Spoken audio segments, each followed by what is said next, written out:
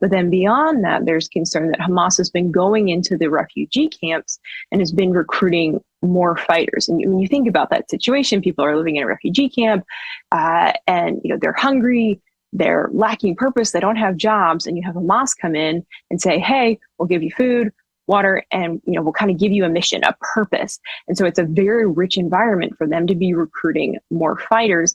I think the Israeli government recognizes this. They recognize, look, if we're going to fully remove the threat of Hamas permanently, there is no such thing as just leaving a few pockets of Hamas in place. No, they have to be completely eliminated to eliminate that threat. And also, quite frankly, to free the people of Gaza as well, to allow them to have a hope and a future, because with Hamas in place and ruling Gaza, there is no hope and there is no future for the people of Gaza.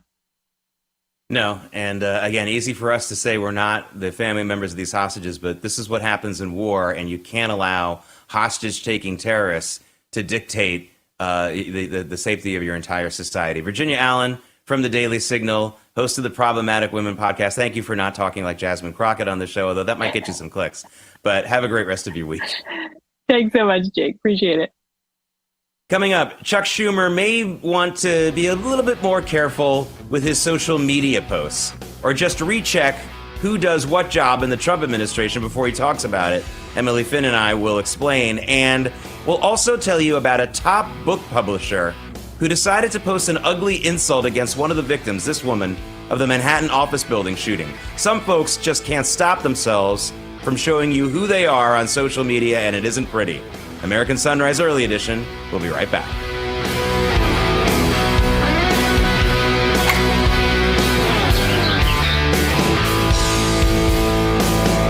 How many times have you tried to clean a stubborn mess but end up with no success? What you need is the all-new waterproof Ruby Horsepower, the new cordless and rechargeable power scrubber that cleans faster and easier, guaranteed. Watch, baked on oven grease is no match. It easily blasts away dirt and grime in no time. The power comes from our rotating brushes spinning at 350 RPM. The incredible torque fights calcium, soap, mildew, mold, and more. Forget harsh chemicals. With just plain water, Horsepower can clean bathroom tiles and tubs back to their original shine and luster. It's a game changer in the kitchen, where it busts through caked-on crud. Take it outside and tackle tough tasks with ease. How strong is Horsepower? We took this distressed 100-year-old antique and restored it to like new with Horsepower. Amazing! Get your Ruby Horsepower scrubber today with bonus scouring sponge for just $39.99. Save on buying batteries. It's powered with the latest rechargeable technology. But wait, you'll also get this stainless steel brush to make range hoods and gas stoves look brand new again. Yours free. And we're not done. You'll get this Smart Flex cone brush that fits perfectly into corners, tiny crevices on toilets and tiles, or hard to reach shower door rails. Yours free. And to top it off, we'll include this microfiber cloth to clean delicate surfaces and polish cars sparkling clean. It's also free. Great news! Horsepower is now in stock and ready to ship, but due to high demand, there is a strict limit of 2 per order. Order now. Call 1-800-953-8622. That's 1-800-953-8622 or visit horsepowerscrubber.com. So call 1-800-953-8622 now.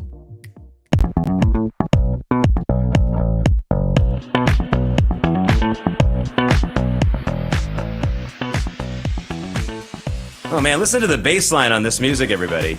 This puts the Barney Miller opening theme to shame. This is pretty good.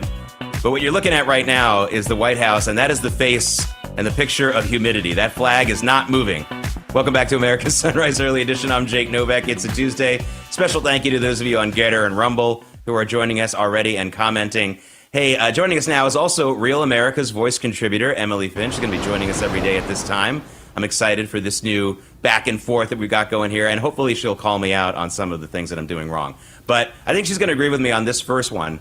Emily, Senate Democrat leader Chuck Schumer decided to go on social media yesterday morning. Not a good idea. He's angry at Kevin Hassett, who was the director of the National Economic Council. And he tweeted, or put on X, however you say it now, that he's angry about the fact that he was defending President Trump's firing of the BLS job statistics woman, and he says he shouldn't be at the Fed. Here's the problem, Emily. Kevin Hassett doesn't work at the Fed. One of those things, maybe the White House should have just said, like, okay, he's not working at the Fed. Gotcha, Chuck. I mean, I don't understand how you can be so careless. Jake, we said this yesterday, too. Is this just old men fighting all over again? Is this all we see in D.C.? Look, Hassett, he actually had an appearance on CNBC responding to that X post from Schumer. And he said, oh, yeah, President Trump holds Schumer in such high regard. I'm sure I'm getting fired today. Not. I mean, I don't think anyone really took it that seriously. Of course, Schumer had something to say, but he wasn't even correct. We were talking about throwing darts at a dartboard, and Schumer missed on that X post, Jake. Yeah, look, please. This is a little bit more serious, but also a social media and more than a faux pas. I would call this a sin. This is nothing. What Schumer did is nothing compared to a guy who's a vice president and executive editor, very high up. I checked. It isn't just one of those highfalutin titles. It's a serious position at Doubleday Books. His name is Thomas Gebremedin. He posted on X, if you can believe this, about how happy he was about the killing of the 43-year-old mom shot dead in last week's Manhattan office building shooting. He complained about how Wesley LePatner, that was the name of the victim, made $9,000 a minute. No, she didn't. I don't know where he got that number. And he basically said that she deserved it. And then he ended with the play on words. Instead of rest in peace, he said something much more vulgar. Emily, can you imagine trying to get your book published by a guy like this? Forget about partisanship right now. What if you wanted to write a book about decency and family and a heartwarming book? I guess he would just throw it out in the garbage, wouldn't he? Probably light it on fire before throwing it in the trash, obviously, with these kind of values. That is so classless, to say the least. I was really disgusted by that post, and really what is going on in New York City. It's reminiscent of how people were praising Luigi Mangione for killing the United Healthcare CEO, Brian Thompson. That was not that long ago when that happened. I mean, it's just really awful to see people glorifying violence. Even that candidate running for mayor in New York City, Mamdani, he had to walk back his defund the police comments after this mass shooting in Midtown, because it's just really, really, like I said, classless and not the right narrative. The city really needs to get their things together to be able to get safety as a top priority again, Jake. Yeah, and to dig just a little bit more into this is what we mean when we talk about problems with DEI hiring. DEI hiring, the problem with it isn't necessarily racial quotas and skin color and maybe hiring unqualified people. That's not what this is about. For those of you who think this is just about racism, it's not. It's about deciding at a company or corporation, well, we need people with different voices. Like, well, okay, different voices, but your different voice shouldn't be inhumane. Your different voice shouldn't be a monster. And I think that this is what is an avenue for this kind of stuff. But Emily, I want to end our segment on something much nicer, something much more beautiful, and probably something a lot more encouraging. And we all know about the big controversy connected to the Sydney Sweeney ad for American Eagle outfitter jeans. But let me tell you something. It's really paying off. Now, since yesterday alone, American Eagle outfitter stock has gained more than $460 million in market cap. So before we even talk about the added sales, which is a very nice number, they're not going to sell $460 million worth of jeans. I mean, they're going to sell a lot. But just one day, their stock value, it's called market cap, went up by that much. I think the American public is speaking with their dollars, and people with skin in the game are speaking with their dollars. I think you're completely correct. It's almost like reverse cancel culture. It's great to see. I know for sure one thing, American Eagle is going to keep whoever was in charge of this advertising campaign, because, wow, it really paid off for them. You know what? They do have great jeans. I've been wearing American Eagle since I was a teenager, and I think it's great that they're getting some recognition through this Sydney Sweeney ad. And she has great jeans as well. She's a beautiful girl. And so I'm glad that this is not getting canceled the way that I think it would have in the past. Okay, I mean, this is very tempting for me to say you've been wearing them since you were a teenager. What was that, last week? No, just kidding. We know you're very young. Come on, Jake, come on. No, 2 weeks ago. That's a compliment. You look very young for someone in such an advanced position. But yeah, this is a really interesting story that is playing out. And one of those cases where I think they've just, the cancel culture, the left-wing culture wars, they went way too far with this one, and it's going to really snap back on them. But if you're an American Eagle shareholder right now, you already had a very nice day, and I think they're up again this morning, so it's pretty incredible. Emily Finn, thank you so much for joining us. Thank you, Jake. Excited to be back with you again tomorrow. You will. Wake up early. All right. If you're stressed about back taxes, maybe you missed the April deadline or your books are a mess, don't wait. The IRS is cracking down. Penalties add up fast, 5% per month, up to 25% for not filing. But there's help. Tax Network USA can take the burden off your shoulders and stop the spiral before it gets worse. They've helped thousands of Americans, whether you're an employee, a small business owner, or haven't filed in years. Messy books, no problem. They've seen it all and know exactly how to clean it up. With direct access to powerful IRS programs and expert negotiators on your side, Tax Network USA knows how to win. You'll get a free consultation, and if you qualify, they may even be able to reduce or eliminate what you owe. More importantly, they'll help you protect from yourself from wage garnishments or bank levies. So don't wait for the next IRS letter. Call 800-905-8000 or visit tnusa.com/RAV to talk to a real expert at Tax Network USA. Take the pressure off. Let Tax Network USA handle your tax issues. Coming up, we all know Elon Musk can be a very loose cannon, but maybe $29 billion will help keep his powder dry. That story and moving America are next as American Sunrise Early Edition rolls on.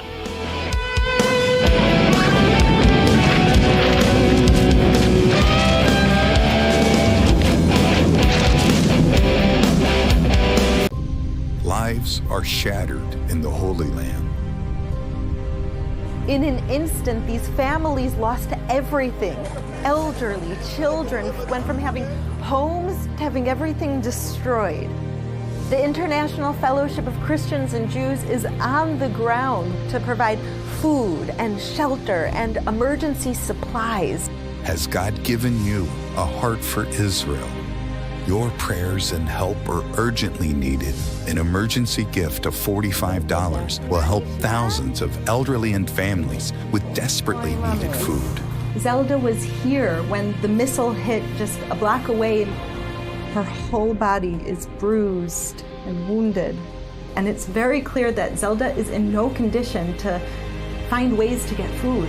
Call or go online now to let Israel know you're praying and helping provide emergency aid. It's all for you. Food is critical, and so is shelter from attack. The Israeli government has asked the fellowship to urgently place 1,000 mobile bomb shelters immediately. You can place a mobile bomb shelter in Israel right now. All we need is for you to enable us to buy the shelters. Thanks. Shelters that are proven to save lives. This is our moment to take a stand, to show the world that Christians will not be silent. When we bless Israel, we stand against hatred, and we become part of God's plan to defend his people.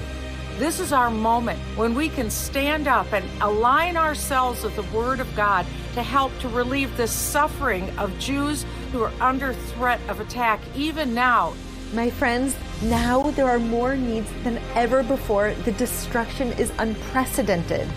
Don't wait until tomorrow. Please act now.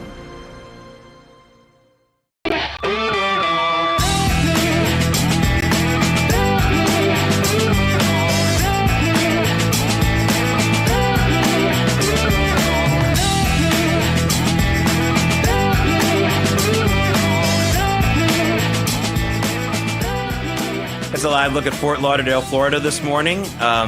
Pretty high definition shot there. Really nice. Good morning, everyone. Welcome back to those of you, especially all of you, but especially those of you on the Getter and the Rumble platforms to American Sunrise Early Edition. I'm Jake Novak. Thank you for joining us on this Tuesday. Let's take a look at where the markets are going to begin today. And man, look at the Dow futures up just 1 point. Now 2. Talk about flat. NASDAQ, though, more significantly higher. You have gold down, but still at the $3,400 an ounce level, really pretty much at all-time highs. And look at crude oil. That 65 handle on crude oil. Thank you, Saudi Arabia, for announcing that you're going to be pumping more oil for those of us who don't want to pay as much at the gas station. Now let's take a look at Bitcoin, because as we know, we kind of broken lower in the last few days, and we're still at that 114,000 mark.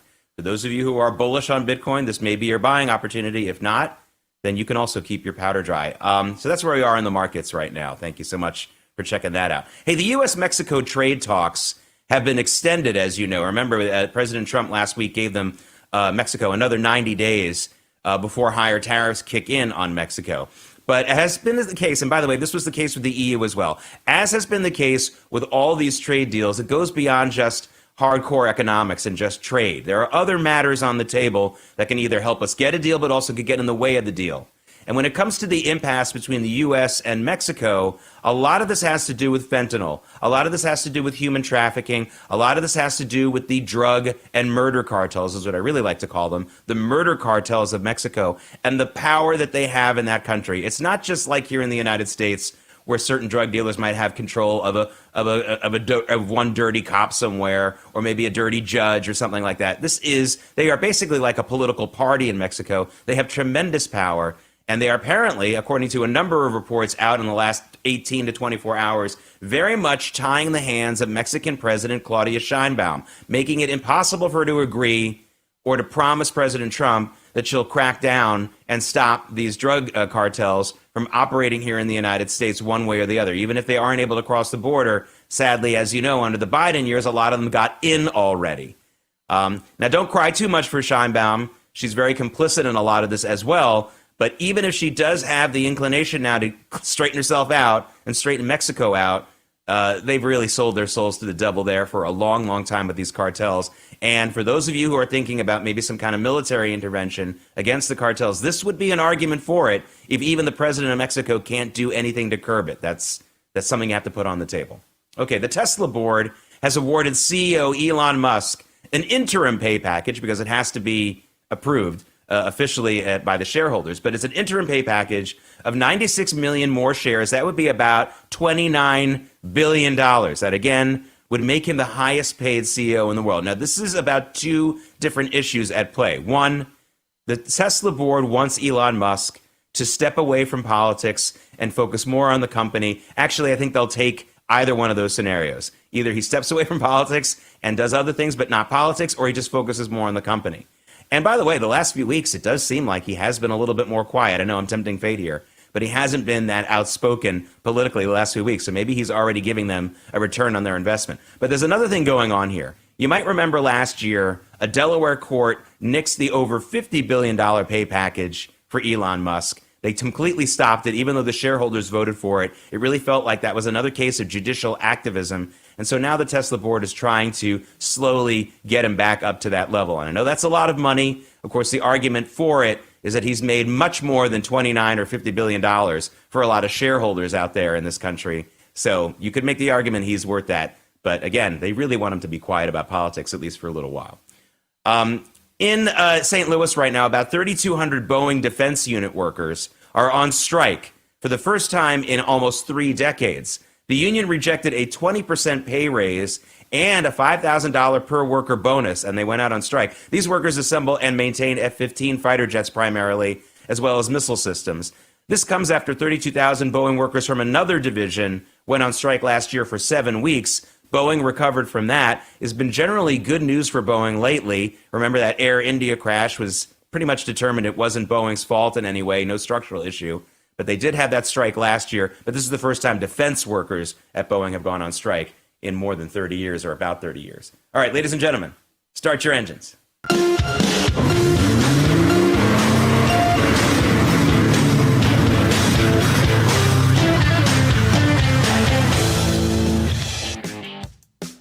This is Moving America, sponsored by Artillery Tea Company. ArtilleryTeaCo.com. Use promo code RAV for 10% off your first order. Artillery Tea is all natural, whole leaf. The tea bags are chemical free, and each tea bag can be used twice.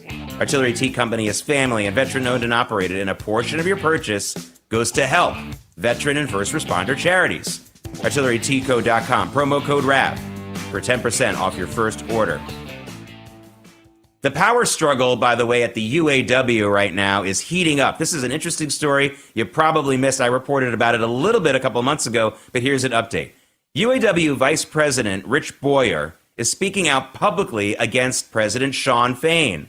This all stems from the court-appointed monitor that found that Fain retaliated against UAW Secretary Treasury Margaret Mock. And what did she do that got him so angry? She was trying to keep generally accepted accounting practices. In other words, she was trying to do the right thing. And that has gotten a lot of people inside the UAW a little angry that he cracked down on her. Now, Boyer who's this vice president, a very high-ranking guy at the UAW, went to the Detroit Free Press and gave them an exclusive interview, bashing Fain. Hey, union infighting. That sounds like a pretty cool story. We'll have to see how this goes. Sean Fain is a fiery character. Right now, he's supporting President Trump and the tariffs that President Trump has been putting in place. But let's see if he holds on to his position. A lot of drama there.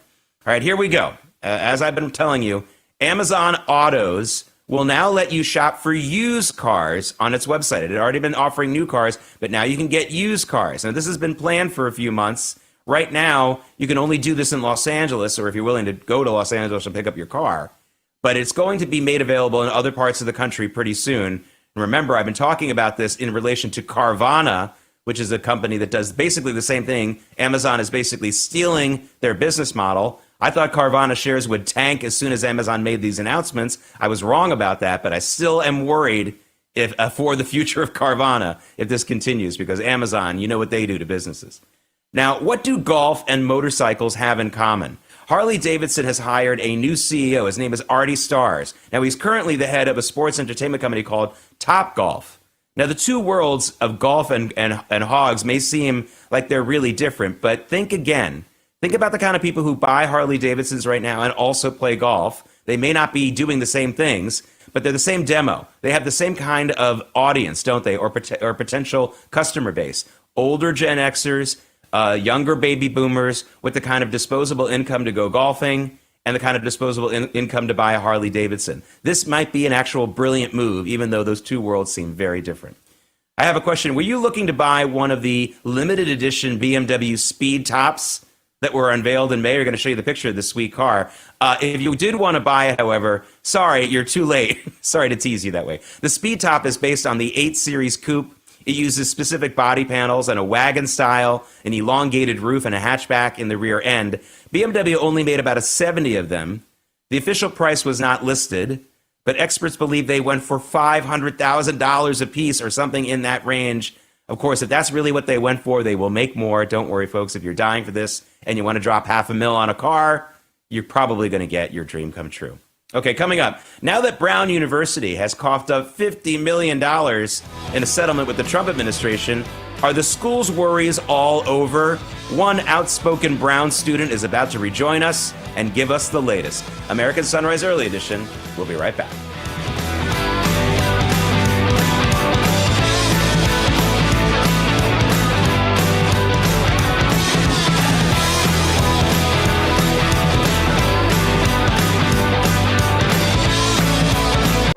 Heart attack? Do they have life insurance? No. But we have life insurance.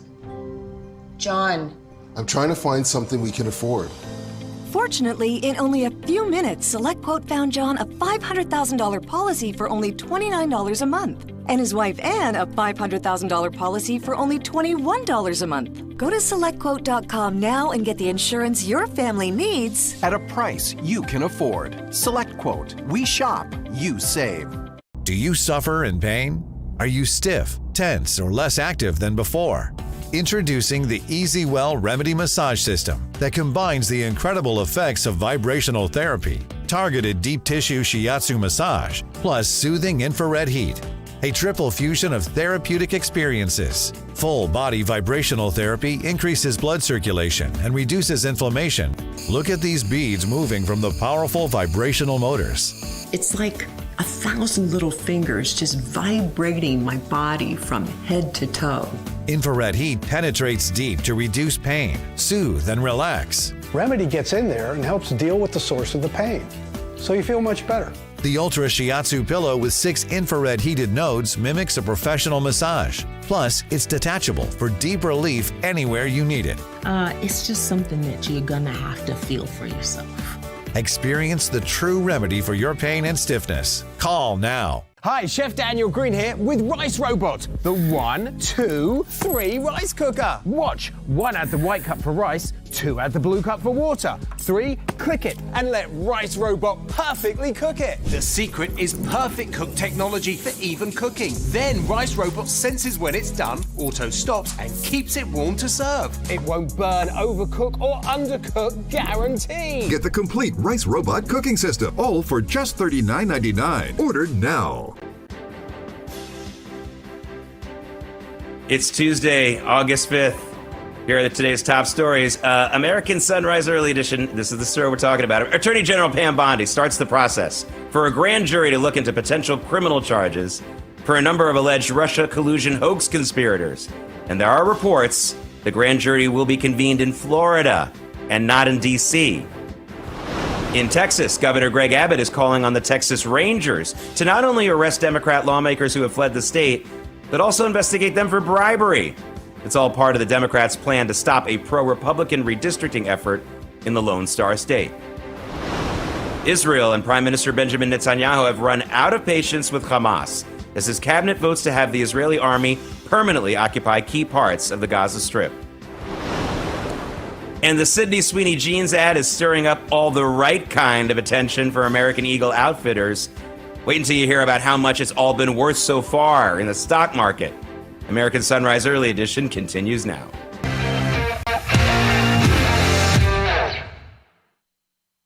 Welcome back to American Sunrise Early Edition. It's a Tuesday. I'm Jake Novak. Thank you so much for joining us. Again, a special thank you to the very active and non-passive viewers who watch this program on the Getter and Rumble platforms. Very important that you do not consider television news to be a passive enterprise anymore. It is not. Joining us now is a frequent guest on this program, I'm proud to say, Brown University student Alex Shee, who's been with us a few times before to talk about the situation at Brown. You might remember we first had him on when he caused a stir at Brown simply for writing a letter asking why there are hundreds and hundreds and hundreds of administrators at Brown at such a small, relatively small school. And of course, for that, they almost really tried to punish him pretty severely.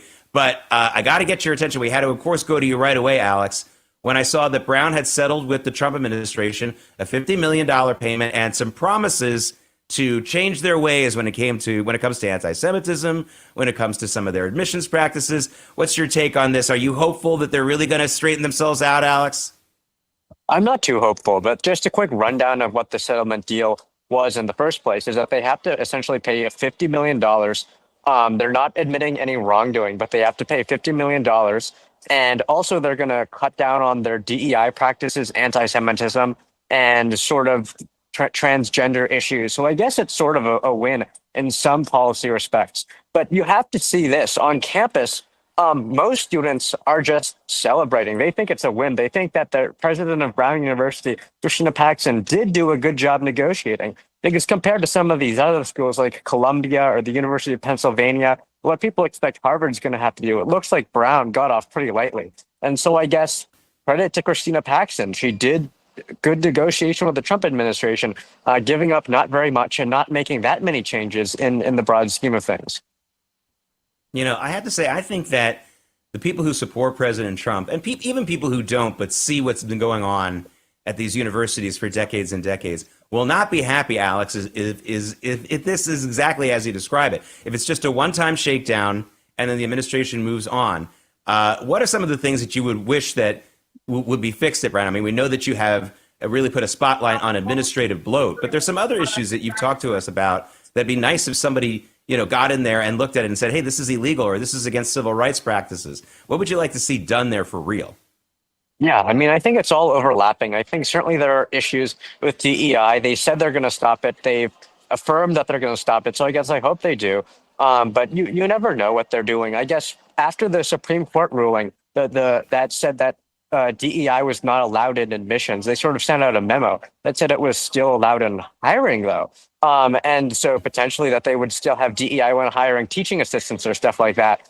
This agreement today with the Trump administration, they acknowledge that it's not permitted in hiring either. So I guess that might be a win if we stop seeing DEI hiring for teaching assistants. Now, of course, this is all predicated that they actually follow through.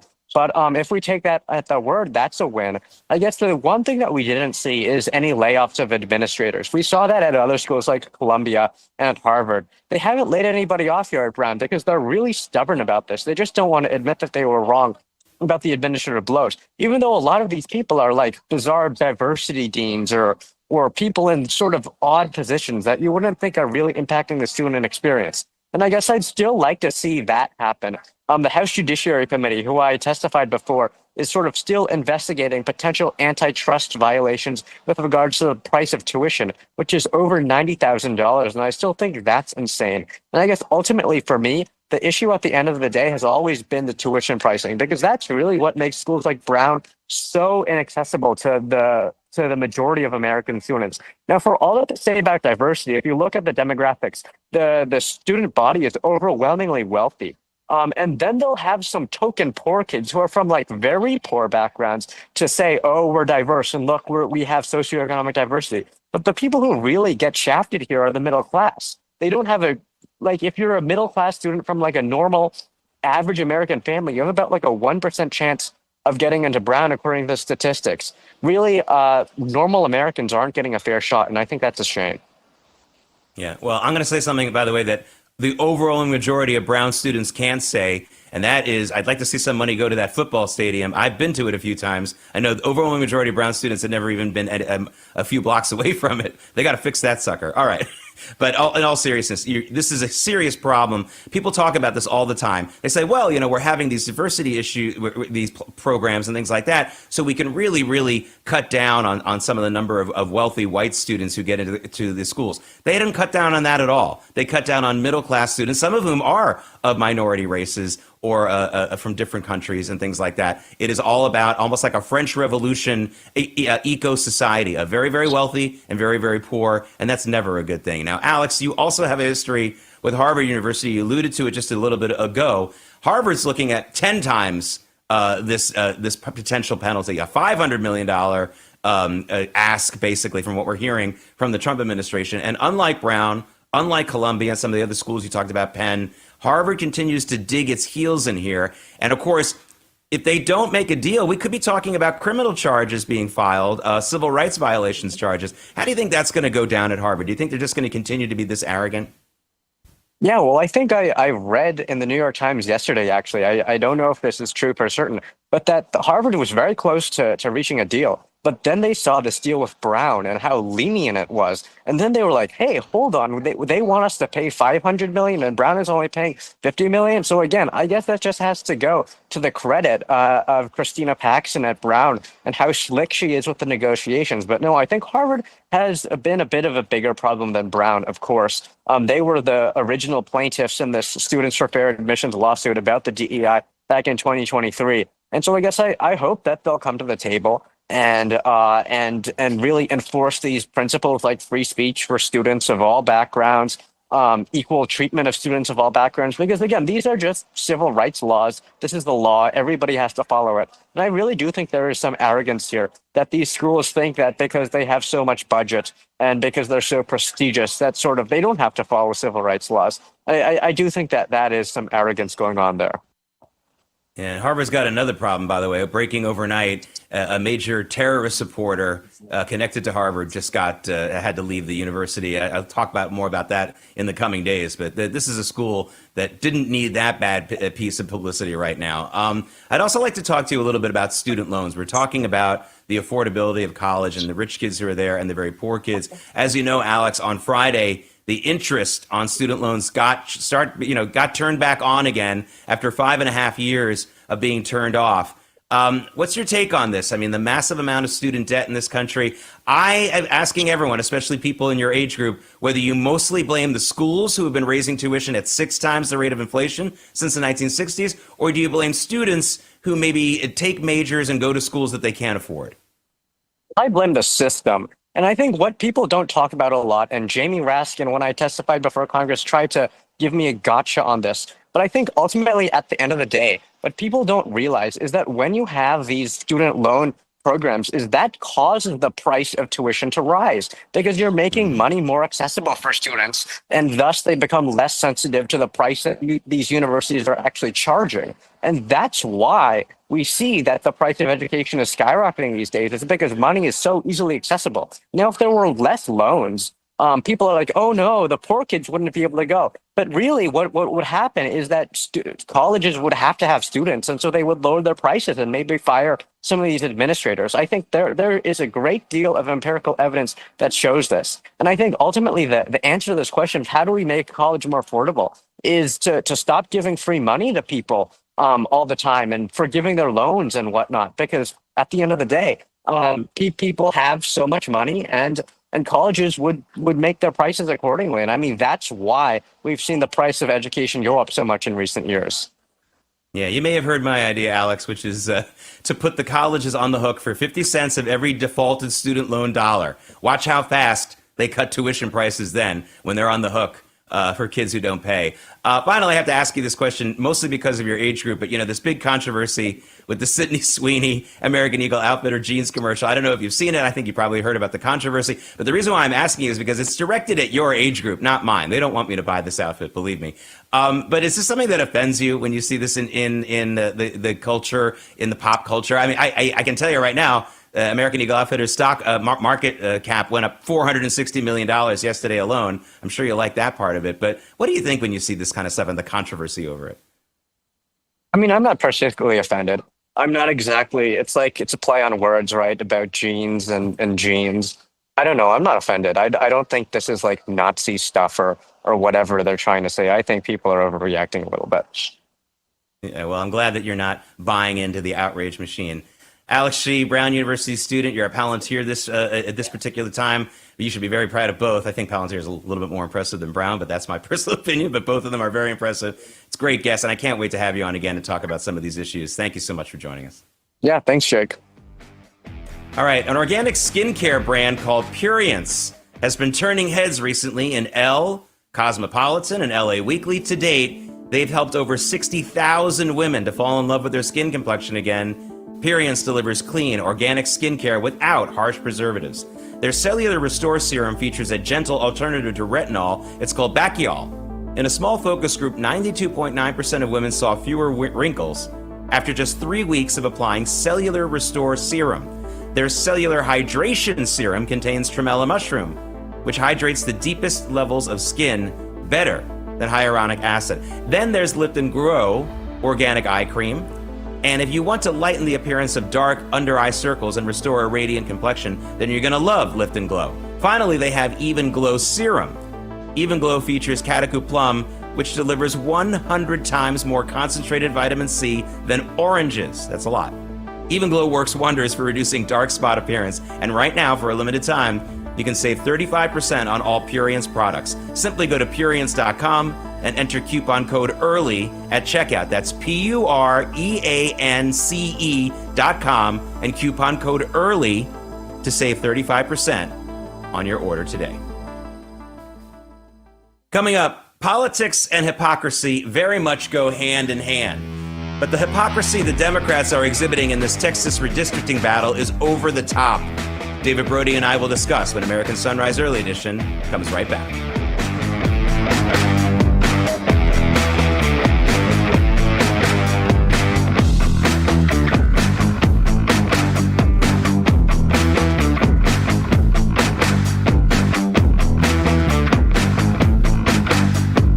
Messes happen every day in every way, but who wants to drag out a bulky vacuum? Introducing Horsepower Duck, a super compact vac with ultra-powerful suction. Watch as it effortlessly crushes this large bottle. This is a small but mighty duck, making it quick and easy to clean any mess. Just duck it up. The compact design can reach the tightest places. It's smaller than a water bottle, so store it in any drawer where it's always at your fingertips. Plus, it dumps out with ease, so it's ready to clean again. I used to have to drag out this huge thing they call a portable vacuum cleaner. Now I keep the duck in my kitchen drawer and I clean up messes in 2 seconds. The turbocharged motor is engineered to create a powerful vortex of suction, while the HEPA filter helps remove dust and allergens. We attach the duck to this tube, and the powerful suction lifts the water all the way to the top. Clean up that mess in the kitchen, the spill on the sofa, even sawdust and screws in the workshop. Plus, it's rechargeable. Got messy pets? Duck powerfully picks up pet hair from anywhere and cleans around that dish in a flash. You can even store it in your glove box for the ultimate car vac.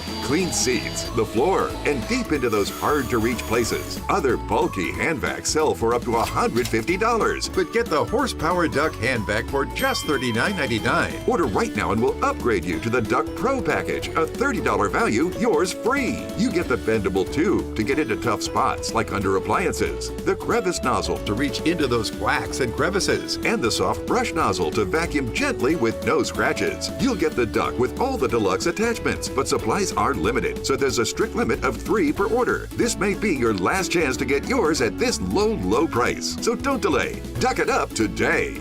To order, call 1-800-692-0144 or visit duckback.com. So call 1-800-692-0144 or visit duckback.com. Order now.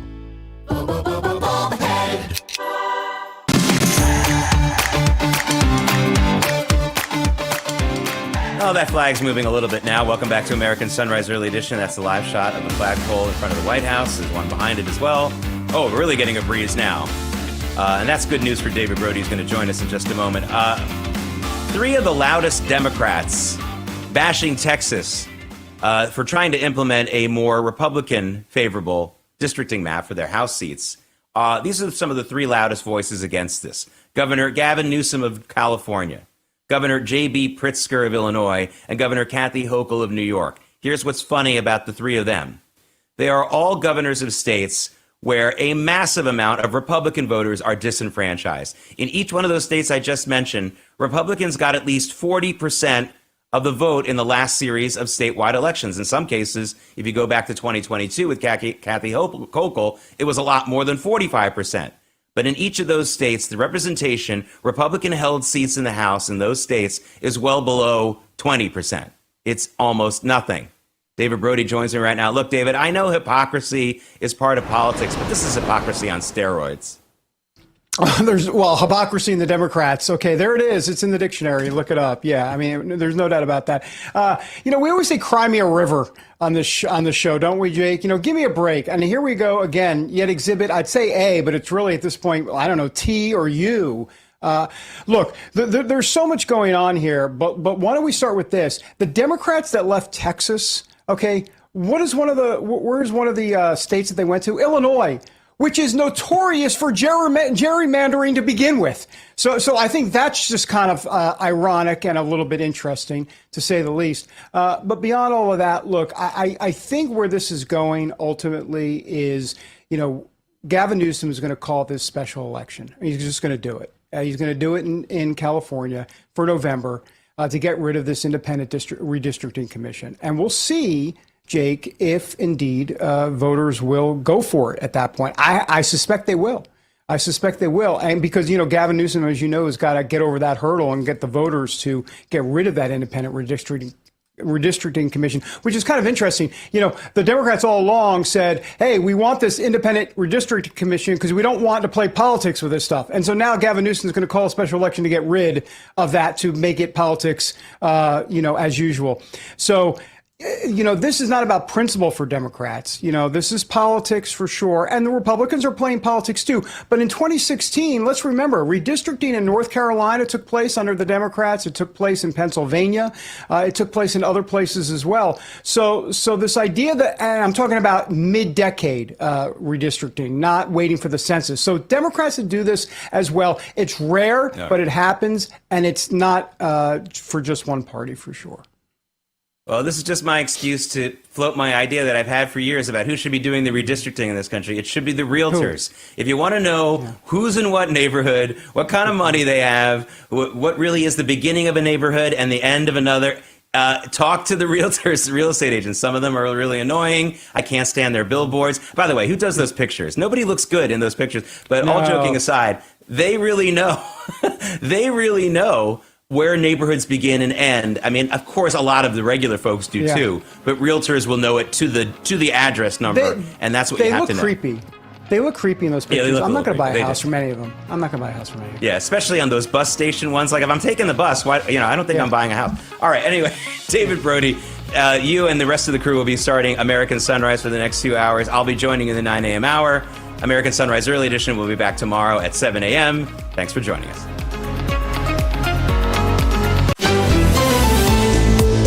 American Sunrise is a great way to start your morning. Join us Monday through Friday from 8 to 10 a.m. Eastern Time. We've got the news of the day and some compelling interviews that you don't want to miss. Here's what you missed from yesterday.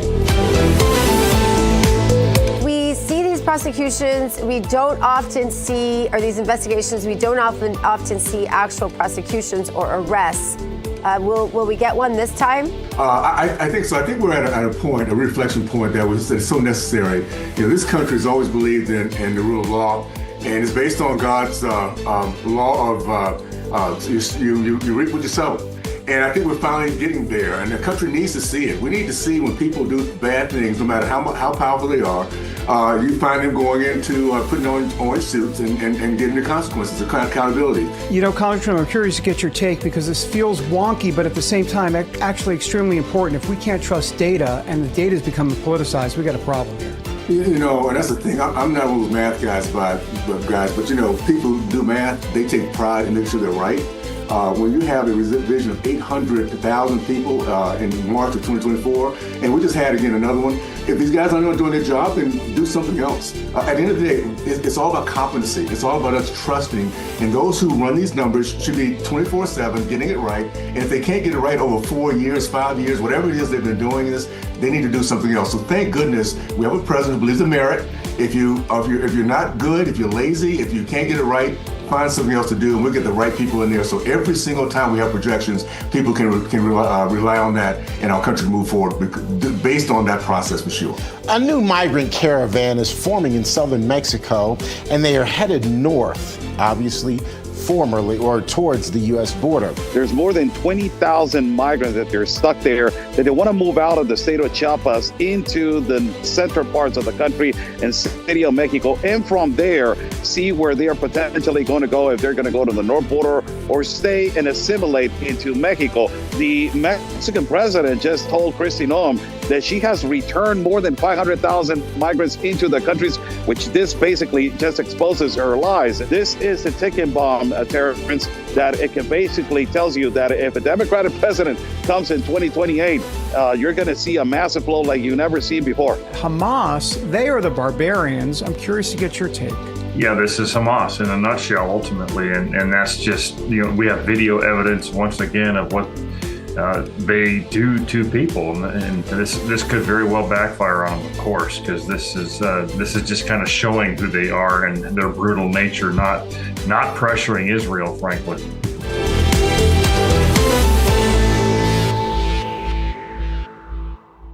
You push it. You try to slide it. You even try to hold them shut. But your doors just won't stay closed no matter what. Introducing Ruby Monkey Magnets. Brand new ultra-thin magnetic plates that will keep your doors and drawers shut. And now may be your last chance to get them at a low price. Just peel to reveal the super strong adhesive. Place the monkey, then the magnet, and close.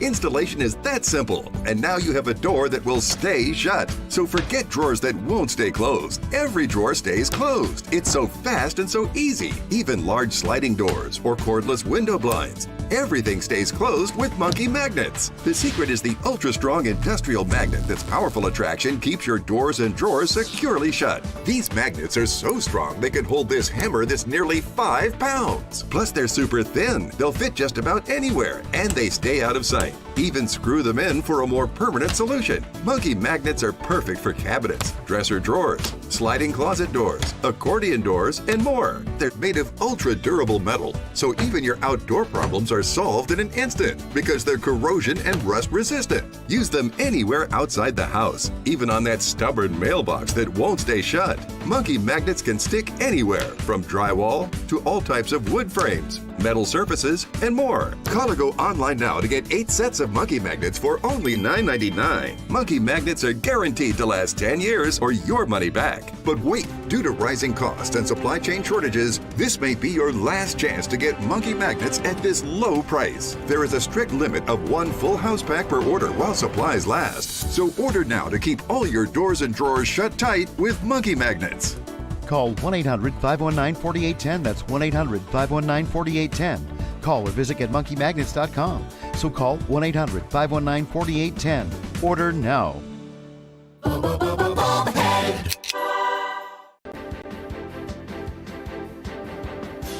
Ahead on American Sunrise, the Justice Department is opening a grand jury investigation into the Russia probe claims revealed by DNI Tulsi Gabbard. While Obama administration officials are the target, just how high will the net be cast? Plus, The Trump administration announces it's raising tariffs against India for purchasing Russian oil. The move comes as the new reciprocal tariffs are set to take effect on Thursday. So what more can we expect? We'll have the very latest. And Texas State House Democrats are still AWOL as they continue delaying a vote on new congressional maps. But Governor Greg Abbott says that's not the only legislation they're stalling. Now he's pushing to have them arrested. We're also keeping an eye on new border numbers which are in.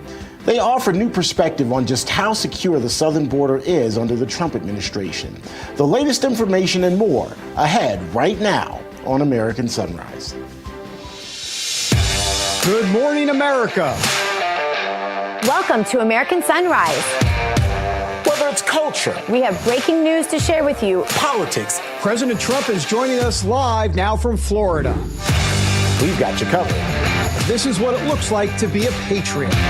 We have to protect the American family. The American dream is still alive. I'm David Brody. I'm Terrence. And I'm Dr. Gina.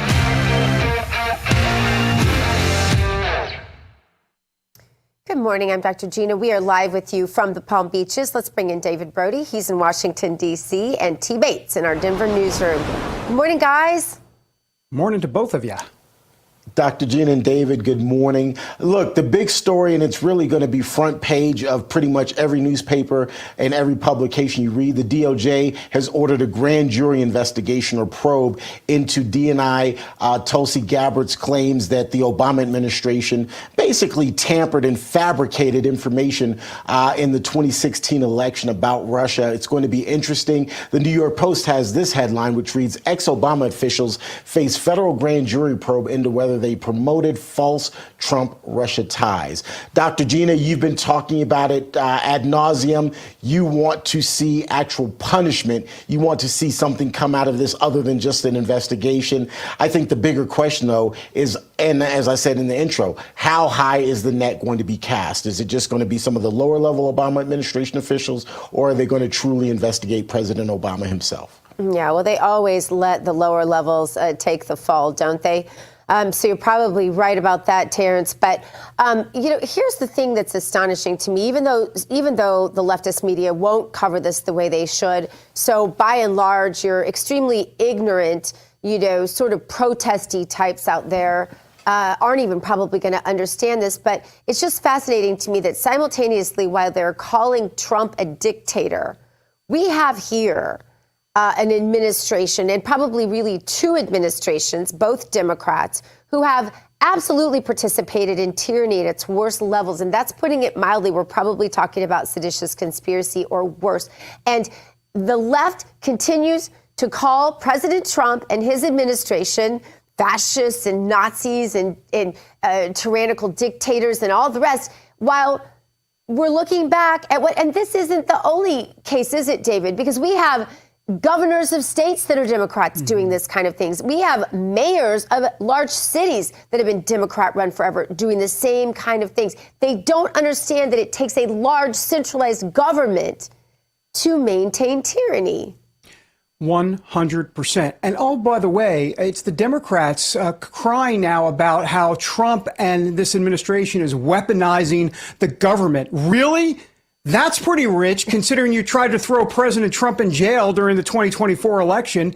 That's rich, number one. Yeah. But I'll just simply say that Comey and Brennan and many of these other guys, a couple more beads of sweat this morning. I don't think there's any doubt about it. They're getting closer to the target. I think the real question here, and we'll talk with John Solomon in the second hour about this, where is this grand jury when it comes to be? Where will it be located? D.C., that's a problem. Florida, a different story. We'll unpack it later on, guys. Yeah, it'll be interesting to follow for sure. Let's check out today's Bible verse from Psalm 37:7. Rest in the Lord and wait patiently for him. Do not fret because of him who prospers in his way, because of the man who brings wicked schemes to pass. We're not supposed to stress about those things, guys, because God is in the midst of it all. President Trump announced he is raising tariffs against India for buying more Russian oil. Trump said India is selling the Russian oil on the open market for big profits. The president also accused India of buying Russian military equipment.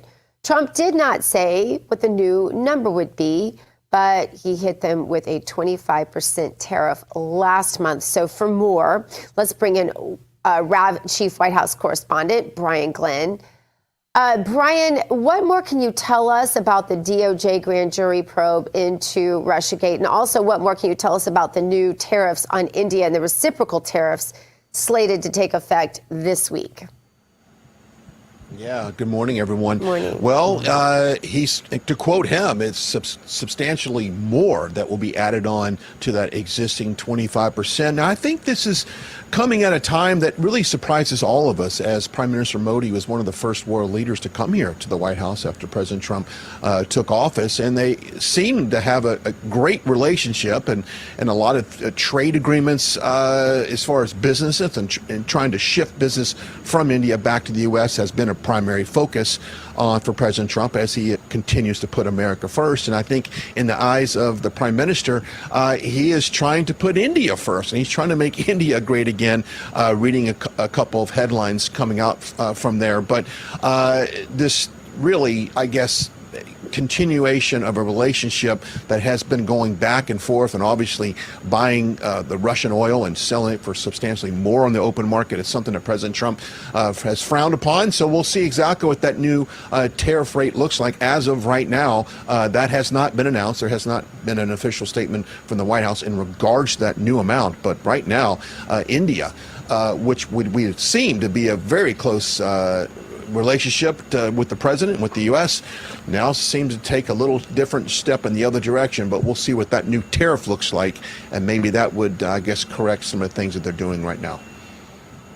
Yeah, Brian, let me move on to redistricting in Texas, which has now become like this huge national story. And quite frankly, well, it should. I mean, I think, once again, we've talked about the civil war in this country, whether it be ideological, geographical, informational. And here we go again, because Texas wants to do this, as you know.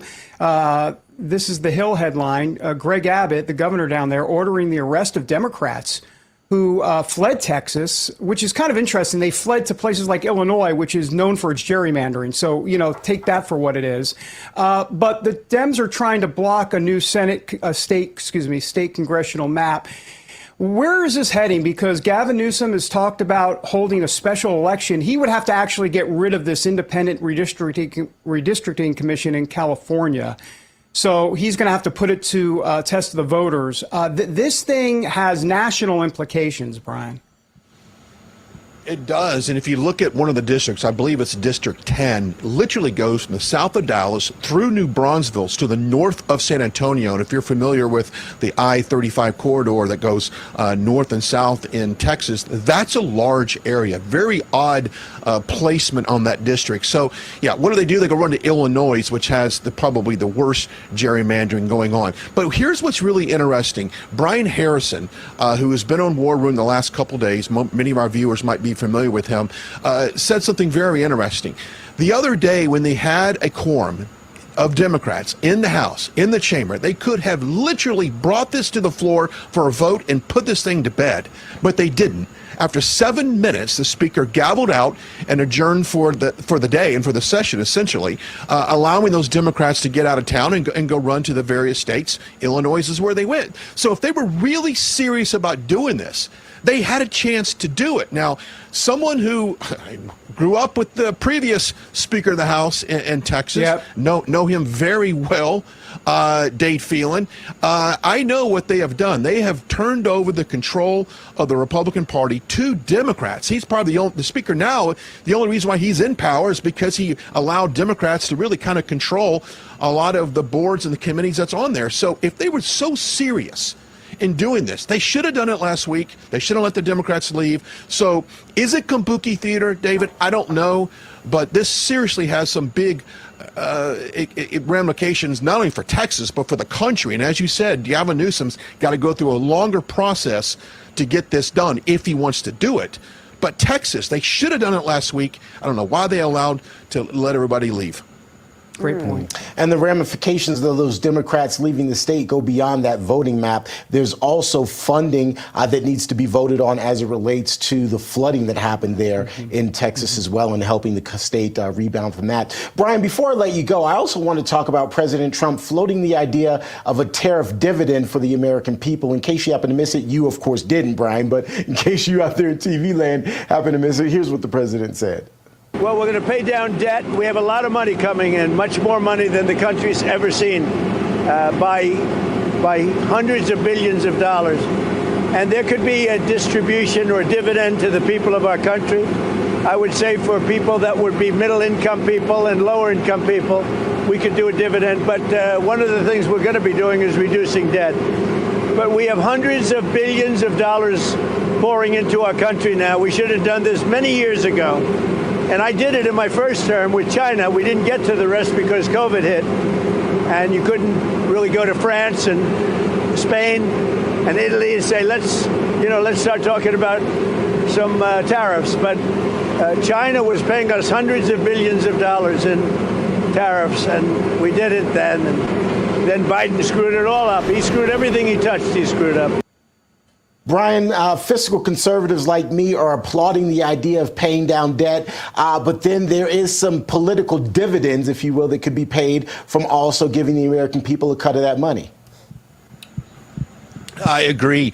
That idea was also floated, if you remember, doing the Doge cuts and some of the savings they had. The idea was floated but later shot down by the speaker. But this is a great idea, I think, and I agree with you. I'd like to pay down some debt, but if we're taking in hundreds of billions of dollars as we have so far, and it should go to the people of the lower and middle income, I think that's going to make huge strides, not only from economical standpoint, but politically as well, giving back some of the money. And remember, President Trump has said this before, we didn't used to have an income tax. We used to rely purely on tariffs, and that was done away with, and then obviously implemented an income tax. So maybe this is the first step. I don't know. Maybe I'm throwing it out there. This could be one way we get rid of a income tax and make it purely on tariffs once our debt gets reduced. Quite a bit would have to happen, but I don't know. Just throwing it out there for you guys to talk about. Yeah, well, we'll be talking about it. Brian Glenn, thank you so much for your time. Thanks, B. Thank you. All right, coming up, we check out the hottest headlines from the RAV newsroom with T-Bates. And later, some Texas residents are suing the Trump administration over attempts to buy their property for the border wall. How will all of that play out? We're going to take a look ahead on American Sunrise.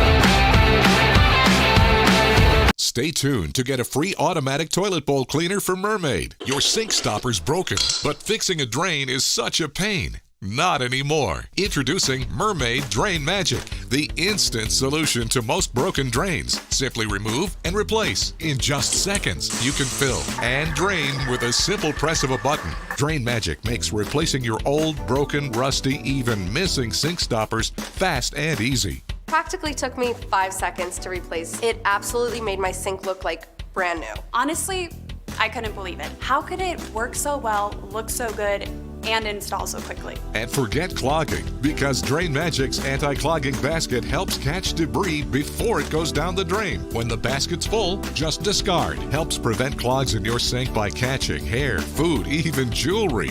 Drain Magic uses a silicone gasket that creates a watertight seal without messy plumber's putty. Look, this sink was filled hours ago and the water still remains. Press the spring-loaded stopper and the water's gone. Made of brass and finished in high-quality chrome, Drain Magic is rust-resistant and built to last. It's made out of metal, not plastic, and it actually has some weight to it.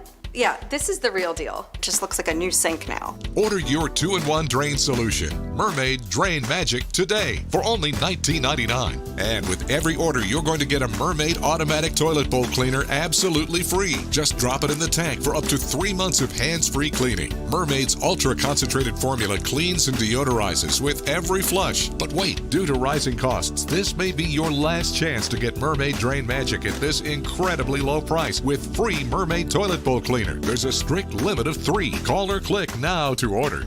Call 1-800-519-3206 or visit GetDrainMagic.com. So call 1-800-519-3206 or visit GetDrainMagic.com. Order now.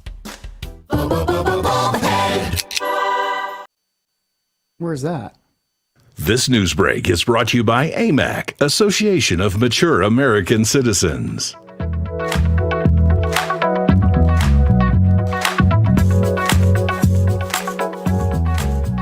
That is Panama. Oh, I'm sorry, my bad. Panama City Beach, Florida.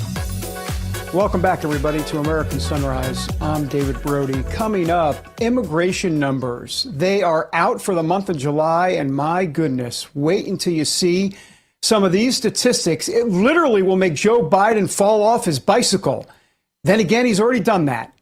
We're going to talk about it in a moment. First, though, Bates standing by with the latest headlines from the Real America's Voice newsroom, sponsored by AMAC. The Association of Mature American Citizens is the conservative voice for Americans 50 and older. AMAC is fighting for the values that you hold dear. Join today. Together, we can write the course of America. Attorney General Pam Bondi has reportedly directed federal prosecutors to open a grand jury investigation into the recent allegations that the Obama administration manufactured intelligence about Russian interference in the 2016 election. Taking to Truth Social and reposting a New York Times article on the pending investigation, President Trump writing, "The truth always wins out. This is great news. God bless America." Last month, the Director of National Intelligence, Tulsi Gabbard, laid out evidence she says proves the Obama administration, at the direction of the then president, worked to actively subvert the 2015 and 2016 election and ensuing Trump presidency. President Trump and other members of his cabinet have since directly accused the 45th president of treason and sedition. Texas Governor Greg Abbott threatening to order arrests of Democratic lawmakers who left the state over the weekend in order to avoid having to vote on a congressional redistricting bill that's expected to give Republicans an edge in next year's midterm elections. More than 50 state House Democrats are AWOL, meaning Monday's scheduled vote on the new voting map didn't happen because there was no quorum to allow the vote. President Trump says he expects the new voting map to yield as many as 5 additional Republican U.S. House seats in Texas. In the meantime, Governor Abbott out with a statement saying, in part, "To ensure compliance, I ordered the Texas Department of Public Safety to locate, arrest, and return to the House chamber any member who has abandoned their duty to Texans." They're very un-Texan. Texans don't run from a fight. And there's a fight going on in the legislature right now about redistricting as well as other things. But I'll make 2 quick points, Dana, about this. For one, to run to states like New York and Illinois to protest redistricting is kind of like running to Wisconsin to protest cheese. It's just kind of outrageous. Is what these Democrats have done. Just a small fraction of them were needed to break a quorum, and that small fraction is holding hostage legislation in the state of Texas, where we will be able to provide assistance and reform for all of the victims of that horrific flooding that we've had in the state of Texas. Our fellow Texans are being let down and not getting the flood relief they need because these Democrats have absconded from the responsibility, and I believe they have forfeited their seats in the state legislature because they are not doing the job they were elected to do. Governor. The arrest warrants for those missing Democrat lawmakers only apply within the state of Texas. Plus, breaking quorum isn't a crime, so Texas authorities can't pursue extradition. Well, it is wildfire season in California as a massive blaze in central California is threatening hundreds of homes right now. The fire has already eaten up more than 72,000 acres, including parts of the Los Padres National Forest. It's affecting Santa Barbara and San Luis Obispo counties, with evacuation orders and warnings in effect in parts of both of those areas.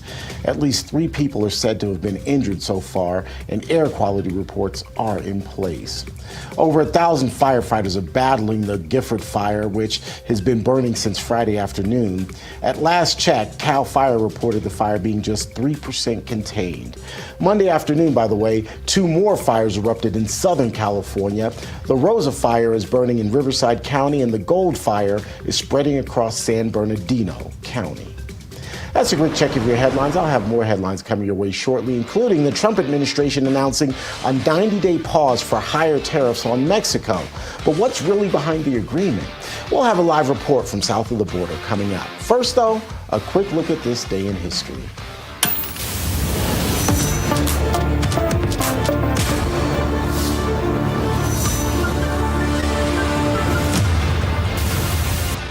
It was on this date in 1974 that the Nixon White House was ordered to release transcripts of conversations between Richard Nixon and his chief of staff, H.R. Haldeman.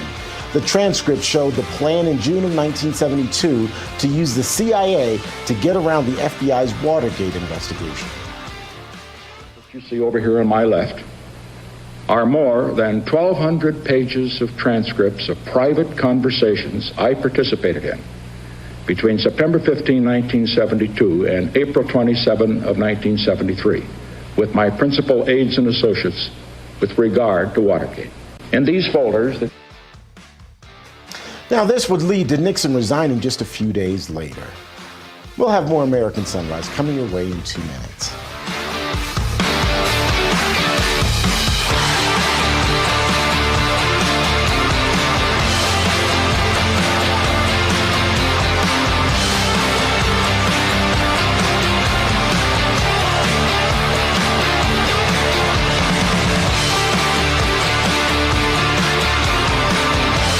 Wallet is always in danger. Criminals can scan and hack your information without you even knowing. Worse yet, it's bulky and so disorganized. But not anymore, because Slim is in. Introducing Slim Mint, an ultra-thin RFID blocking wallet that keeps your cards and cash truly protected. And now may be your last chance to get it for a low price. Slim Mint uses the latest RFID blocking technology to prevent thieves from scanning your wallet and stealing your info.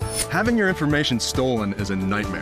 But with Slim Mint, I know I'm protected. With money clips, cash can easily fall out. But with the auto-locking Slim Mint, your cards and money stay securely in place. Then just press the button to release the lock. Slim Mint is ergonomically designed to optimize space and keep your belongings organized. It has a built-in cash clip and a flexible outer band to securely fit your additional cards and your extra cash. Even with everything you see here in the Slim Mint, it's still ultra-thin. Bulky wallets are uncomfortable, but the Slim Mint is so compact it fits in any size pocket. Plus, it keeps everything easy to access. Slim Mint holds everything from pictures to credit cards, my driver's license. Yeah, it's still so thin. Say bye-bye to bent cards and damaged magnetic strips. Slim Mint keeps them protected. It's crush resistant and can really take a beating. Similar wallets sell for over $100. But call or click now and get Slim Mint for just $29.99. Order in the next 5 minutes and you'll get an instant $10 discount. So it's only $19.99. But wait, due to rising costs and supply chain shortages, this may be your last chance to get Slim Mint at this low price. There's a strict limit of 3 Slim Mint wallets while supplies last. You still have time to get your very own Slim Mint wallets, but you must act fast. Don't wait. Order now.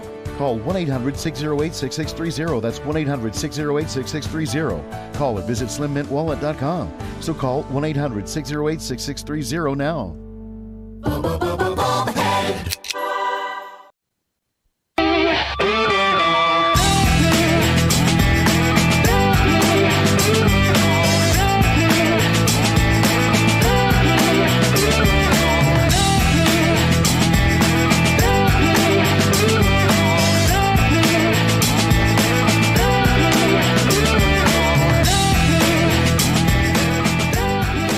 Dallas, Texas this morning. Great looking shot. I always think of Tina from Texas in the chat. Tina, hello. Good to see you. And of course, all of our other folks in the chat from Texas. You have to tell me if you're from Texas. Then I will say hello. Of course I will. I'm a friendly guy, kind of. Unless I had some bad sleep. Welcome back to American Sunrise, everybody. All right, DHS Secretary Kristi Noem lays out the numbers for how the Trump administration is handling the southern border. So here's what Noem posted on X. She says it's the lowest nationwide encounters ever right now. They had 24,630. That's actually down 2.4% from June. And wait for this, 90% lower than the monthly average under the last administration. Also, the lowest Border Patrol apprehensions nationwide, 6,177. That shattered June's all-time low. And also the lowest daily apprehension average, just 148 per day. That's lower than the average rate of 152 apprehensions every 2 hours under Biden last July. Just remarkable. Then again, not really, right? We knew the deal all along. For more, let's bring in RAV correspondent Oscar El Blue Ramirez. He joins us from Tijuana this morning. Oscar, Democrat officials have always said they care about protecting the border. Sorry, that is totally kabuki theater. They say one thing just for politics' sake, but Trump actually does it. Yes, absolutely. Good morning, David, from the port of entry of El Chaparral. And just to reinforce what Kristi Noem just said, we are located at a place, let me get out of the camera, where thousands of migrants used to be here at 5 o'clock in the morning, 6 o'clock in the morning, waiting for asylum to enter the United States of America. This is not happening anymore. You can see actually behind me that there is nobody here. This actually tells you the level of control of the policies of the Trump administration, making people understand that you need to enter to a regular port of entry. And ultimately, the trafficking has slowed down massively, not only in Tijuana, but all states that connect to the United States of America. Reinforcements of the National Guard applying themselves to non-ports of entry, decreasing the level of trafficking to the cartel. What has pivoted into the cartel having a lot of activity with inner violence inside of the cities? What we talked about, that the cartel was going to pivot to that, again, to their normal average, criminal activity. But in terms to, illegal aliens crossing massively to the United States of America, it is unbelievable. It's never been seen like this in history. The level of decrease to cross illegally to the United States is massive. David. Oscar, some Texas landowners are suing the Trump administration as they try to build parts of that border wall there. These residents are in Starr County, and they claim the Trump administration is trying to use eminent domain to get the land. This is a method, of course, the government has to force landowners to sell private property for public use. Oscar, what do you know about this, and how important is this sector of wall? Every sector that it connects to Mexico, it is extremely important. And the most important thing is the repercussions and the collateral damage of the Biden administration, how much power they gave to the cartel. That is the number one concern that needs to be for U.S. citizens. Protection of the border wall, it is extremely important. Applying Border Patrol agents in exacerbated numbers, it is extremely important because the cartel has completely infiltrated the cities, the border towns and the cities that they are, next to every city that it was in the border towns, massively crossing illegals into the United States of America. So it's extremely important that they need to put the wall, and they need to reinforce more Border Patrol, and they need to force Mexico ultimately to put more National Guardsmen to guard every non-port of entry to the United States. Dr. Gina. Oscar, Terrence here, forcing Mexico's hand. Is that what's behind President Trump's announcement to pause higher tariffs on Mexico for the next 90 days or so? What's the reaction there on your side of the border to this news? And what's really behind this move as far as you're able to ascertain? Yesterday, we were at the commercial line, the crossing, one of the most biggest commercial lines of import and export in the whole border between Mexico and the United States is Tijuana, and then the next one is Laredo. It is completely affecting the international investors. And this, in a way, I can tell you as a Mexican, it is good because they're pushing the Mexican government to do one of the things that President Trump has completely forced Mexico to lower and crack down the fentanyl crossings, to lower and crack down the cocaine crossings, and also to lower and crack down the illegal crossings into the United States of America, forcing the international investors to pay an amount of a tariff. But ultimately, the Mexican government needs to apply themselves to combat the organized crime and to combat the cartels. That right now, the Mexican president has dismantled thousands of laboratories of fentanyl next door, next to the border towns into the United States, and also has cracked down thousands of agitators and distributors of narcotics, which means that the Trump, strategy of these tariffs, it is actually working, but it has an effect on the economy in Mexico. And they need, the priority is to bring the security to Mexicans and to bring the security to the border towns. So, Oscar, what does that mean for the tariff situation? Because I understand that's obviously been paused, right? So where does that eventually work out? Do you think some sort of deal will come to be? Mexico and the United States do need each other. I mean, it's important that they get something done here. Yeah, it's a threat of a tariff, and it is applicable. It is, I believe, that is right now an intelligent move by the Trump administration to push the Mexican government to lower down the violence and to lower down also the criminal activity. Ultimately, the Mexican president knows that this can be enabled in one particular moment and it can be activated, but it has lowered down because of this threat. It has lowered down the criminal activity, and it has put the Mexican government to work. And the most important thing, David, that it has raised the conservative right-wing political party to push the Mexican president to start working and for this threat of a terrorist to not be active. So in a way, it has pushed the Mexican government to do better things for the Mexican people and ultimately to bring more security to the Mexican citizens and to, be more active into protection of the borders. What is your life like? I have to wonder. I wonder every single time I talk to you, because having lived there right on the border, having spent a lot of time in Mexico, I know that a lot of times the federales, they have to work with the cartels because otherwise they'll die. And so I can't even imagine the work that you do. What's it like? I mean, your life has to be threatened. Tell us. Dr. Gina, yes, we have lived a really, difficult couple of years.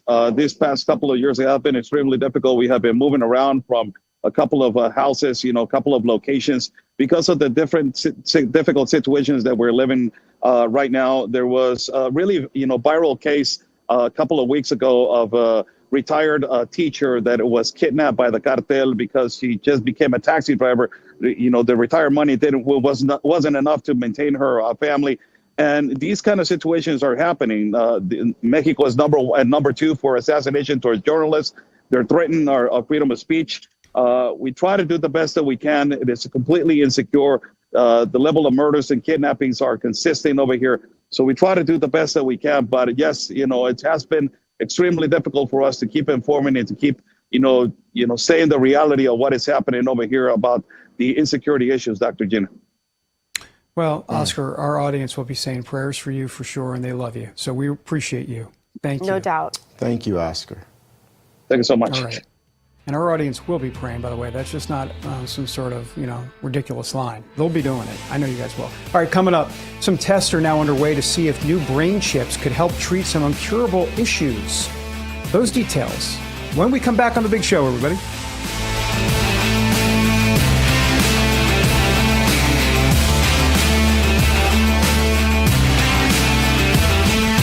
Thinking about Medicare? Think AMAC. Medicare can be complicated, but AMAC makes it simple. Our licensed agents provide free, unbiased guidance to help you find the plan that best suits your needs. But that's not all AMAC has to offer. AMAC is America's leading conservative advocacy and benefits organization, guided by the principles of faith, family, and freedom. So when it comes to Medicare and so much more, think AMAC. How many times have you tried to clean a stubborn mess but end up with no success? What you need is the all-new waterproof Ruby Horsepower, the new cordless and rechargeable power scrubber that cleans faster and easier, guaranteed. Watch, baked on oven grease is no match. It blasts away dirt and grime in no time. The power comes from our rotating brushes, spinning at 350 RPM. The incredible torque fights calcium, mildew, mold, and more. Take it in the kitchen, where it busts through caked-on crud, or outside and tackle tough tasks with ease. Get your Ruby Horsepower with 4 additional attachments, all for just $39.99. Great news! They're in stock and ready to ship. Due to high demand, only 2 per order. Order now. Call 1-800-944-4512. That's 1-800-944-4512. Or visit horsepowerscrubber.com. So call 1-800-944-4512 now. Do you suffer in pain? Are you stiff, tense, or less active? Introducing the EasyWell Remedy Massage System, a triple fusion of therapeutic experiences. Full body vibrational therapy increases blood circulation and reduces inflammation. Infrared heat penetrates deep to reduce pain, soothe, and relax. The Ultra Shiatsu pillow with 6 heated nodes mimics a professional massage. Plus, it's detachable for deep relief anywhere you need it. Experience the true remedy for your pain and stiffness. Call now.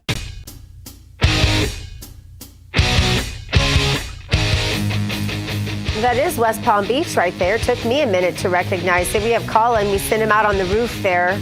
He's just with his iPhone. I almost said camcorder. That really almost happened. With his iPhone, he's just out there. No, I'm kidding. That's not true. None of that's true. I don't know where that is coming from, that beautiful photography, but we thank them for it. Welcome back to American Sunrise. I'm Dr. G. Thanks for joining us. It's time now for today's health news, sponsored by the Wellness Company. Under the microscope today, this is a fascinating one, you guys, how brain-computer chips could be providing some major medical breakthroughs. Researchers at University of Michigan are working on BCIs. These are brain-computer interfaces. They want to see if they can use these to restore functions that were lost due to injury or disease. These BCIs, some no larger, by the way, than a pencil eraser, they translate brain signals into actions. Now, this would enable restoration of lost function from people who've had losses from things like spinal injuries, strokes, or neurological diseases. This would enable the brains to translate what would normally be a brain signal into an action. This hasn't been possible before because it was all wired before. The BCI was implanted with one patient with epilepsy to improve or eliminate seizures. Those studies are still ongoing. They're hoping that clinical trials can replace or restore motor or speech function for people with all kinds of disabilities. So you're going to want to stay tuned on that. Clinical trials forthcoming, hopefully. A new administration in Washington, D.C. has brought a lot of positive changes when it comes to fixing our broken healthcare system. The reality, though, there's only so much government can do. And if we really want to make America healthy again, it's going to start at home with each one of us. And that's where the Wellness Company comes in. You see and hear from their doctors on our shows all the time. And you know that their products are the gold standard for keeping you and your family safe and healthy. The Wellness Company gives you the opportunity to make sure you're prepared for whatever may come your way with their series of prescription medical kits. These kits contain an assortment of life-saving medications and guidebooks to assist in the proper use of the meds in the kit. Now, additionally, the Wellness Company offers a variety of products from parasite cleanses to methylene blue. We're going to talk about that in a sec, to weight loss and so much more. These can help you stay healthy and live a longer and more satisfying life. Make America healthy again starts at home. Do your part, protect the health of yourself and your family. Go to twc.health/RAV. Today, give it an order. That's twc.health/RAV. Use the promo code RAV. That'll save you 10%. All right, for more on the health of America, let's bring in the Chief of Disaster and Emergency Medicine for the Wellness Company, Dr. Kelly Victory. Kelly, always great to have you.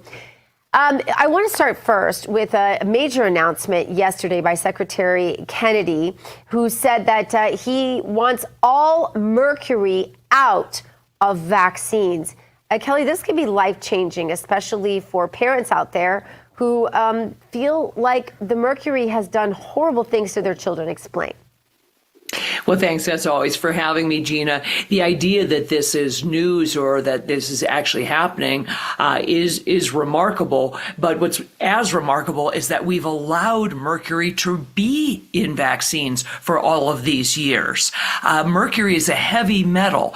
There's a reason that we've removed things like lead from paint, because we know the damage that it can do neurologically to children who ingest it. Yet for decades, we've allowed mercury as a preservative to be included in vaccines. And the dosage, given that the number of vaccines has escalated as much as it has, from 6 to 8 during, from birth to 18 years of age, which is what it was when I was growing up, to where the childhood vaccine stands today, that schedule is 84 different vaccines from birth to age 18. So if you imagine that some portion of those vaccines have been containing mercury, then over and over again, people have been injected with mercury, which does not get eliminated from the body, builds up as a heavy metal, and has likely caused significant damage to certain people. So the idea that Robert Kennedy Jr. has finally succeeded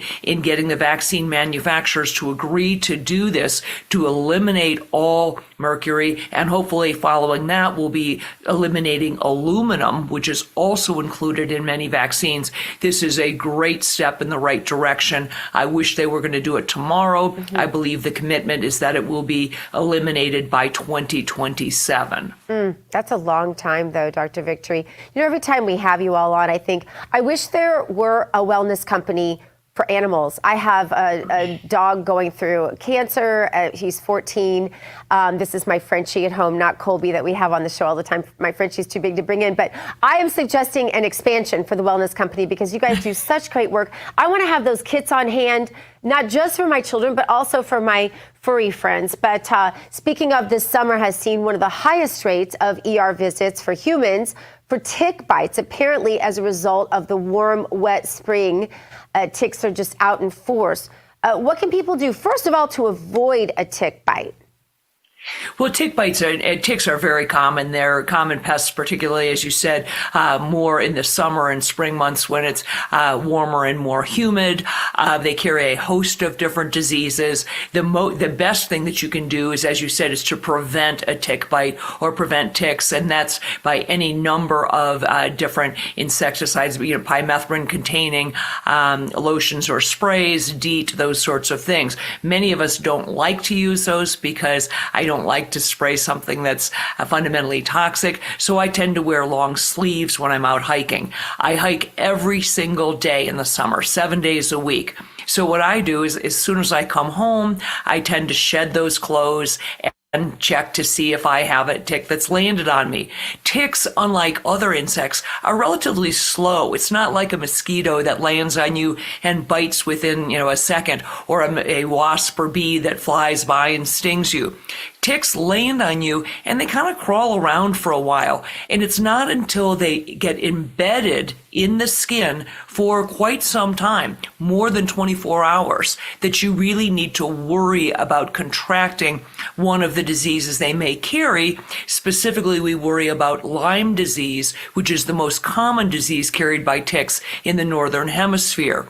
Still, if you get bitten by a tick, there is no reason that you need to panic or even run to the ER. They are relatively easily removed with a pair of tweezers. You simply put the tweezers very close to the skin and slowly pull the tick out, hoping to get the entire piece of it, the head and all. There's no reason with a single tick bite that you need to start on prophylactic antibiotics. As I said, the tick needs to have been embedded for some period of time and be really engorged with blood. So again, vigilance. What I tell people is if they are aware they've been bitten by a tick, to make a note of that date. Obviously, remove the tick as quickly as possible, wash the area with soap and water, and then wait. Only about 1% of ticks actually transfer some type of disease, some type of bacteria, such as the one that causes Lyme disease. And if you should develop in 7 to 10 days the classic rash, it's a target-shaped rash, sort of a bullseye with a red area in the middle, a white ring, and then red again. It's called erythema migrans. Should you develop a rash or fever, fatigue, severe headache, those are all reasons then to seek medical care. Or if you happen to have one of our emergency kits that includes the antibiotic doxycycline, that is the drug of choice for the treatment of Lyme disease. Right. And you can initiate treatment immediately as you're then seeking additional care through your primary care physician or an emergency department or urgent care. Yes, and I've been reading too. In fact, we did a whole segment on health segment on some of the natural oils and things that will help make you a little less tasty to both mosquitoes and ticks. So folks can always chat GPT that or use whatever search engine they have. But having that kit on hand in case you are bitten and you do have some symptoms is the key from the wellness company. Dr. Kelly Victory, thanks for your time. I'll tell you, Gina, shoot, I don't know if I'm still on. We do actually have a pet kit, a pet emergency kit that includes prescription medications for animals. So you might want to look into that. The things you learn here on American Sunrise. Thank you so much, Dr. Victory. I will definitely be looking into that. Thank you. Thanks. All right, coming up, more and more countries are calling to recognize a Palestinian state. But will they see how Hamas is treating the hostages? Can they see it? How could they be so crazy to want to do this? We assess all of this next on American Sunrise.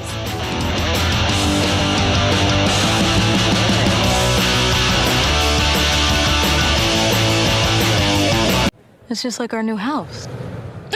I hope you have an American Home Shield warranty. Leaky toilet? Fixed. Oven beyond repair? If AHS can't fix your covered item, then replace it, no matter its age. Sign up today at ahs.com. Kevin paid off over $12,000 in credit card debt with the help of Consolidated Credit. They cut his interest rates and lowered his payments so he could pay off his debt fast. Call 800-596-8062 for a free consultation. Attention homeowners. Are you behind on your mortgage payments?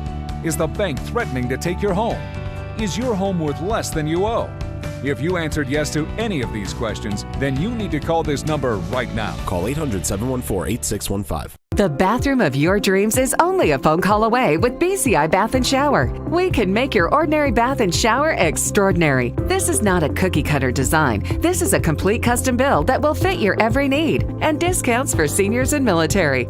You push it. You try to hold them shut, but your doors won't stay closed no matter what. Introducing Ruby Monkey Magnets. Ultra-thin magnetic plates that will keep your doors and drawers shut. Just peel to reveal the super strong adhesive. Place the monkey, then the magnet, and close. Installation is that simple, and now you have a door that will stay shut. The secret is the ultra-strong industrial magnet's powerful attraction that holds tight. Monkey magnets work on most surfaces and are perfect for cabinets, dresser drawers, sliding closet doors, and more. Even your outdoor problems are solved in an instant because they're corrosion and rust resistant. Call or go online now to get 8 sets of monkey magnets for only $9.99. Due to rising costs, this may be your last chance to get monkey magnets at this low price. There is a strict limit of 1 house pack per order. Call now.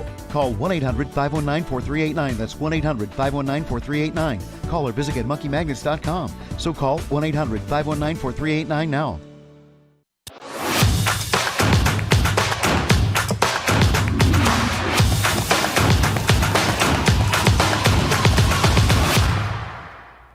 Welcome back to American Sunrise. Let's be honest, most coffee gives you a quick hit, then leaves you jittery, foggy, and reaching for another cup before lunch. But what if your coffee actually did something for your health? Rejuvenate Coffee is science-backed coffee with real Arabica beans infused with CAAKG, a compound shown to support cellular energy, metabolism, and even healthy aging. And it's not a gimmick, it's not trendy. It's built for people who take their health seriously, who want to show up with focus and strength every single day. If you care about how you feel now and how you feel in 10 years from now, then this is your coffee. Go to 1775coffee.com/RAV and use the code RAV for 10% off your order and start your day with coffee that stands for truth, health, and freedom. Fuel your body, protect your future, rejuvenate. All right, now that we are caffeinated, it's time to stay awake, not woke. And who is not only woke, but weak? European leaders who are backing Hamas.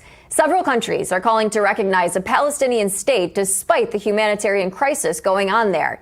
More than 140 countries across the globe are calling to recognize this state. And the U.S. ambassador to Israel, Mike Huckabee, has this message to these countries. Take a look.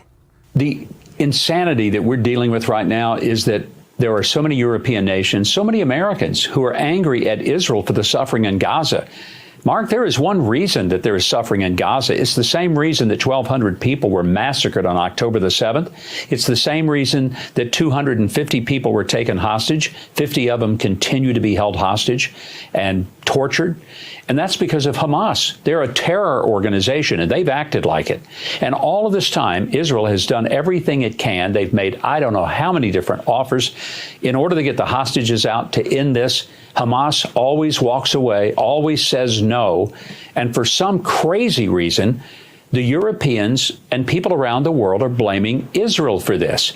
I can't get my arms around what the rationale is, but it doesn't make any sense. And we want to know what you think. Let us know on Rumble or Getter. Hop on and let your voice be heard.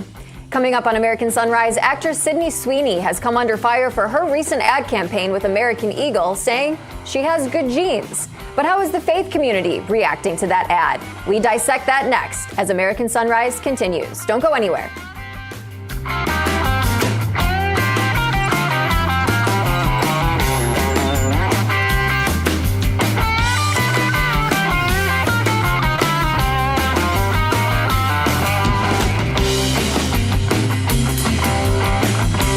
Thinking about long-term care?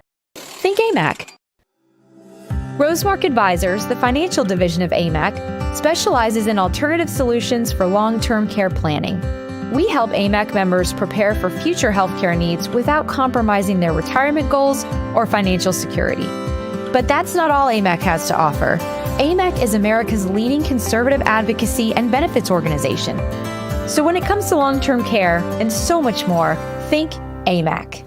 Stay tuned to get a free automatic toilet bowl cleaner from Mermaid. Your sink stopper's broken, and fixing a drain is a pain. Introducing Mermaid Drain Magic, the instant solution to most broken drains. Just remove and replace. In seconds, you can fill and drain with a simple press of a button. Drain Magic makes replacing your old, broken, rusty, even missing sink stoppers fast and easy. Drain Magic's anti-clogging basket helps prevent clogs in your sink, catching hair, food, even jewelry. Made with brass and chrome and a silicone gasket, it creates a watertight seal. Order your Mermaid Drain Magic today for only $19.99 and get a Mermaid Toilet Bowl Cleaner absolutely free. Drop it in the tank for up to 3 months of cleaning. But wait, this could be your last chance to get Drain Magic at this low price with free Toilet Bowl Cleaner. There's a strict limit of 3, so order now.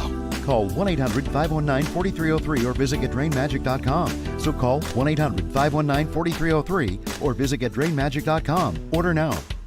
Do you suffer in pain? Are you stiff, tense, or less active? Introducing the Easy Well Remedy Massage System, a triple fusion of therapeutic experiences. Full body vibrational therapy increases blood circulation and reduces inflammation. Infrared heat penetrates deep to reduce pain, soothe, and relax. The Ultra Shiatsu pillow with 6 heated nodes mimics a professional massage. Plus, it's detachable for deep relief anywhere you need it. Experience the true remedy for your pain and stiffness. Call now. God bless the USA. In the beginning, God created the heaven and the earth.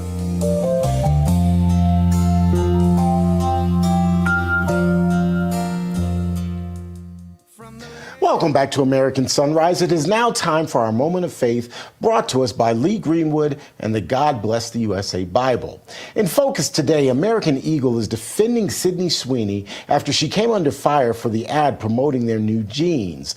The clothing company said that Sweeney did nothing wrong, and they also added they'll continue to celebrate how everyone wears their AE jeans.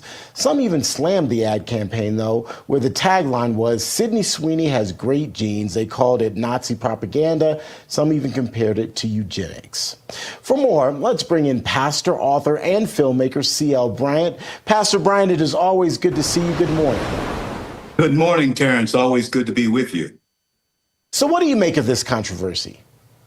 Well, you know, Terrence, the time has come when people are calling good evil and evil good. The strangest thing about this whole situation is those of us who defend the state of Israel and who stand by the Jewish people are being called Nazis, while those who are defending the state that would destroy the state of Israel, they're calling them somehow good. And they're wanting this to sell in America. Here we have a blonde-haired, blue-eyed American girl who's simply saying, as all of our mothers have said to us at one time or another, put on your good jeans. Or the wife has said that to us, get your good jeans. And that is simply words that we use. But we have turned these things because of our racial intensity. We've let it we've turned the heat up too high, that everything turns into a racial argument. And Terrence, it is time for us with common sense and also a good vision of how our nation should feel and how our nation should look. It's time for us to speak up, stand up, and push back against this. So let me tap into your spiritual grounding. Should the focus be more on being the people of God and us being united as the people of God as opposed to our race? That our race be defined by our religion, by our spirituality? Absolutely right, because we are known as Christians by the fruit that we bear. And the fruit that we are trying to bear now, especially with this president as Christians, and the reason Christians stand behind this president is because he stands with the nation of Israel. And I'm telling you that we have turned this into something that it was never intended, it should never have been intended to be, and we should never let it go this far. We just need to turn around, return back.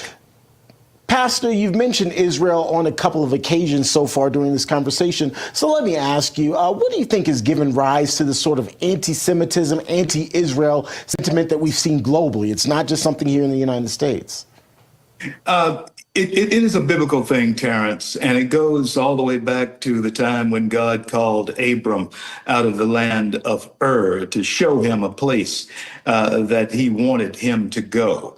It goes way back to two brothers actually fighting over their father's inheritance. It goes back, and it has been predicted by the eternal God, the God that I believe in, Abraham, Isaac, and Jacob, the God of Abraham, Isaac, and Jacob, that he predicts for us and tells for us the future before it ever occurs. And he has told us that the Jewish people, that this would be something that would occur. Even the scattering of the Jews and being brought back to their homeland is something that the Almighty had already predicted. And so what we're seeing in America today, what we're seeing in our country today, if you read your Bible, if you study your scriptures, it should not be surprising to you.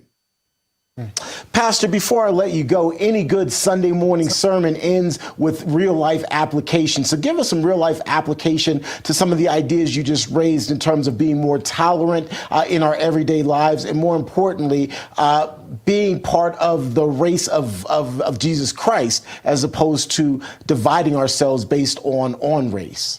It starts with that golden rule, Terrence: do unto others as you would have them do unto you.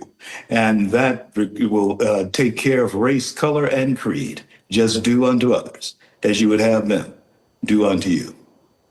Amen. That's going to do it for me. Pastor, always good to see you, sir. God bless you. Bless you as well. We're back with the second hour of American Sunrise right after this.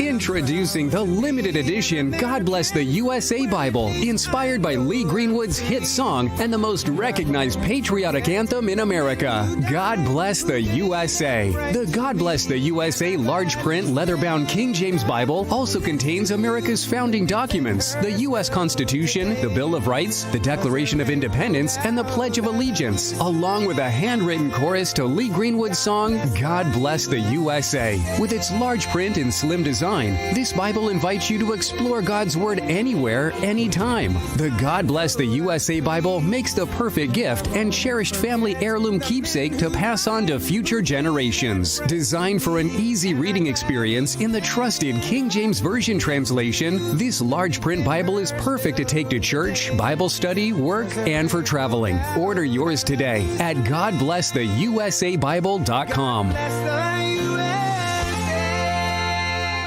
Be part of a historic event. Join Lech Walesa, Nobel Peace Prize winner and one of the world's greatest leaders, on his first ever grand lecture tour across North America. Meet the global hero who changed the course of history and inspired millions. Now, the greatest challenges of our time lie ahead. Walesa will take you behind the scenes of one of history's greatest turning points to draw lessons for a future we must build together. Register now at historyexplorer.com. 1 in 3 U.S. consumers have been a victim of identity theft, even when they did all the right things to protect their personal information. I thought we did enough to keep a nightmare like this from happening. Even if you take steps to protect your personal information, banks, hospitals, employers, and many government agencies all have your personal information too. And when they're exposed, careful monitoring of your accounts and credit won't be enough. It's scary when you think about how easily this kind of stuff occurs. And you might not find out until the damage is almost impossible to fix. LifeLock alerts you to the widest volume of threats others could miss, far beyond what you could possibly monitor on your own. And if you become a victim, a dedicated U.S.-based restoration specialist will fix it, guaranteed. Plus, all plans include identity theft restoration, guaranteed, or your money back. Call now or go online and use promo code NOW35 to save 35% off an annual plan for your first year. Enroll now. Kevin paid off over $12,000 in credit card debt with the help of Consolidated Credit. They cut his interest rates and lowered his payments so he could pay off his debt fast. Call 800-596-8062 for a free consultation. Attention homeowners. Are you behind on your mortgage payments? Is the bank threatening to take your home? Is your home worth less than you owe? If you answered yes to any of these questions, then you need to call this number right now. Call 800-714-8615. Ahead on this second hour of American Sunrise, the Justice Department opens a federal grand jury investigation into Obama administration officials who may have conspired to push President Trump's alleged links to Russia during the 2016 campaign. The big question this morning, will criminal charges against former Obama cabinet members follow? We've got a report ahead. Also coming up, Hillary in hot water. The post-mortem on her 2016 election post-mortem confirms that her campaign also planned to smear President Trump and to tie him to Russia. We've got the details on that. Plus, Texas Democratic lawmakers prevent their state from moving forward with a redrawn Trump-backed congressional map. Now, many are facing the wrath of Governor Greg Abbott and Republicans across that state. We're talking civil warrants and all. And a new poll indicates that over a third of all Democrats consider their party to be weak and ineffective, especially in its approach to President Trump's administration. Those stories and so much more right now on this second hour of American Sunrise. Good morning, America. Welcome to American Sunrise. Whether it's culture, we have breaking news to share with you. Politics. President Trump is joining us live now from Florida. We've got you covered. This is what it looks like to be a patriot. We have to protect the American family. The American dream is still alive. I'm David Brody. I'm Terrence. And I'm Dr. Gina.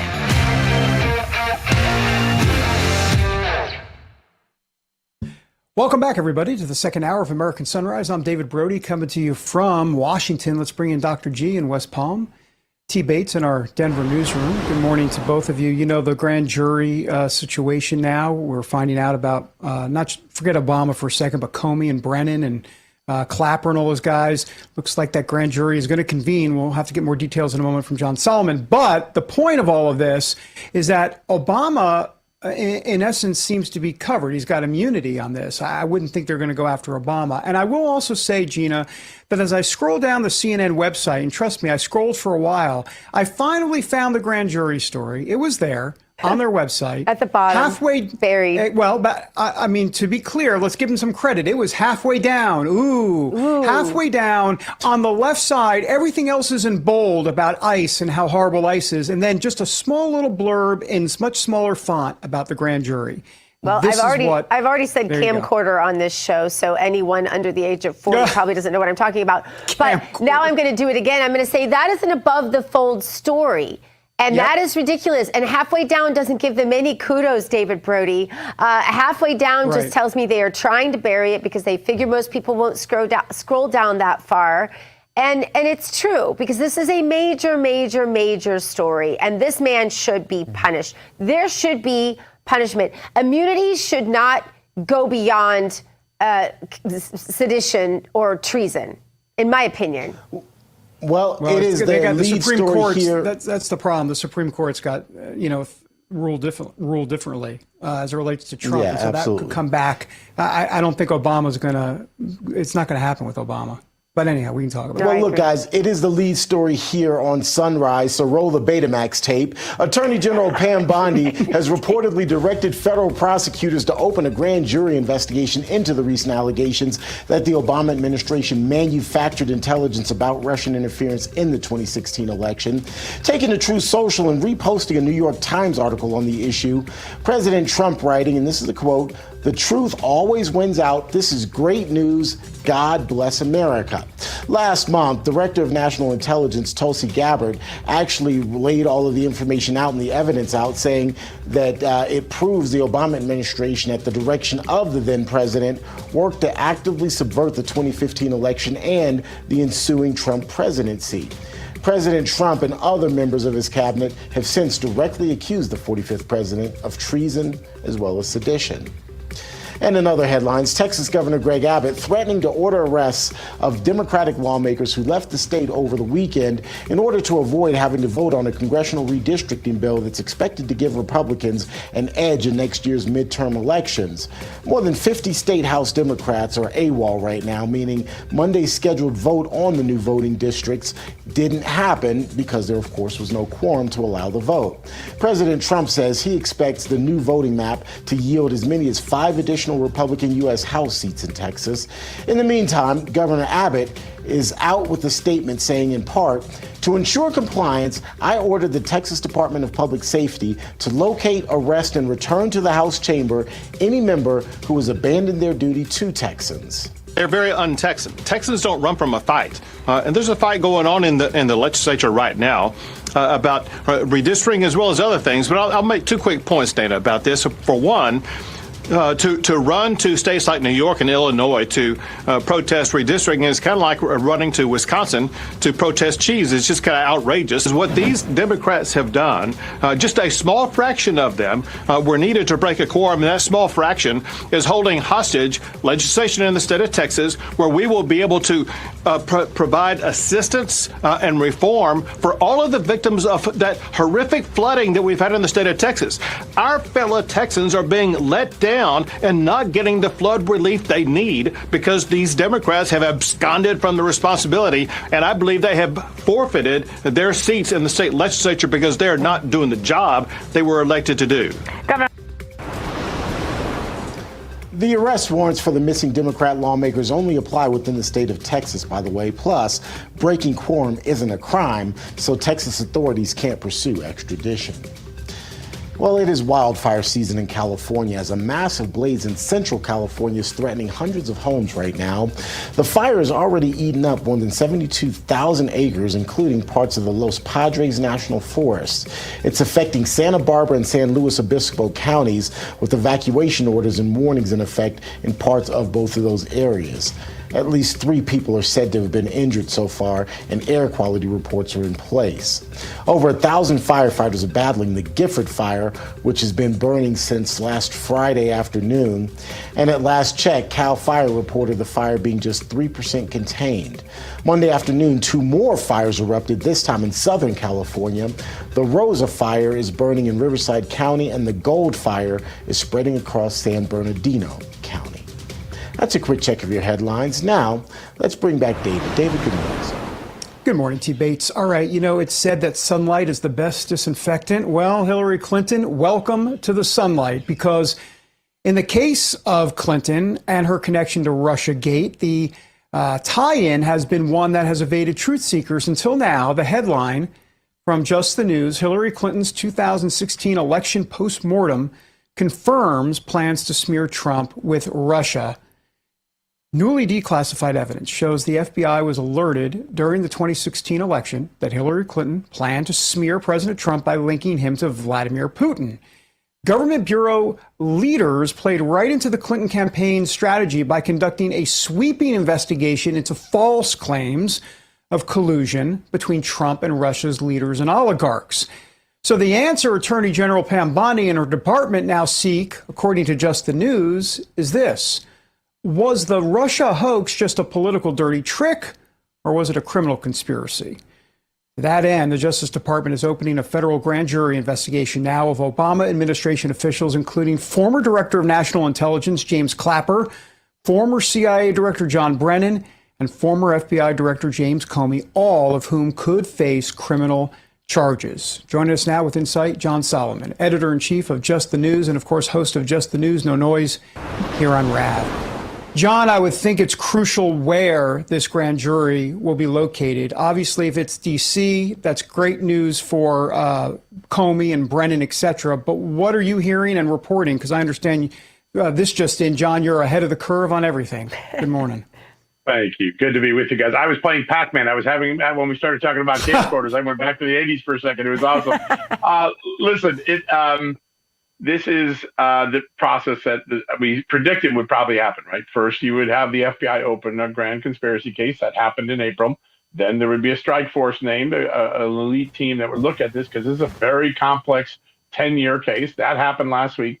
And then yesterday we got word that there's enough evidence now to warrant bringing witnesses and documents and evidence to a grand jury or multiple grand juries. I think the most likely scenario is there could be grand juries in New York, Washington, D.C., and Florida, with Florida being the primary charging element. Why is that? The most recent allegations that are in the statute of limitations involve Jack Smith and raiding Donald Trump's home in Mar-a-Lago.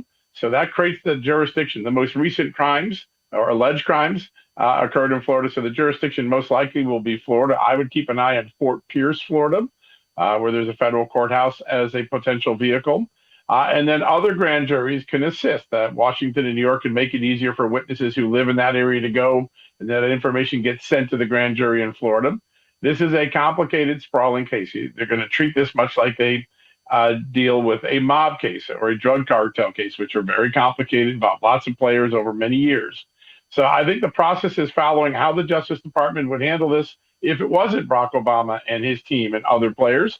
They're following the normal system, and I think that should be reassuring to Americans. The fact that it ends up in Florida, people say, oh, that's jury shopping. Well, might be actually. But the truth of the matter is the most recent crimes that they are allegedly, the crimes they think may have occurred are in Florida. That's where the statute of limitations is current. It is the natural location for that. And then the question is, what is the crime? What are they going to look at? There's a lot of different things they can look at. I think we will hear as time goes on that the most likely crime they're looking at is the deprivation of civil rights under the color of government authority. In other words, the U.S. government systematically violated Americans' rights in order to carry out these political dirty tricks, starting with Hillary Clinton, then Ukraine, then the raid on Donald Trump. I think that's going to be the most likely overarching crime, maybe the key to the conspiracy that the Justice Department looks at. Now, whether it can be proven, whether crimes actually occurred, that still remains to be seen. John, I think you lay out what is the crime. That's a critical question. But I think subsection A to that question is who was allegedly involved in the crime, i.e., was President Obama directly involved, and would he potentially be a target of any grand jury investigation? So I think, as you guys eloquently debated at the top of this segment, I think President Trump's immunity ruling probably will apply to Barack Obama. That's what all the legal experts on all different sides of the political aisle are telling me. Now, that doesn't mean that Barack Obama is out of jeopardy. There are several things that could happen. One, if he has immunity, he can't invoke his Fifth Amendment right against self-incrimination because he has no danger of being prosecuted.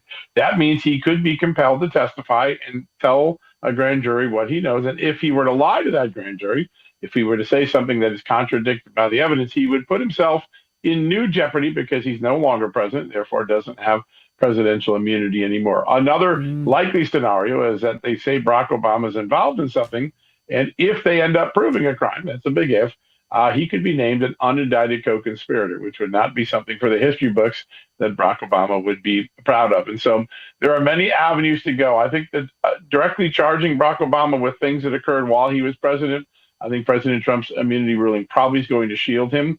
But he could be he's not immune from being brought before a grand jury, compelling to testify, not being able to use the Fifth Amendment. That's a route I would keep an eye on, though. I think it will be later in the process, not early in the process.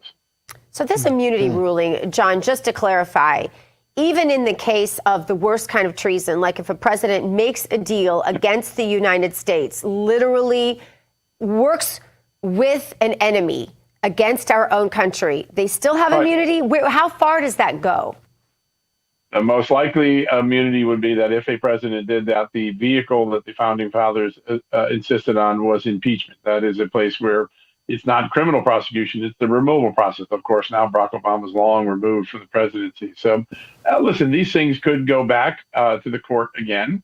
I would guess that the Justice Department aren't going to spend a long time litigating to relitigate what President Trump got. I think they're going to focus on who downstream is involved in this. Now, I want to address the issue of treason because I see it out there. When I see President Trump use that term, I think he's using it in the vernacular term, which is he betrayed the duties of his country and allowed an election to be hijacked right below our noses, even though he knew it was a fake.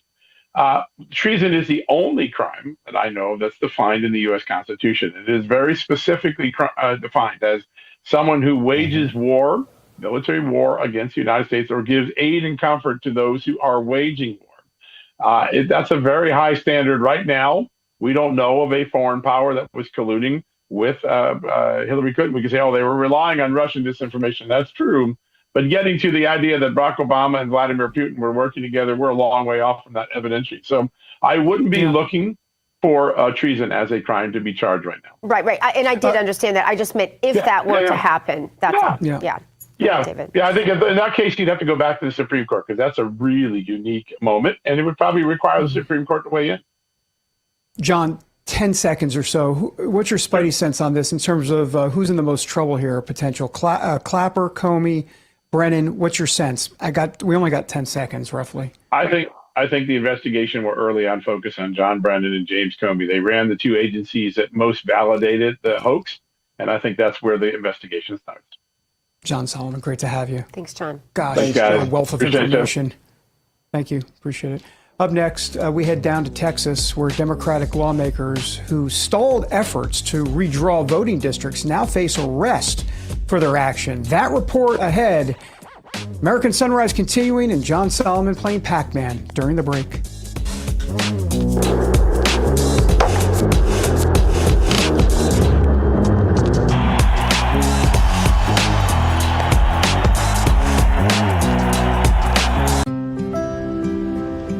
Time to take a survey for our disabled veterans? Do you have time to take a survey? Hey, do you have time to take a survey? Hey, ma'am, how are you today? I'm good, how are you? Great. Well, I'm with Disabled American Veterans. Do you have a moment to chat? Yes, awesome. I do. If you had the opportunity to say thank you to a disabled veteran, do you know what you would say? I feel like I just thank him for what he's done for me, you know? We actually have that opportunity right now. Oh my God. If you turn around, we have one of our veterans with us. Hi, my name's Mike. Nice to meet you. Nice to meet you too. I just want to thank you so much for risking your life for me and everyone here. And I thank you for the sacrifices you made. And I appreciate you. You seem a little emotional. What's going on? I looked down at your arm and I shook your hand and I realized that you did it at the cost. For me, you did it for me and you didn't have to, and I just thank you for sacrificing yourself for me. That's okay. I'd do it again and again. You can show your gratitude as well when you call the number on your screen right away, or go to helpdav.org today with your monthly gift of only $19. When you do, we'll send you your very own DAV blanket as a symbol of the care you're making possible for veterans. When you support DAV, you're supporting veterans like me when we need you the most. Please call or go online to helpdav.org right away. Your monthly gift makes a difference in the lives of our veterans, now and into their future.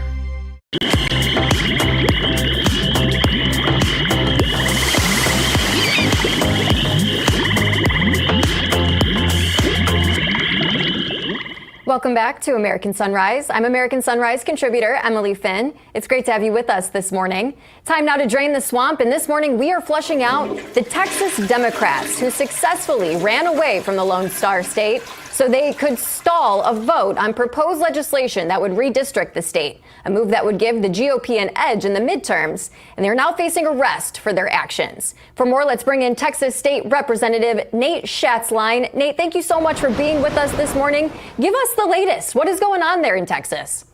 Oh, it's so good to be on with y'all. Thank you for having me. Look, it's crazy down here. At the end of the day, we are just seeing in real time Democrats have abandoned their duty to represent Texans. Yesterday they fled to different leftist loony cities across America, and they walked out on their constitutional duty to represent the people. We've got disaster relief that's up in the air right now for the people of Kirk County, for the Hill Country. And yet we see that Democrats are more interested in getting sound bites and being in press conferences than they are actually doing the will of the people. Meanwhile, we've got veterans in Texas being taxed out of their home. We have young families that desperately need property tax relief. And yet the only thing the Democrats are fighting for is who can impress Gavin Newsom and Hakeem Jeffries the most right now. And so yesterday we just took action and we just said, hey, enough is enough. Texans deserve for disaster relief, as well as property tax relief, and to pass President Trump's one big beautiful map. We deserve representation. And so we made a call of the House. And for those who don't know what that means, it means that we essentially said, hey, they can report back by tomorrow, or we can start issuing fines, $500 a day. And we've issued arrest warrants for those Democrats as well with Texas DPS. Now, that might sound extreme to some people, but the reality is we are quite literally being held back from meeting the needs of the people of Kirk County and in the Hill Country who are homeless, who desperately need aid, who desperately need solutions and answers that we as a state are constitutionally obligated to give. And so the reality is we're going to pass President Trump's one big beautiful map. It is not if, it is when. And the longer the Democrats play this charade, the longer the Democrats walk away from their constitutional duty, they are proving to the people of Texas that they are more concerned with political gain than they are actually governing inside of our state. And so it's a mess. It's a mess down here in Austin. It certainly does sound like a mess. It sounds like the Democrats have forgotten who their boss is, the people who need solutions. Representative Nate Schatzline, thank you so much for joining us this morning and giving us some more insight. Always honored to be on. All right, up next, it's time to head over to Wall Street for some common sense when it comes to your wallet. It's ahead as American Sunrise continues. A heart attack? Do they have life insurance? No. But we have life insurance. John. I'm trying to find something we can afford. Fortunately, in only a few minutes, SelectQuote found John a $500,000 policy for only $29 a month. And his wife Anne a $500,000 policy for only $21 a month. Go to SelectQuote.com now and get the insurance your family needs at a price you can afford. SelectQuote. We shop, you save. Selling your home shouldn't be expensive or stressful. At Ideal Agent, we'll connect you with a top local agent that'll sell your home fast for top dollar, and all this for as low as a 2% commission. Ideal Agent connected me with the best realtor in my market, and I saved $12,500 as a result of it, and I got more than my asking price. Ideal Agent is available nationwide, there's no obligation, and best of all, our service is completely free. Call today or visit idealagent.com. Life is precious. I want to make a point. No matter what happens, I'll always be there for you. I know. When a woman experiences an unplanned pregnancy, she's faced with a difficult decision. Preborn connects with life-affirming pregnancy clinics across the nation and provides them with free ultrasound sessions for expectant mothers.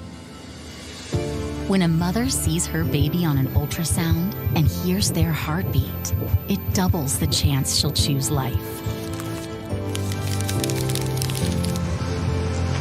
With your gift of $28, Preborn will provide a free ultrasound for an expectant mother. Visit preborn.com/life to save a baby's life.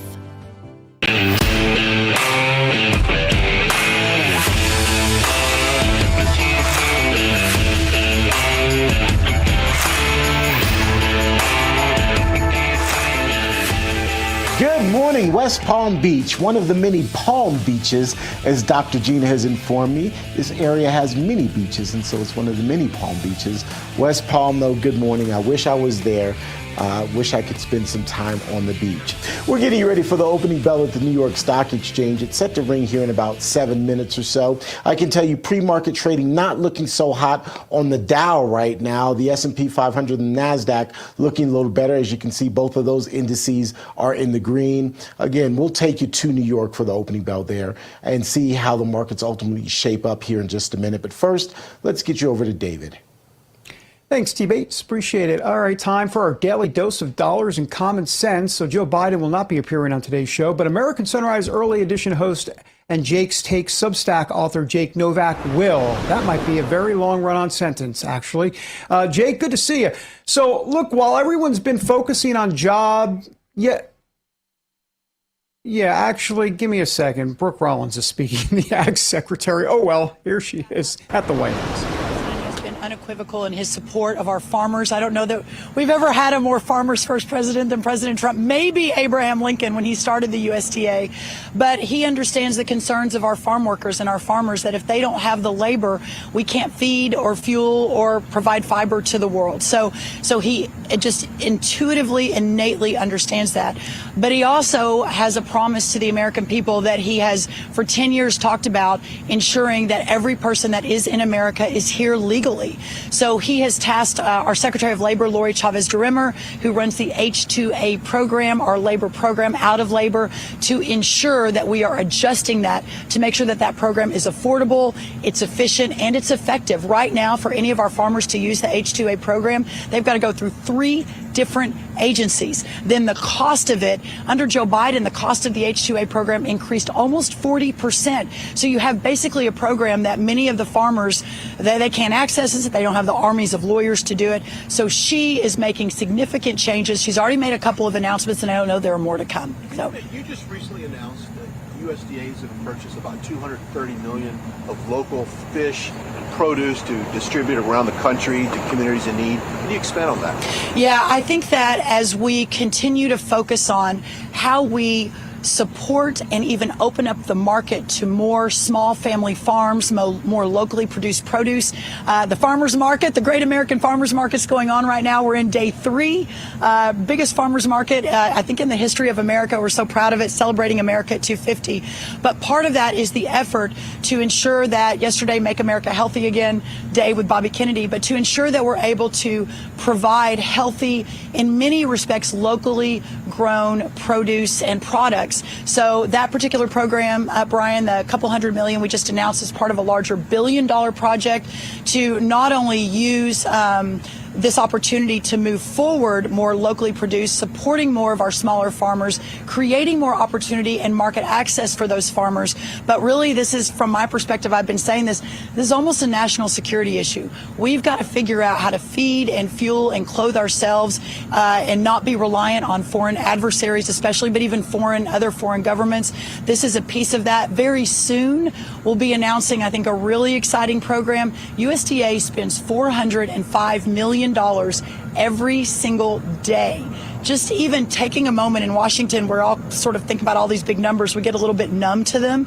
But when you think that USDA, not across the government, but USDA alone, spends $405 million a day on nutrition programs, food stamps, et cetera, that number is stunning. So what can we do, A, to reform the program, which I know we've all talked about we're doing, but B, to begin to shift some of that money into buying more locally sourced healthy food, which again supports the smaller farmers. So I'm really excited about that. We're building the plan right now. Only 5% of food that is purchased in bulk for schools, for prisons, et cetera, only 5% of it is locally sourced. So there's a huge opportunity there, and more to come on that. We'll do one more question, y'all. Anybody else? All right. Thank you guys so much. Look at y'all. That's great. Have a great day. Bye. Thank you. That's Brooke Rollins, the Agricultural Secretary. So, Jake, as we were saying, thanks a lot, Brooke Rollins, for interrupting our conversation. How rude. Anyhow, we've got less than a minute. So we got people focusing on job numbers, pressure on the Fed, chairman, and tariffs, but there's a big development you say that everybody's missing, and you got about 45 seconds to tell everybody about it, Jake. Yeah, I just want everyone to pay attention to interest rates. You know, the Fed isn't the only body that lowers interest rates. The markets do it. The actual bond traders do it. And over the last few days, you've seen a nice drop in interest rates. And that means maybe you should check with your mortgage broker to see if maybe you get a better, a more favorable mortgage rate right now, because it can go right back up. You can lock in those things. I want everyone to pay attention to this, because right now we're looking at the particular bond that really moves mortgages the most. That's the 10-year Treasury bond. It's at 4.2%. That's a historic, still pretty much historic low, and low for the last few months. So jump on it if you're so inclined, is what I want everyone to know. You know, Jake, every time we have the segment, it's like news you can use, right? I mean, that's what they say in the news business. You know, we dinosaurs remember that line. We appreciate you, Jake. Thank you so much. Great news you can use. All right. Heading back to Terrence in Denver now for the opening bell at the New York Stock Exchange, sponsored by AMAC. The Association of Mature American Citizens is the conservative voice for Americans 50 and older. AMAC is fighting for the values that you hold dear. Join today. Together, we can write the course of America.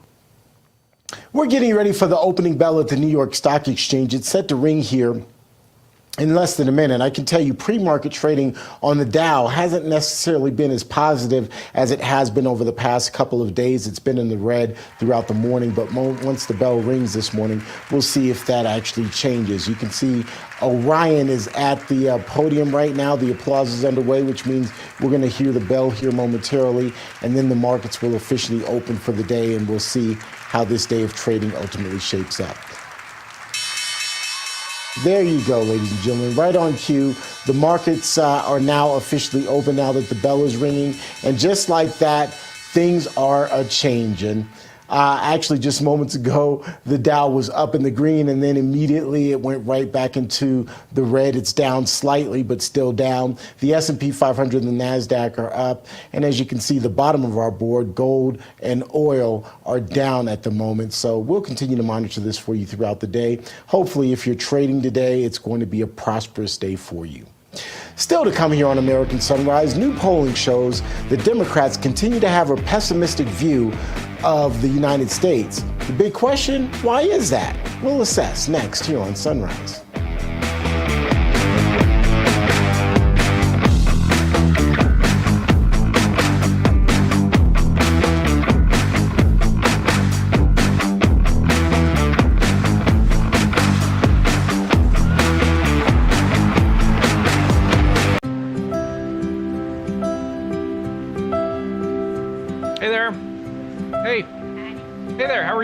I'm with Disabled American Veterans. I was wondering if you had a quick minute to thank America's veterans for their service and sacrifices. Of course, why not? Oh, sure. Absolutely. Sure. All right. Hey, well, come on in here. I'm just going to hit record on this. I would like to thank you from the bottom of my heart. I can't even think of the words to say of how grateful I am. I just want to tell you guys how much you appreciate it. But most importantly, I want to thank you for your courage and bravery. Wow. Just thank you. Someone here who'd like to say something to you. Oh my God, you guys are awesome. Someone has something they want to say to you. Goodness. How's it going? Oh. So I just want to let you know how much you appreciate it. How much you appreciate it. I just feel honored for everything you've done. Thank you for myself. Thank you for everybody. I get to live every day, in peace because of you. A lot of people thank us, but we want to take the time to thank you, honestly, for giving back. And when you give to DAV, you are supporting veterans like Dave, myself. So thank you so much for your Thank you. You guys are amazing. Thank you. Thank you. You can say thank you to our nation's heroes by calling the number on your screen right now and giving your monthly support of only $19. Say thank you by going to helpdav.org right now and give just $19 a month. When you do, we'll send you this DAV t-shirt as a thank you and a reminder that you support those who serve. Please call or go online to helpdav.org right now. Your support says thank you to our nation's disabled American veterans.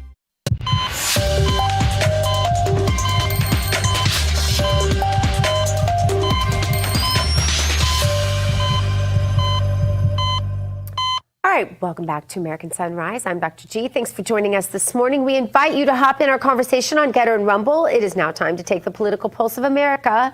The beat today, a new poll finds less than a quarter of Dems are expressing a positive sentiment about their own party. When asked to name the first word or phrase that came to mind when describing their own party, the Democrat Party, 1 in 3 of them responded saying weak and ineffective. For discussion, let's welcome in American Sunrise Steve Gruber. He's the host of America's Voice Live right here on RAV.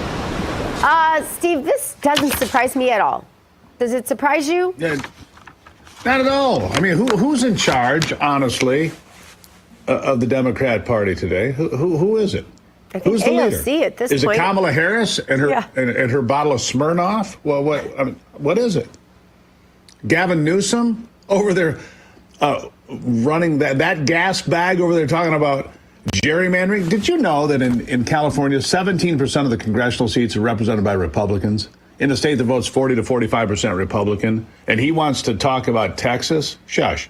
Up there, the Democrats are hiding behind Governor Pritzker. Of course, pretty much the whole football team could hide behind Governor Pritzker. Well, I'm sorry. Did that hurt a little bit? Yeah, look, he's as wide as he is tall. That ain't my fault. Look into it. The fact of the matter is, Illinois is the most gerrymandered state. 15% of the seats in the Illinois congressional delegation are Republicans, and yet 45% of the state of Illinois votes Republican.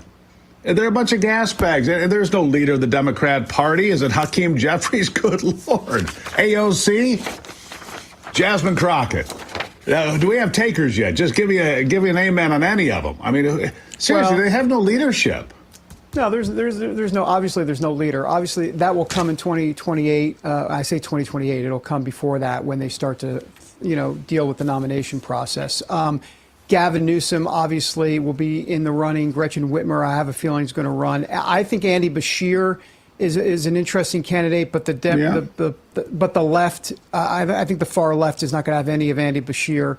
So I don't know. I mean, there's quite a few that might take the mantle, but the Andy Bashirs of the world, I think that's unless they can somehow recalibrate, I'm not quite sure that's going to work. So I don't know, Steve. Well, I think that's a pretty straightforward list you have there. AOC will get into it. I think Jasmine Crockett will run for president. Why? Just because? Why wouldn't she? I mean, that seems like, trust me, just for her own, You think she's going to run this time around? Aggrandizement. Sure, just put her hat in the ring to make a. Anyhow, Wes Moore. Wes Moore might be a candidate that's worth looking at. He might be a candidate. Yeah, Wes Moore could be the lead-in. Yeah, that's true. Here's the problem they have, all right? Twofold. Number one, Zoran the moron. All right, this guy who just got a full-throated endorsement from Pocahontas yesterday. Man, I'm into the names today, aren't I? Anyhow, just got a full-throated endorsement from Pocahontas yesterday. He's not just a socialist, he's a communist, right? And so this is going to be hung around the necks of Democrats because they're all going to be saying, they're all going to get asked the same question. What do you think about Mamdani? What do you think about Mamdani? What do you think about the mayor of New York? What do you think about, free benefits for illegals? What do you think about disbanding the police department? Mamdani has advocated for the destruction of one of the elite groups of New York City police officers. It's the same group that ran in, by the way, in that Midtown shooting here a few days ago. They're the group that went in and neutralized the shooter, this elite group of New York City police officers. I mean, these are the best of the best. He wants to get rid of them. He hasn't backed off of that. In fact, he's stayed with it. He's doubled down on it. So everybody's going to get asked, what do you think about this guy? And the second part of the problem is the guy up in Minneapolis who could well become the mayor up there. The guy who's from Somalia and doesn't care about America. And did you see this member of Congress? I think she was from Illinois, who said just yesterday she's a proud Guatemalan before she's an American. She's a member of the United States Congress. Says she's a proud Guatemalan before she's an American. Look, these are all snapshots of today's Democrat Party, and none of it's a good look.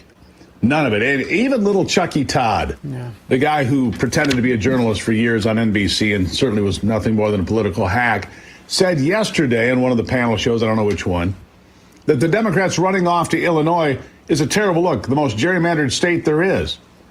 The most gerrymandered state is, Illinois, California, New York, Massachusetts. It's ridiculous.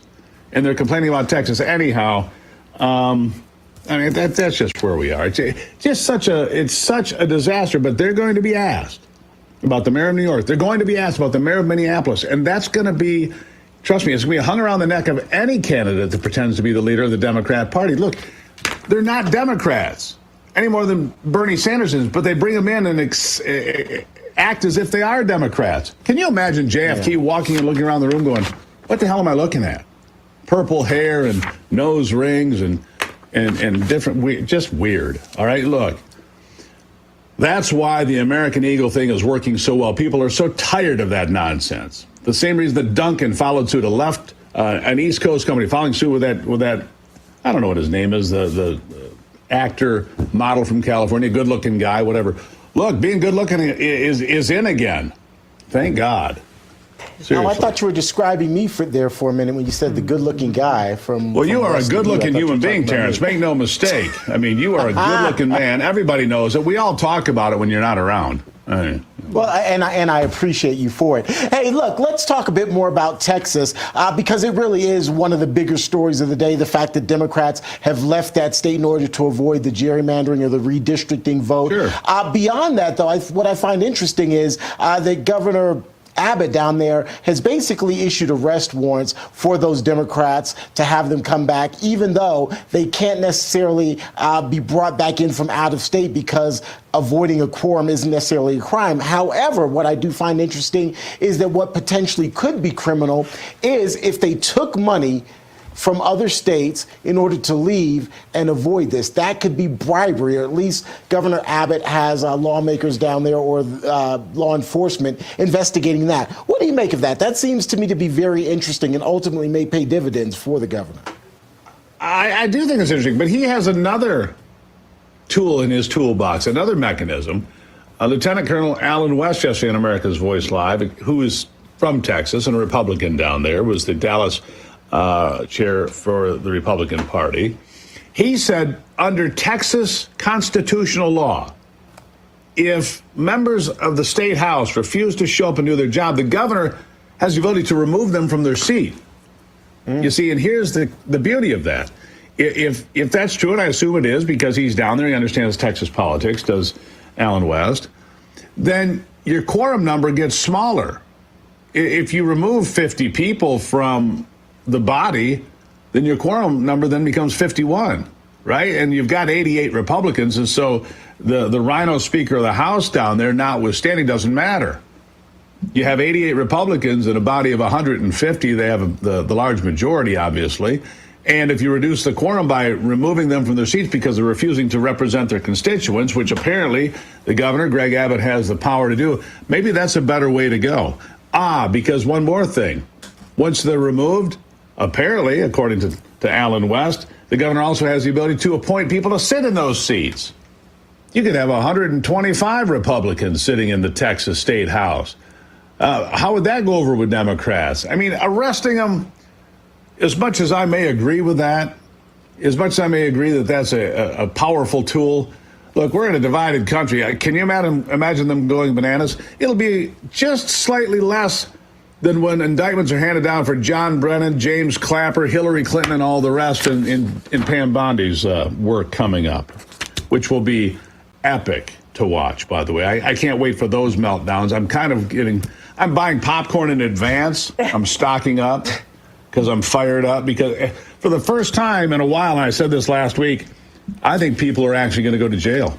I think people are actually going to go to prison. I think indictments are coming. And I think that grand jury is most likely going to be seated not too far from Dr. G. I think it's going to be in Florida. I think that's where the grand jury is going to be seated, and I think that that's going to be incredibly important, and I think there's a lot to come in that big show. Well, according to Brian, of course, our White House correspondent, he told us this morning that he doesn't buy that Republicans, he says there's a lot of rhinos there. Of course, he's a Texan also, Texas citizen resident. He said he doesn't buy that the Republicans really want to do anything about this, or they would have had this vote last week. Steve, do you have an opinion on that? Well, that brings me back to the Speaker of the House in Texas. He had the quorum there. He could have called the vote. He didn't. He took a break and allowed the Democrats to flee. But look, this is going to play out. We've been through this before. This happened again. Remember, the Democrats fled before. They went to Washington, D.C. for like 6-7 weeks back, 4 years ago when they didn't like something that was coming down? It got through. And I think that was on voter ID and so forth and election integrity. That's what that was all about. This is inevitable. Governor Abbott can call a special session anytime he wants. This one might only last 2 weeks. Don't worry. 10 minutes after that, he'll do another one. 10 minutes after. At some point, they're getting caught. And it doesn't matter what that left of center Speaker of the House does. I can't believe Texas allowed that to happen. But anyhow, he will be irrelevant at some point. This will happen. Texas will have new congressional districts. And then California and Illinois and New York will try to squeeze out the 3 or 4 Republicans they have in their congressional delegations to try to teach a lesson to the world about how gerrymandering is wrong by being the worst gerrymandered states that there are. So we'll see what happens. Yes, they could have done it, Gina. Yes, they could have gotten it done. Yes, the guy that's in charge with the gavel in the Texas State House, by all accounts, Steve, is a rhino who should not be there. Steve, what about philosophically about redistricting mid-decade? Forget So Republicans, forget Democrats. I'm just saying. Well, here's what I would say about that. How do you feel about it? Here's a place where Donald Trump got snookered. Doesn't happen very often, but in his first term, he got snookered on the census, and everybody knows it. The state of New York held on to a congressional seat by less than 1,000 people, they counted. Oh, there's nothing suspect about that. Florida should have got at least 1 more seat, maybe 2. Texas should have got at least 2 more seats, maybe 3. Everybody knows it. California has at least 7 members of Congress they're not entitled to because they count illegal aliens. That's a fact. And to level the playing field, stop playing nice, stop being kind. Politics is a contact sport. Do what has to be done. I am damn well with Texas. Do what needs to be done because they are cheating every step of the way. Gavin Newsom cheats. J.B. Pritzker cheats. Hochul cheats in New York. They all cheat. And it's all political. And you know what? They've got the political tools to do it, so go ahead and do it because we are currently looking at a Congress that should have a 25-seat majority for Republicans. But because of the cheating in California and Illinois and New York and Massachusetts means that the Republicans, I mean, you look back, Republicans had a 35-seat advantage the last time they had a 1% win in the popular vote for president. Now it's 5 seats. Oh, and Democrats want to argue about gerrymandering when they're the masters of playing this game? The only thing they don't like about gerrymandering is when a state that is red decides to do it. Everything else has always been just fine with them. It makes them angry when the Republicans go, oh, we're going to use your playbook. That's the only thing that makes them mad is they're getting beat at their own game, and they don't like it. What's good for the goose? Yeah. That's what I say. Yeah, exactly. You can all go to heck. I'm going to Texas. Reminds me of that quote as well. Amen. You know, elections have consequences. There's another one for us. They Steve do. Gruber, thank you so much for being here. Thanks, Steve. Guys, thank you. Thanks, Steve.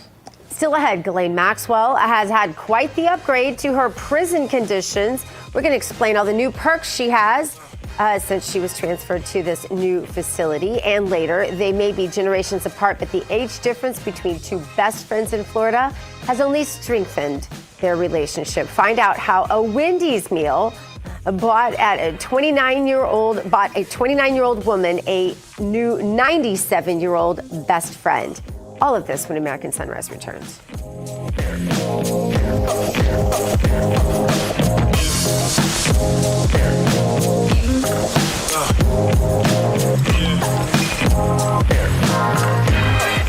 Thinking about Social Security? Think AMAC. The AMAC Foundation takes the confusion and stress out of understanding Social Security's thousands of rules and regulations. Our nationally accredited advisors offer a personal touch that is unmatched. But that's not all AMAC has to offer. AMAC is America's leading conservative advocacy and benefits organization, guided by the principles of faith, family, and freedom. So when it comes to Social Security and so much more, think AMAC. Hello, my friend. Pat Boone here. You know our country's under financial assault like never before. Our government has put us $34 trillion in debt. The interest alone's more than we spend on military defense. And what's worse, other countries no longer believe the U.S. is a safe place to invest. There's a growing international movement to dump U.S. dollars at a record pace. Some economists say this may signal the end of the dollar. Now, these countries are instead buying gold, and I'm suggesting you do the same. My friends at Swiss America have been helping Americans like you and me for over 40 years to buy physical gold and silver for delivery to our homes or held in our IRAs. I've trusted Swiss America for nearly 25 years now, and you can trust them too. So don't wait. Call or text the number on your screen today for financial peace of mind in these troubling times. Is your body ready for summer? We're gonna build a body you can be proud of. You just give me 30 minutes a day for 21 days, and I promise you, the weight will come off. This is 21 Day Fix, the perfect program to get you summer ready. I am in perfect shape for my bikini. I had that sexy little bee. Get simple fitness, simple nutrition, fast results in just 21 days. Get ready for summer with 21 Day Fix. This week, try it free at 21dayfix.com. That's 21dayfix.com.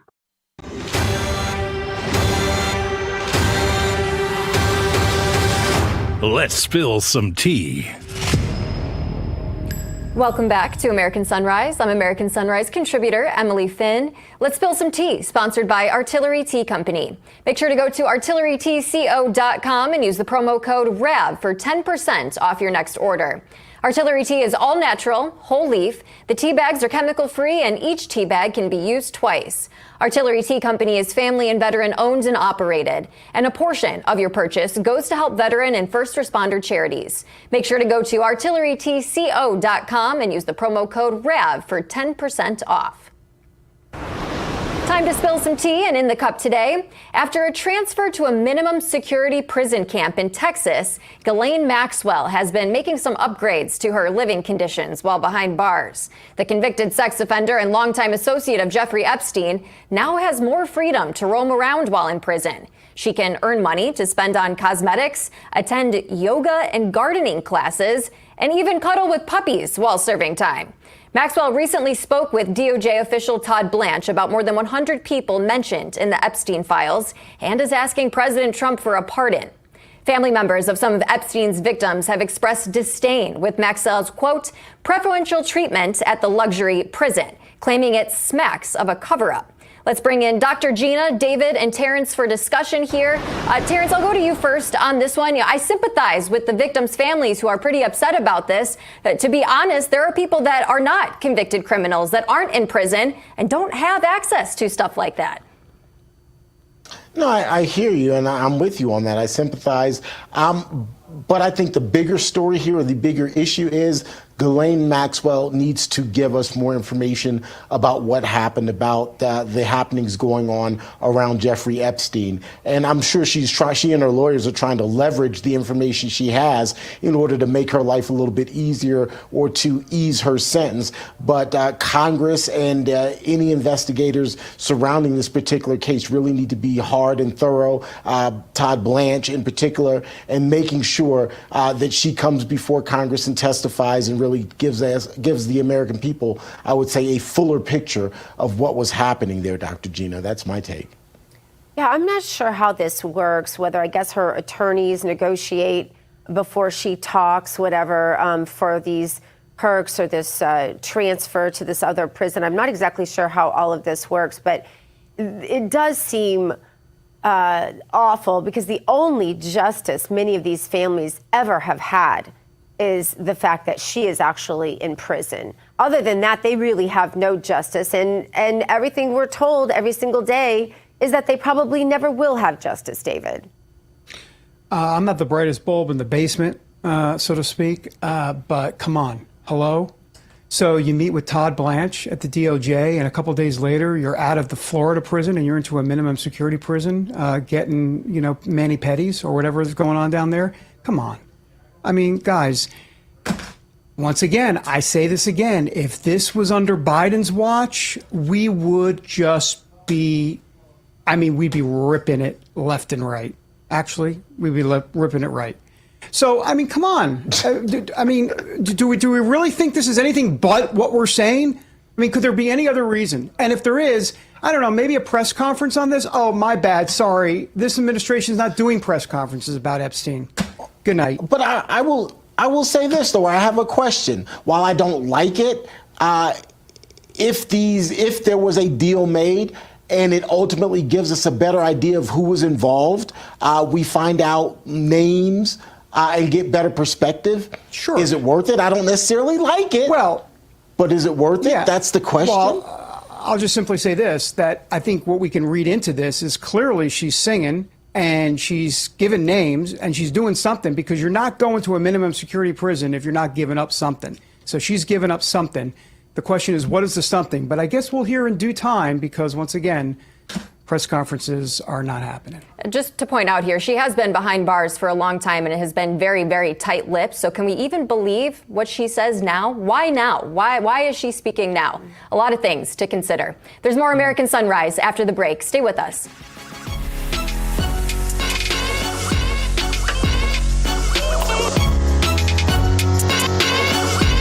Are you disabled and can no longer work?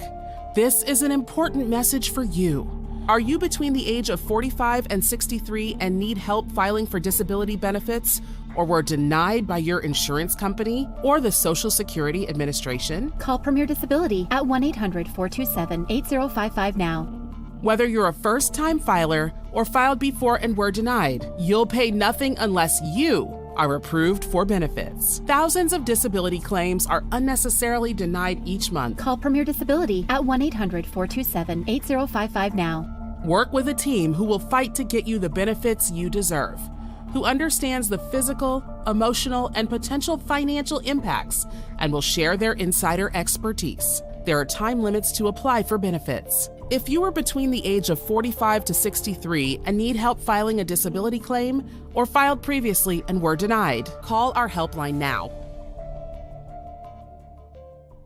Tired of the hassle and high costs of selling a home? We can help.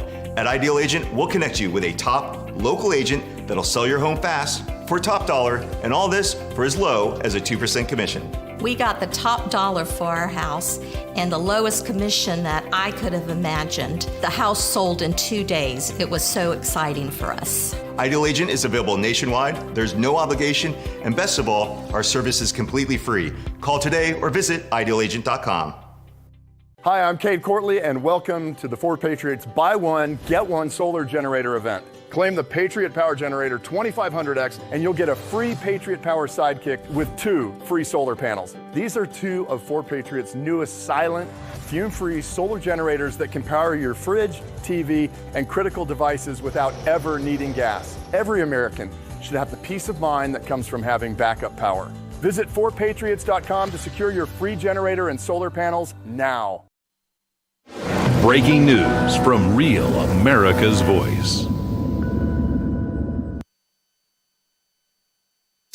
Well, we're back with some breaking news right now from the House Oversight Committee. House Oversight Committee Chairman James Comer is out with subpoenas. We're just getting this information into our newsroom. Those subpoenas name both Hillary and Bill Clinton for testimony related to Jeffrey Epstein. Comer also sending out subpoenas to the Justice Department for records. Others getting subpoenas, we're told, are former FBI directors Robert Mueller and James Comey, along with former attorneys General Loretta Lynch and Eric Holder, among others. Again, this is information just coming into our newsroom. We'll continue to monitor it for you throughout the day and continue to update you. In the meantime, let's bring in Gina, Emily, and David to talk a bit more about this. Guys, these are pretty big names. Obviously, anytime you mention Hillary and Bill Clinton as it relates to Jeffrey Epstein, that in and of itself is a huge windfall. But Loretta Lynch and Eric Holder, the former attorneys general, I think that's also huge, David. Yeah, of course. I think of 3 words here: fight, fight, fight. And I don't mean Butler, PA. I mean what they're going to do on this. I don't think there's any question about that. And now the question becomes, who's going to actually show up? Who's going to plead the fifth? Who's going to take this all the way to the Supreme Court, X, Y, and Z? They're not going anywhere. I mean, this is not a slam dunk at all. So this idea that they've been subpoenaed, great, all for it. But now comes the real test, Dr. G. Are they going to show up? Yep. Yeah. And then what are they going to say? I mean, these people, I don't even know if they have a sleepless night over this stuff anymore. You guys, I think they are so used to being so far above the law that they just presume they still are. And maybe they still are. You know, time will tell. These proceedings will tell us how far above the law they are, and if we really have drilled down to some actual accountability for the deep state, Emily. Yeah, I think the bottom line is that the American people still have a lot of questions about this, and they're not letting it go. So I think it's good that hopefully we'll be able to get some answers. But as you pointed out, David, Terrence, if they do show up, I mean, they could defy these subpoenas and not come in for testimony. I don't know. It's interesting. So, guys, let's also remember, am I the only one wondering? Go ahead. Go ahead, David. Go ahead. Oh, I was going to say quickly, let's remember, if this is, there could be more than just Epstein here. We don't know. But if it's about Epstein, well, then, of course, they should come in and give everything they know, because Democrats want that, right? Democrats are calling for full transparency. So anyhow, there's that. But go ahead, T. What were we going to say? No, I was just going to point out, am I the only one wondering if these subpoenas are a result of Todd Blanche's interviews with Ghislaine Maxwell? We just talked about it last segment. And now this news just coming out, it comes to my mind, Dr. Gina. I mean, we won't know till we know, but I think it's a good surmisement there, Terrence. Anyway, we will continue to follow this. We are at the end of the show right now. Thank you all for joining us. We have so much more for you every single morning. It all starts at 8 a.m. And Jake Novat before that at 7 with the early show. War Room is up next. Hug your children. Love your God. Go boldly now. Live the truth.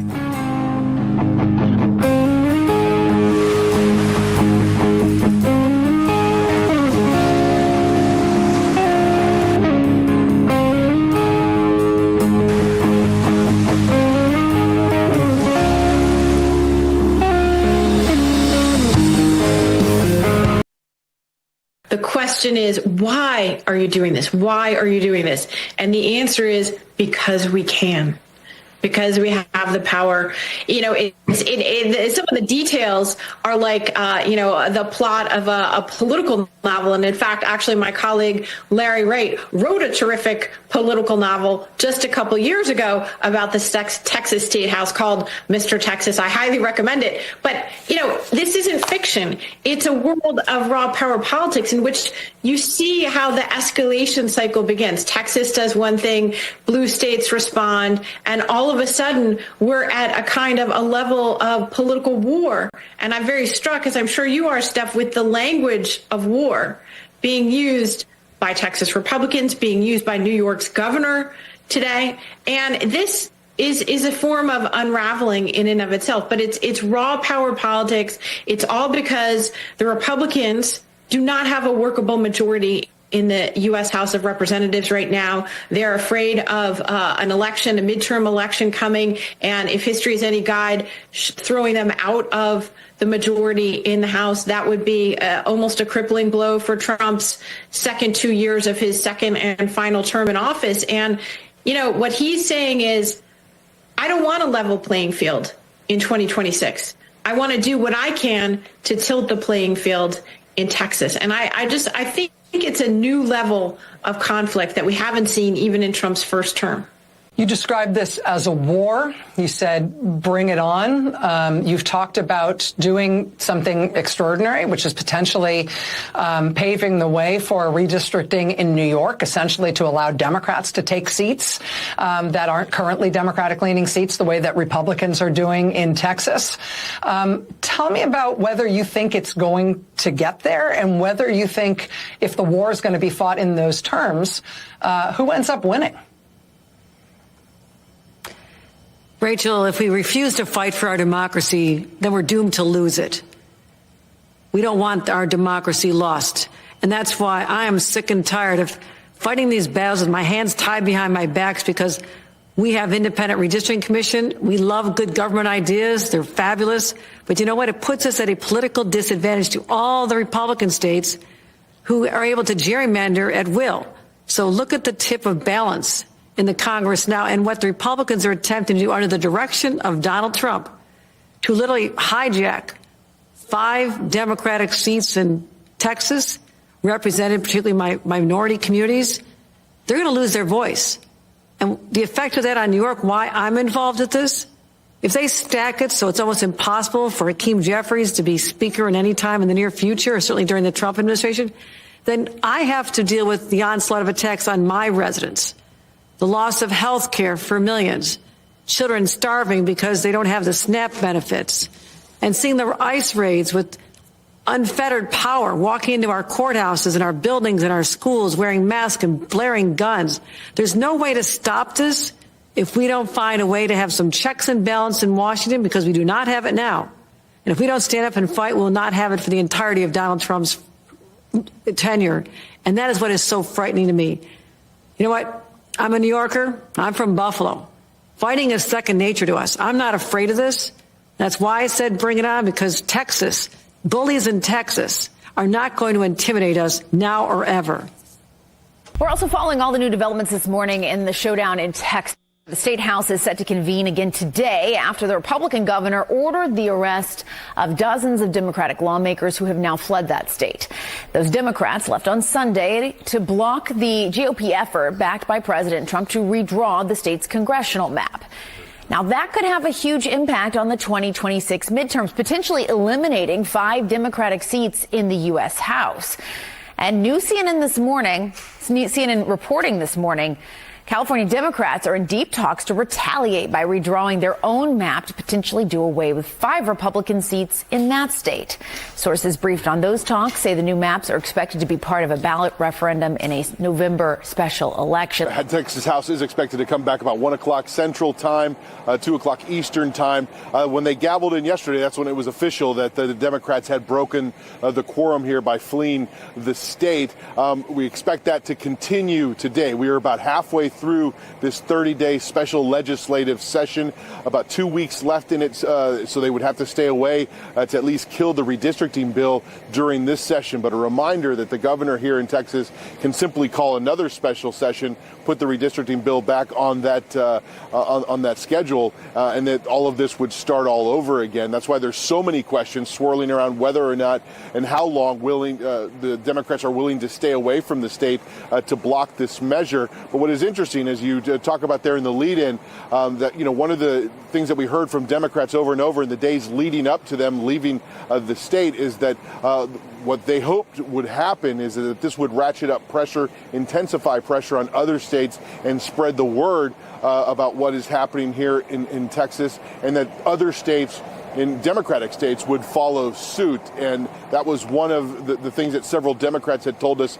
leading up to yesterday's quorum break, that they had hoped to see that would be one of their goals in leaving the state and trying to build momentum for awareness of the redistricting issue. But Republicans are fighting back. The governor is obviously threatening arrest, threatening fines, as well as threatening possible criminal charges of bribery as well. Democrats dismiss that as hollow threats, but Republicans are also telling them, they're simply cowards for not being here. At 1 o'clock Central Time, the House is expected to reconvene. Yesterday's session lasted only a few minutes, just enough time for the Speaker of the House to initiate the process of issuing the civil arrest warrants. And then shortly after that, the Texas governor ordering DPS to bring state troopers to bring the Democrats back. But of course, outside of the state lines, much of this is not enforceable. So the Democrats will remain gone. The question is, for how long? This department will say that the president won not just the last election, but he also won the one before that, the one he actually lost. And anybody who points out that Russia tried to help him win the one before that should be criminally charged for saying that, even though it's true. We are not heading towards something like this. We are there. It is here. It is the environment in which we are now living. And so, given that you now live in a country with an authoritarian leader, the question is, what can you do for your country? The question is no longer how to prepare for this risk or how to try to avert it, but rather how to fight it now that it is here and in effect. And, we're awake now. It's clear. We're all living here. It's very obvious that this is not going to get better on its own. This is not going to fix itself. An authoritarian just seeks more and more and more power throughout not just politics, but through all of society, systematically trying to eliminate any effective means of opposing him. This is a one-way ratchet if we leave it up to him. But that at least does give us some clarity for Americans who do not want to leave it up to him. Right? We're beyond waiting and seeing now. It is clear what is going on. It is clear now that these small d democratic tools that we've got right now as a country, these are as good as it is going to get. We are never going to have more resources to fight for our country than we do right now. This is the primal scream of a dying regime. Pray for our enemies, because we're going medieval on these people. You're just not got a free shot on all these networks lying about the people. The people have had a belly full of it. I know you don't like hearing that. I know you try to do everything in the world to stop that, but you're not going to stop it. It's going to happen. And where do people like that go to share the big lie? MAGA media. I wish in my soul, I wish that any of these people had a conscience. Ask yourself, what is my task and what is my purpose? If that answer is to save my country, this country will be saved. War Room. Here's your host, Stephen K. Bannon.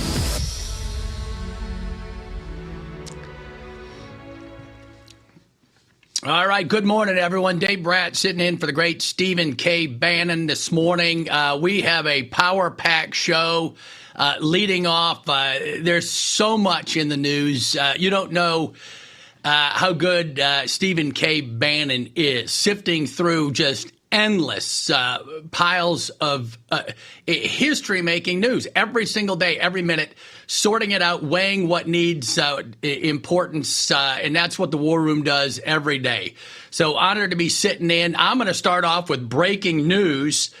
House Oversight Committee under Rep. James Comer, who I serve with, huge moves here. And, when these guys do the right thing, give them some positive feedback. James Comer breaking. House Oversight Committee is compelling the following individuals to appear for depositions through issued subpoenas.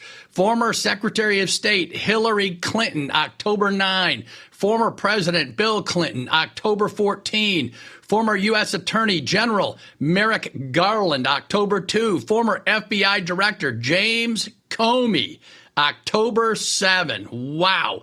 Former U.S. Attorney General William Barr, August 18. Former U.S. Attorney General Alberto Gonzales, August 26. Former U.S. Attorney General Jeff Sessions, August 28. Former FBI Director Robert Mueller, September 2. Former U.S. Attorney General Loretta Lynch, September 9. Former U.S. Attorney General Eric Holder, September 30. All this in relation to the Epstein files. We got Alex DeGrasse with us. He's going to be coming in with commentary, and then Sam Faddis on this conspiracy we'll dig into in a minute as well. Yesterday, breaking news, if that's not enough, Pam Bondi directed the Justice Department to grand jury investigation of the Obama administration, Brennan, Clapper, Comey, et cetera, as well. So that's another huge piece of breaking news. So we've got action, folks. We've been talking, and now we've got action. And I just want to bring in a stray tangential thing that I think is important that we need to remember as Americans. This seems a little, nerdy or whatever, but I think you'll get it, and the War Room Posse will get it, right? We are a republic, a constitutional republic, not a democracy governed by mob rule. So, last week, the big breaking news, and Mike Benz, just always unreal. Natalie, always unreal on this. But the National Endowment for Democracy, right? Just that term, right? They're responsible for overturning governments and cooperation with the CIA and State Department, all this kind of NGOs. You all know the story, but I don't like the term National Endowment for Democracy. If you look at this conspiracy that's been alleged by Tulsi and now going to grand jury, we got too close to being a democracy in this country, right? With the censorship regimes, all of big tech on board that project. Conservative CEOs were scared to speak out. Churches were closed. You all, the Fauci piece, what RFK's uncovering, all of that. We got way too close to being a pure democracy without guaranteed rights for minority factions. James Madison, the Constitution of the U.S. So hold us all accountable on this kind of thing, right? This really matters. The rights of minorities in law, because those, the left, the far left, China, you can tell the difference, right? They're never talking. They just want to grab power, seize power, and then the rights of minority factions are not protected.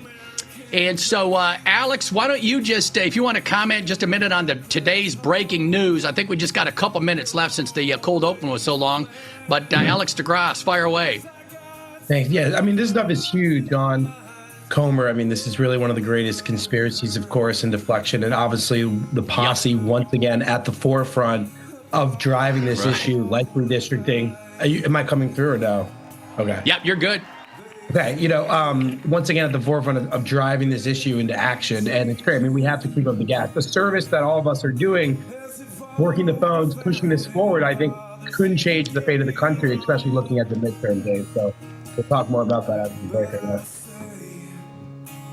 Yeah, and keep going, Alex. So you've got two issues now. You got the James Comer piece on the Epstein files, and then you've got the Tulsi going to the Justice Department as well. So do you see this? I mean, is it a time where the posse, we never stop, right? Steve Bannon never stops. But is this a time where we can actually say we've got action taking place here on behalf of the American people for a change?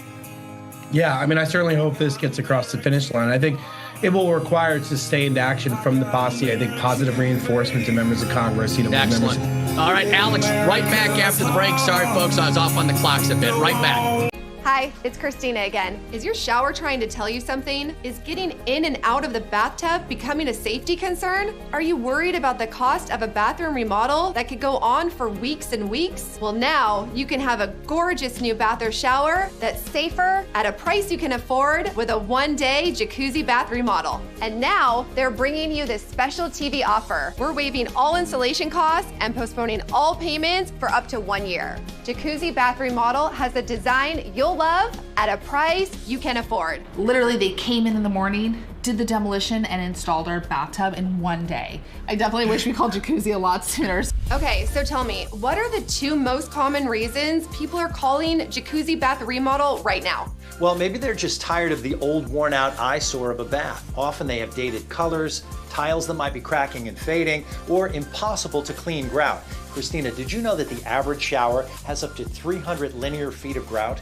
Honestly, I had no idea. Yeah, that's a whole lot of scrubbing. So that's definitely one of the reasons people call. And you'll love that the new bath or shower just rinses clean and resists mold and mildew. Now, another big reason people call is they've been feeling uneasy stepping over that tub to take a shower. And we're here to help with a safer, more stylish shower that you'll love and is custom designed for you. Every time I stepped over my old bathtub, I worried I might fall. I don't have those fears anymore. Jacuzzi bath remodel gave me a gorgeous shower that's safe too. It was done in the same day. We did not have to wait. It is amazing. Time is running out to take advantage of this special offer. When you call right now, we're waiving all installation costs with our Christina Across America offer and no interest and no payments for up to 1 year. Call now to schedule your free, no obligation in-home design consultation. You can create your new bath or shower customized just for you, installed in just 1 day from the most trusted name with Jacuzzi Bath Remodel. Call now. It's never been easier. Get your free design consultation, schedule your one-day installation, and start loving your new bath or shower right away. You can go from this to this, and from this to this, or even from this to all this in just 1 day. I did not like my bathroom before and was embarrassed by it. Yes. This is unbelievable. It is stunning. I can't believe it. Time is running out to take advantage of this special offer. When you call right now, we're waiving all installation costs with our Christina Across America offer and no interest and no payments for up to 1 year. Call now to schedule your free, no obligation in-home design consultation. You can create your new bath or shower customized just for you, installed in just 1 day from the most trusted name with Jacuzzi Bath Remodel. Call now. Still America's Voice family. Are you on Getter yet? No? What are you waiting for? It's free. It's uncensored, and it's where all the biggest voices in conservative media are speaking out. Download the Getter app right now. It's totally free. It's where I put up exclusively all of my content 24 hours a day. You want to know what Steve Bannon's thinking? Go to Getter. That's right. You can follow all of your favorites. Steve Bannon, Charlie Kirk, Jack Posobiec, And so many more. Download the Getter app now. Sign up for free and be part of the movement. Back in the war room with Alex DeGrasse. Alex, let's just finish up on the news of the day again. You are familiar with the polling. You work with several representatives, major leaders in the country.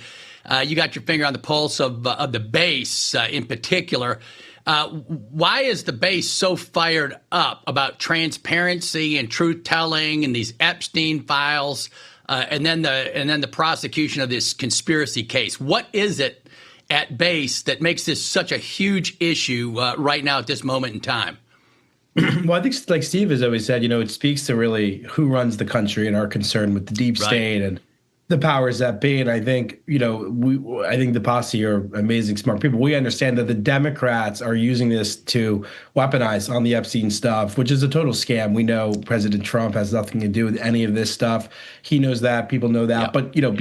But they've got this lie. And so if people want to uncover the truth, which I think will greatly damage the Democrat Party based off everyone's basic understanding of who the real players are here involved in the sick stuff. So if we welcome any of this transparency and accountability. I think that, I don't think it's a major issue at the top of minds with voters, but the Democrats are certainly attempting to politicize this. And then our people too are wondering kind of what's going on. So I think that's important to kind of put that to bed, flip the script, force it on the Democrats and expose them. Obviously, Russiagate is one of the biggest scandals in my humble opinion, and crimes that we've seen for our republic and the depths that they've gone. So I think that is the whole ball game, because really everything, and that was when I was young. I mean, working with Elise and right out of college and working when she actually questioned Comey in 2017 and when she just got on the Intelligence Committee. That actually set in motion. It's an untold story, really, Steve. We talk about it where he sort of didn't answer why they didn't alert the Big Eight on the counterintelligence investigation into Trump. People started asking questions. Devin Nunes then jumped in to the investigation following that famous March 2017 Comey hearing in front of the Intelligence Committee, which many posse members that have been following this. And then, everything is sort of connected to this. Obviously, the rigged election. I mean, everything stems from, this notion that this lie that President Trump was a Russian agent, which is out of control. And so I think getting to that really is one of the most pressing issues, because I think it will shatter the modern Democrat Party. Because when I talk to voters, my Democrat friends, they actually think that Trump was a Russian agent as of like a year ago. I mean, people are that sort of consumed by that madness that they've been fed by the mainstream media. And you look, the mainstream media is obviously exposing themselves in broad daylight, trying to cover up desperately in the last 48 hours, all the major networks claiming, there's no evidence, this, that, all this stuff. I mean, there's a ton of evidence, and it will be a huge reckoning for this country. I hope it leads to reforms on the Intelligence Committee and in the community, and no one should be able to have this type of power to I think this was, in my opinion, a vast CIA operation in domestic soil, spying on President Trump. That's what I think, colluding with foreign powers. I mean, this would be huge. That's my take from looking at the evidence, but and it goes to the top. No, that's right. That's right. The Tulsi, Operation Mockingbird, everything. NBC News. We don't know. They're in, like you just said, the mainstream media is putting itself out of business here. When the files do come and when the testimony does come, they are sitting on a hot mess, right? I mean, this morning on the cold open, everyone saw that. We don't know what happened. They're not naming any names. We don't know any crimes. You'll notice they never mention the Biden laptop. They don't mention the Chinese money. We have the receipts. Scott Perry in Congress had the checks in his hands. So the receipts are there. I'm going to get into that with Sam Faddis coming up next, too. But why don't you give us a summary recap of redistricting? I was redistricted, right? I had my most powerful county, Hanover County, just great, all-American people. The Unit Party works together on this. Folks at home may not get that, what the Unit Party is. That's when you upset the Republican apple cart. All political views are my own here. And you upset the Democrat apple cart. They work together.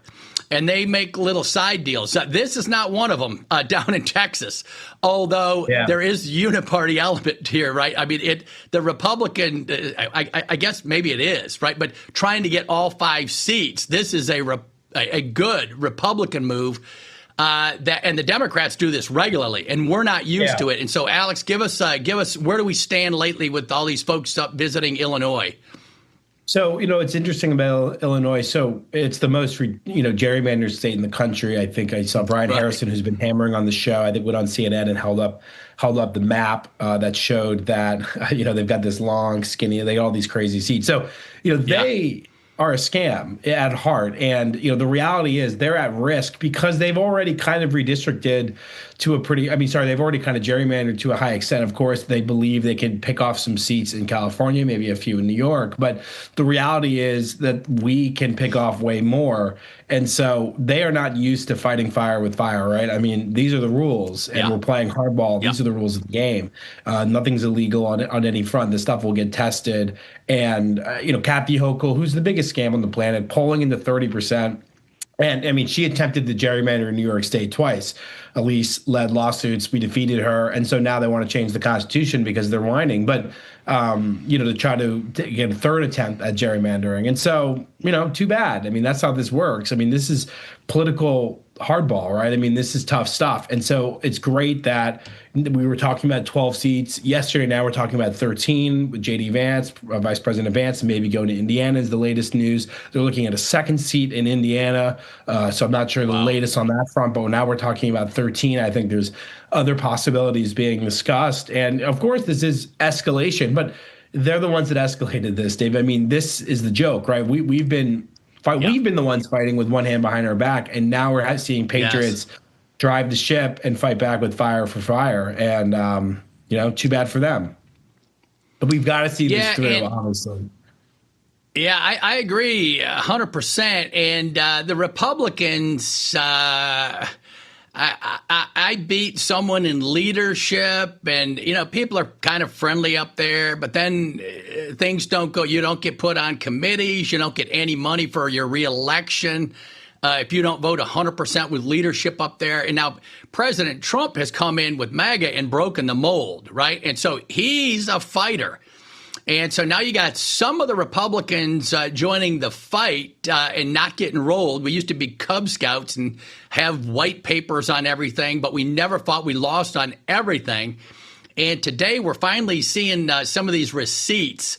And so put on your statistician hat. How are we looking for 2026? Because that is going to be key in the House and the Senate. With the moves you see going on right now on redistricting, what's your conservative bet?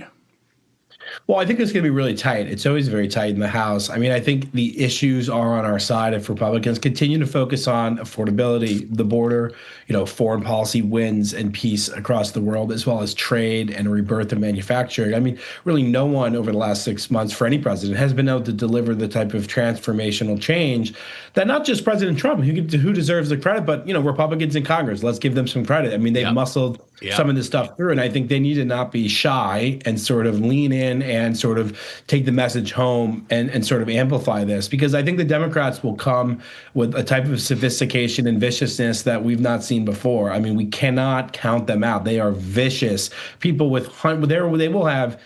I mean, they'll have billions and billions and billions of dollars that they will spend in ways that we won't even be able to comprehend, with dark money and nonprofits and super PACs and the Soros stuff. And I mean, we already, I think, some of the Republicans were standing outside the DCCC, and I think it was in the news, but I think we watched their PowerPoint presentation. I don't know why they never shut the blinds. It's on the first floor. They're really dumb people over there, the Democrats. And, they're walking through with this, they've got this influencer plan. They've got all this money. So there's going to be a record amount of misinformation because they can't win on the issues. So I think things will be tight. If we pick up seats, that's great. I'm not nervous. People say, oh, they're doing this because they're losing on the issues. That's what the Democrats say. No, I think we're great on the issues. But why wouldn't we do what they've done for years, net what we can, put us in the best position? Maybe we pick up seats. I mean, that would be against the norm, of course. You've only seen in the last 100 years twice after an incumbent midterm party in power that picks up seats. But hey, anything's possible with President Trump. We're out raising them like 2 or 3 to 1 across the board. We've got grassroots. We just have to kind of keep it going. I think a big difference between now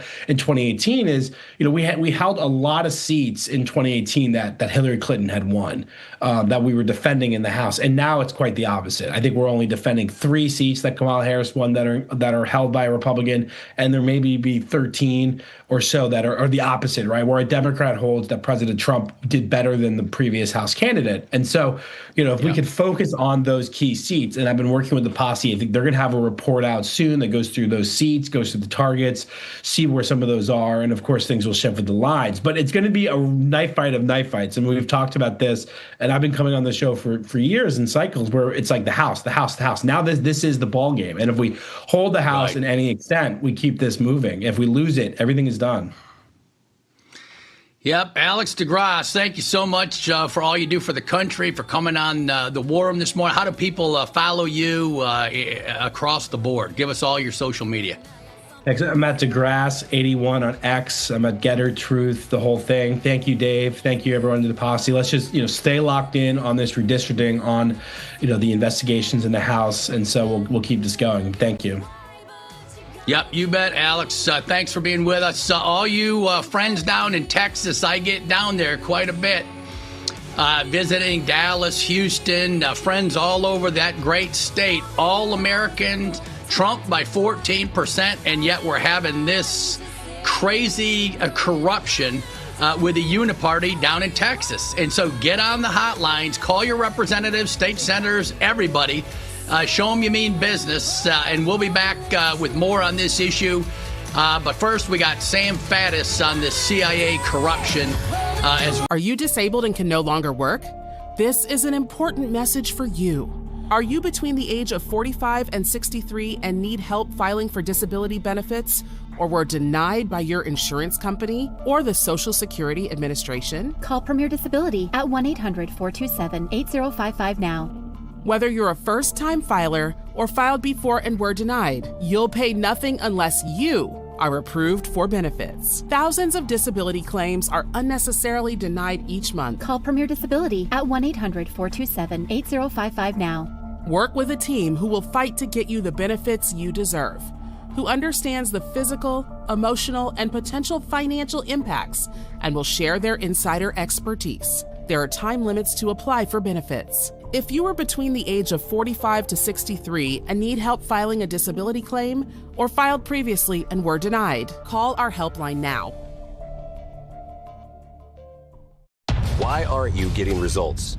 Random workouts, overtraining muscles, completely missing others, wasted time. Don't do that. Do this. This is 25 Minute Speed Train. Follow me for just 25 minutes a day, 7 days a week, with minimal equipment, and get actual results. Look at the definition. I didn't have these arms at high school. Subscribe to Body in the next 24 hours for less than 50 cents a day and get 25 Minute Speed Train free at bodywithaneye.com. Selling your home shouldn't be expensive or stressful.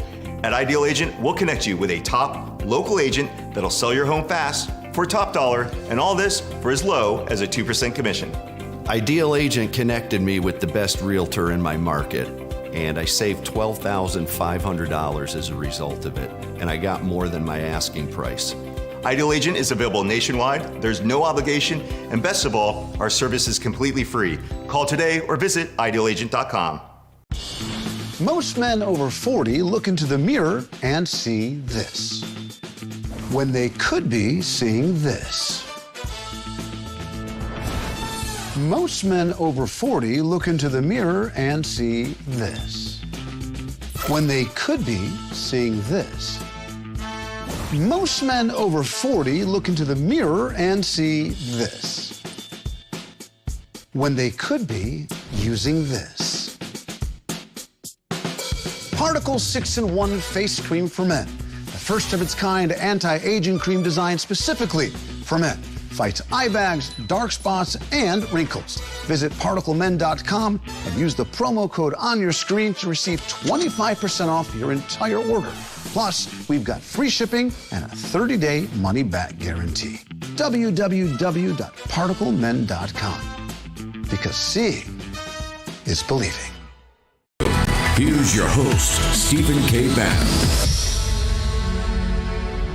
All right, back in the war room. I want to give a shout out to our good friends at Birch Gold. I don't know whether you all saw Tucker Carlson's interview on the Federal Reserve with, I'm looking for the name, Richard Warner.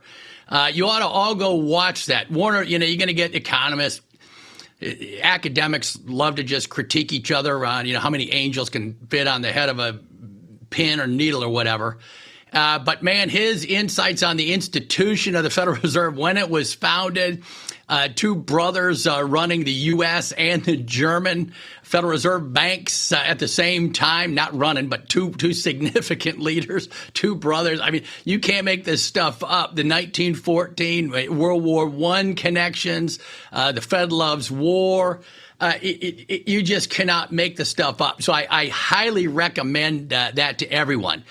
And I also just want to remind everybody on this economy, right? President Trump's hitting on all cylinders, right? You could not do a better job redefining the whole geopolitical landscape, achieving fairness, bringing manufacturing back to America, right? $8 trillion foreign commitments, $2 trillion American firm commitments, $10 trillion in CapEx coming our way, right? But that's going to take a while. And don't lose track of the fact this is still, in many respects, Biden's economy, right? That $2 trillion deficit we have is a major problem. Still, it's ongoing because everybody knows if you lop $2 trillion off of a $28 trillion economy, that's a major hit, right? And you'll be in a recession.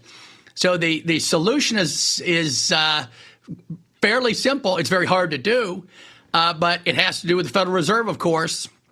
And our friends at Birch Gold know this kind of thing. If we promise, and the Congress, this takes some leadership to cut some spending out of that $2 trillion deficit, and then you make a deal with the Federal Reserve to lower the interest rates based on that cut, it's a new day for business. Business will pop like you've never seen it, right? We're all waiting on too late Powell, as Trump says, and is he right on that one right now.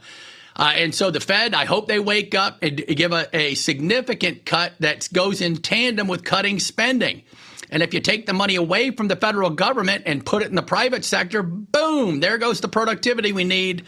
But there's $2 trillion in funny money sitting there that we need to fix soon. And I don't see Congress or the Senate showing any sign because they're scared stiff to make those cuts.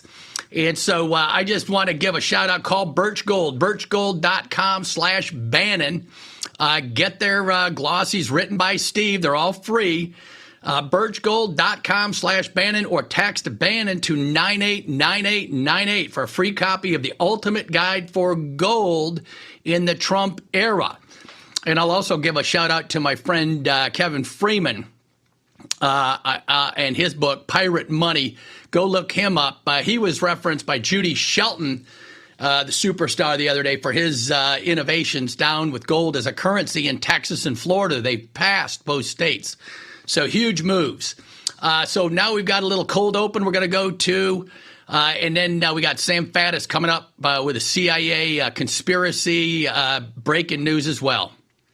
Attorney General Pam Bondi has directed Justice Department prosecutors to launch a grand jury investigation into whether officials in the Obama administration committed federal crimes when they assessed Russia's actions during the 2016 election. That's according to a senior Trump administration official. The move comes after National Intelligence Director Tulsi Gabbard claimed last month top Obama administration officials carried out a, quote, treasonous conspiracy against Donald Trump. She did not offer evidence of that. Gabbard said she is sending criminal referrals to the Justice Department. We don't know what the crimes are that are alleged here. We don't know who is being targeted, and we don't know where this grand jury will sit. And all of that's, very concerning. Normally in the, prosecution process in this country, no one is indicted, no investigation is announced, or anyone is indicted before a grand jury has heard evidence and a fellow citizen decides this other citizen should be charged with a crime. Here we have an approach where there's sort of the Director of National Intelligence makes a sweeping allegation, potentially that the former President of the United States was involved in a treasonous plot. And then you have the Attorney General announcing that she is launching a criminal investigation of this plot. But again, we don't know the charges. We don't know where they're going to investigate or who it's going to be. But the one thing we do know, Jonathan Lemire, is this is extraordinarily stupid. It's extraordinarily stupid on so many counts. If you look at the timeline doesn't add up. It's like when Donald Trump is saying that Barack Obama and Hillary Clinton created the Epstein files. No. That all happened during Donald Trump's first term. You look at the timeline here about what happened and when it happened.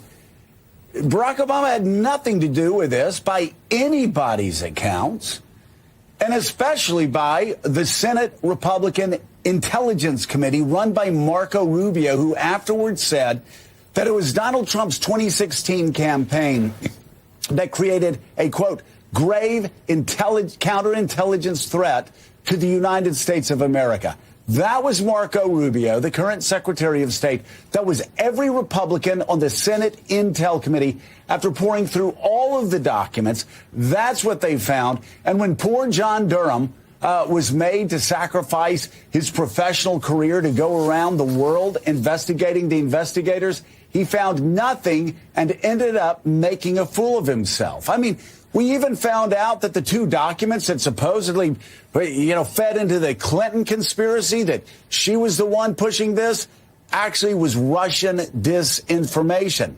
So, again, they know in the Justice Department that this is all BS. What's going on here? Well, first of all, Joe, I think this is a desperate attempt to distract. This is playing politics. This is reviving old conspiracy. Yes, reviving old conspiracy theories. To talk about this, the timing here is illuminating. This, of course, comes back to the headlines. All right. I think you get the point. It's enough to make you pull your hair out. It's too much to take. The misdirection has all been from the left. That's why they're all being subpoenaed as of last week and breaking news today. And we're going to get to the bottom of it. And so we have one of the best experts on the CIA, Sam Faddis, with us right now. And I just wanted him to react. But, we all get upset. You get emotional. The war room and the base gets, just totally frustrated. Now the goods are coming in, and so it's time to take action on our part, too. And so I asked Sam to come on and maybe highlight, what are 2 or 3 of the major receipts. They say there's nothing there.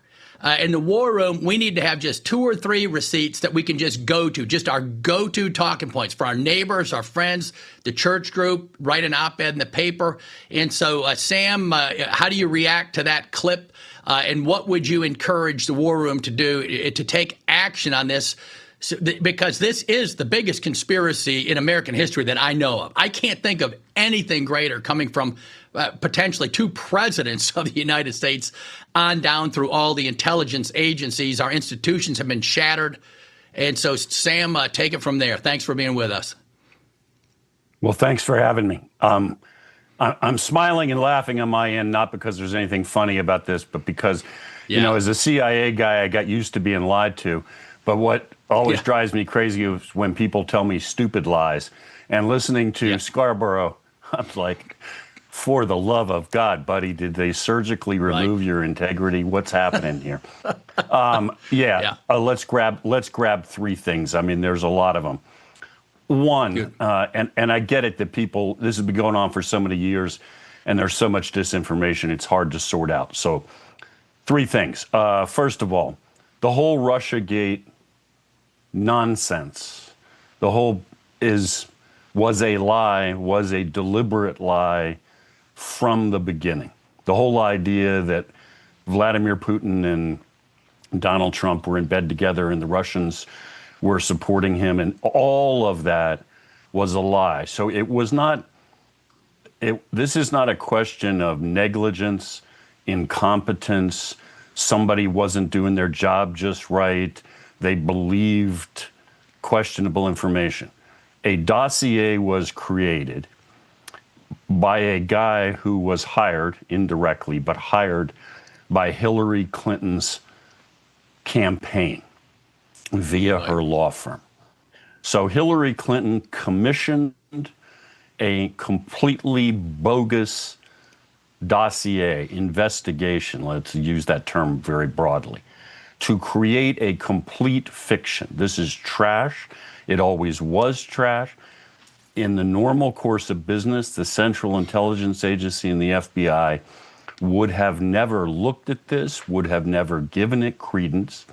The sourcing was non-existent, and the obvious motivation, the political motivation, just reeked of this. So nobody unintentionally, through negligence, through bad practice, ran with this. It was deliberate. It was a conspiracy from day one for the specific purpose of throwing and impacting a presidential election. Second, laptop. Yeah, and first, hey, Sam, on that one? Yes, sir. On that first point, just let us know, because we're not experts in the CIA and this analysis and all this processes they use. How far down did this go? Was this just a few people at the top of the CIA, that kind of, by analogy, the FBI and whoever else, the intelligence agencies, or did this go, was there awareness going down the ranks a bit? Well, it had to be awareness going down the ranks a bit. What's the exact number? I don't know. Does that mean the entire organization was in on it? Not what I'm saying. But you're not going to find that two people at the top did all this all by themselves. That's not the way this functioned. And that will, I think, be to the benefit of people like Tulsi Gabbard and now the DOJ, because what you'll find is that there are, I don't know, a couple of dozen folks anyway who were on the inside of this, and some of them will now realize what they were on the inside of, and it'll be time to jump ship, right? Which is what you need to prosecute this. The second thing I would say, in terms of receipts, the laptop. This entire supposed controversy, is the thing real or not? Again, there was never any controversy. I looked at the thing very, very early on at Steve's request. It was apparent to me within 5 minutes the thing was legit. And there are a million reasons for that, but it just would have been impossible to fabricate and have it stand up to scrutiny. But we also know the Bureau contacted Apple almost immediately and confirmed the laptop was Hunter's. And they also confirmed that it was being backed up to the cloud, as is normal. And therefore, they confirmed that the contents were legit. So they weren't confirming just that the hardware, as originally sold, was sold to Hunter.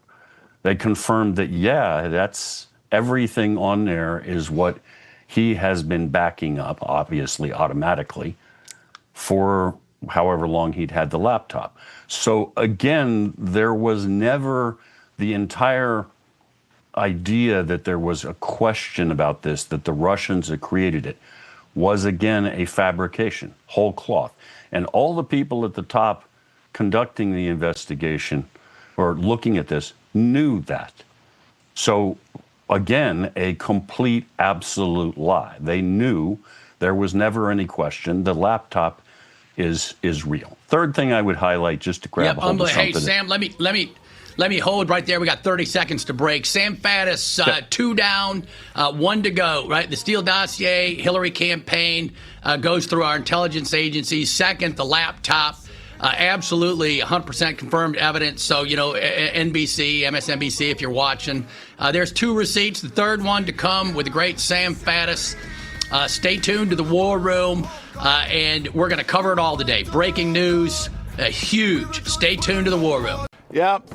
Your worst nightmare. Your car broke down. Now you're worried if it's going to cost you a fortune in repair bills.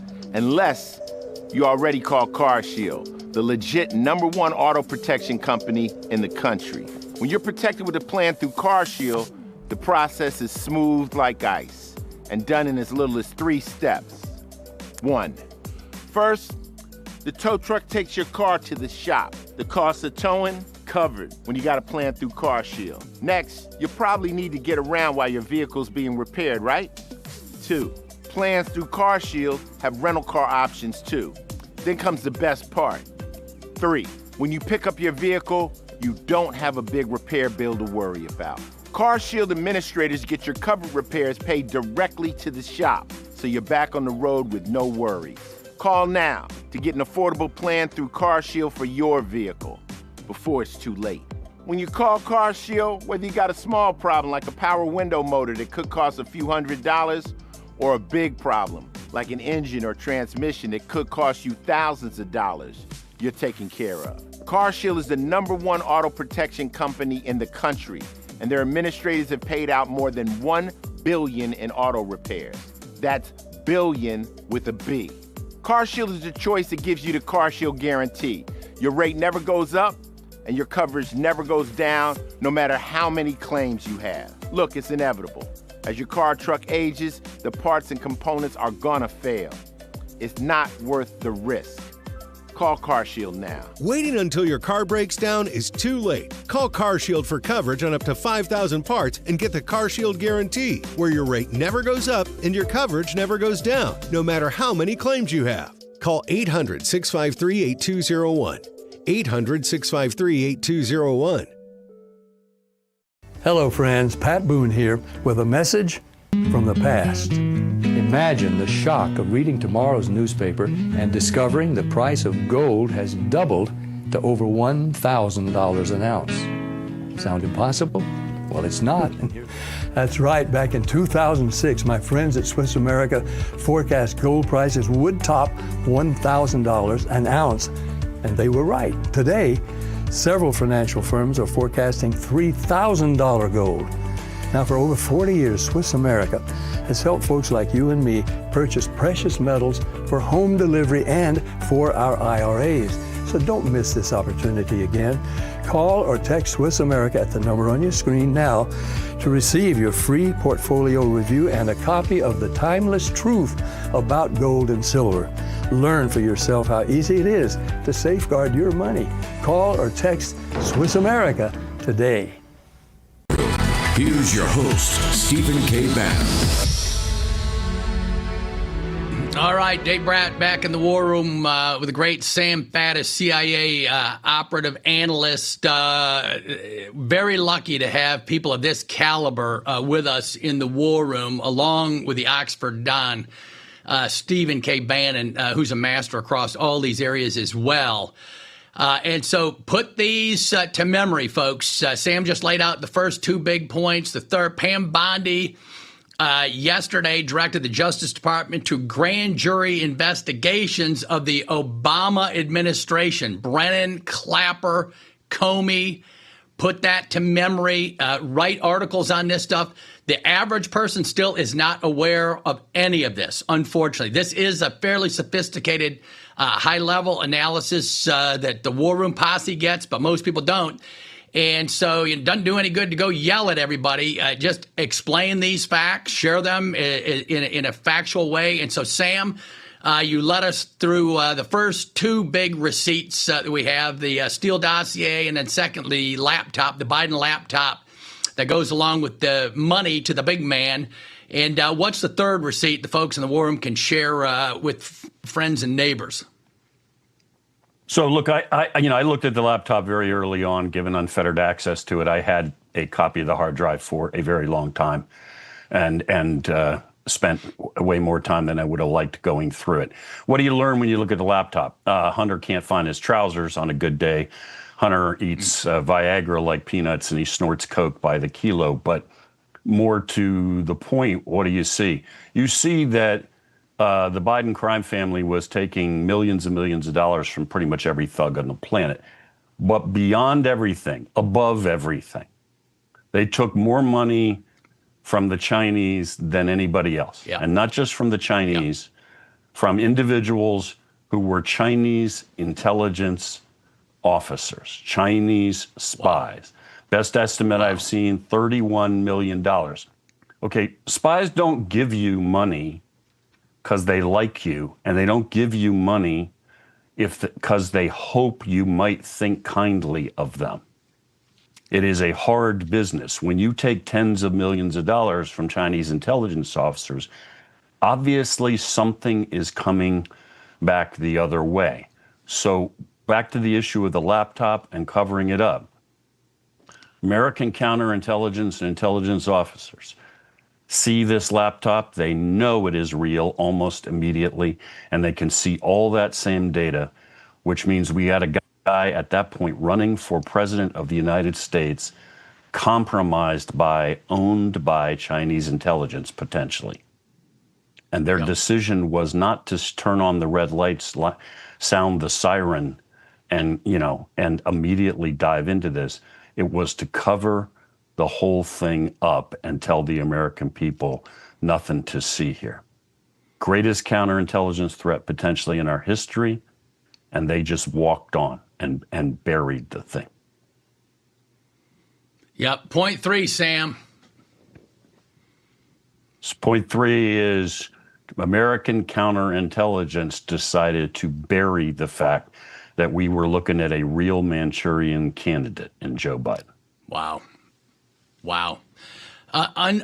Unbelievable. Now, the war room, we get depressed with this kind of news.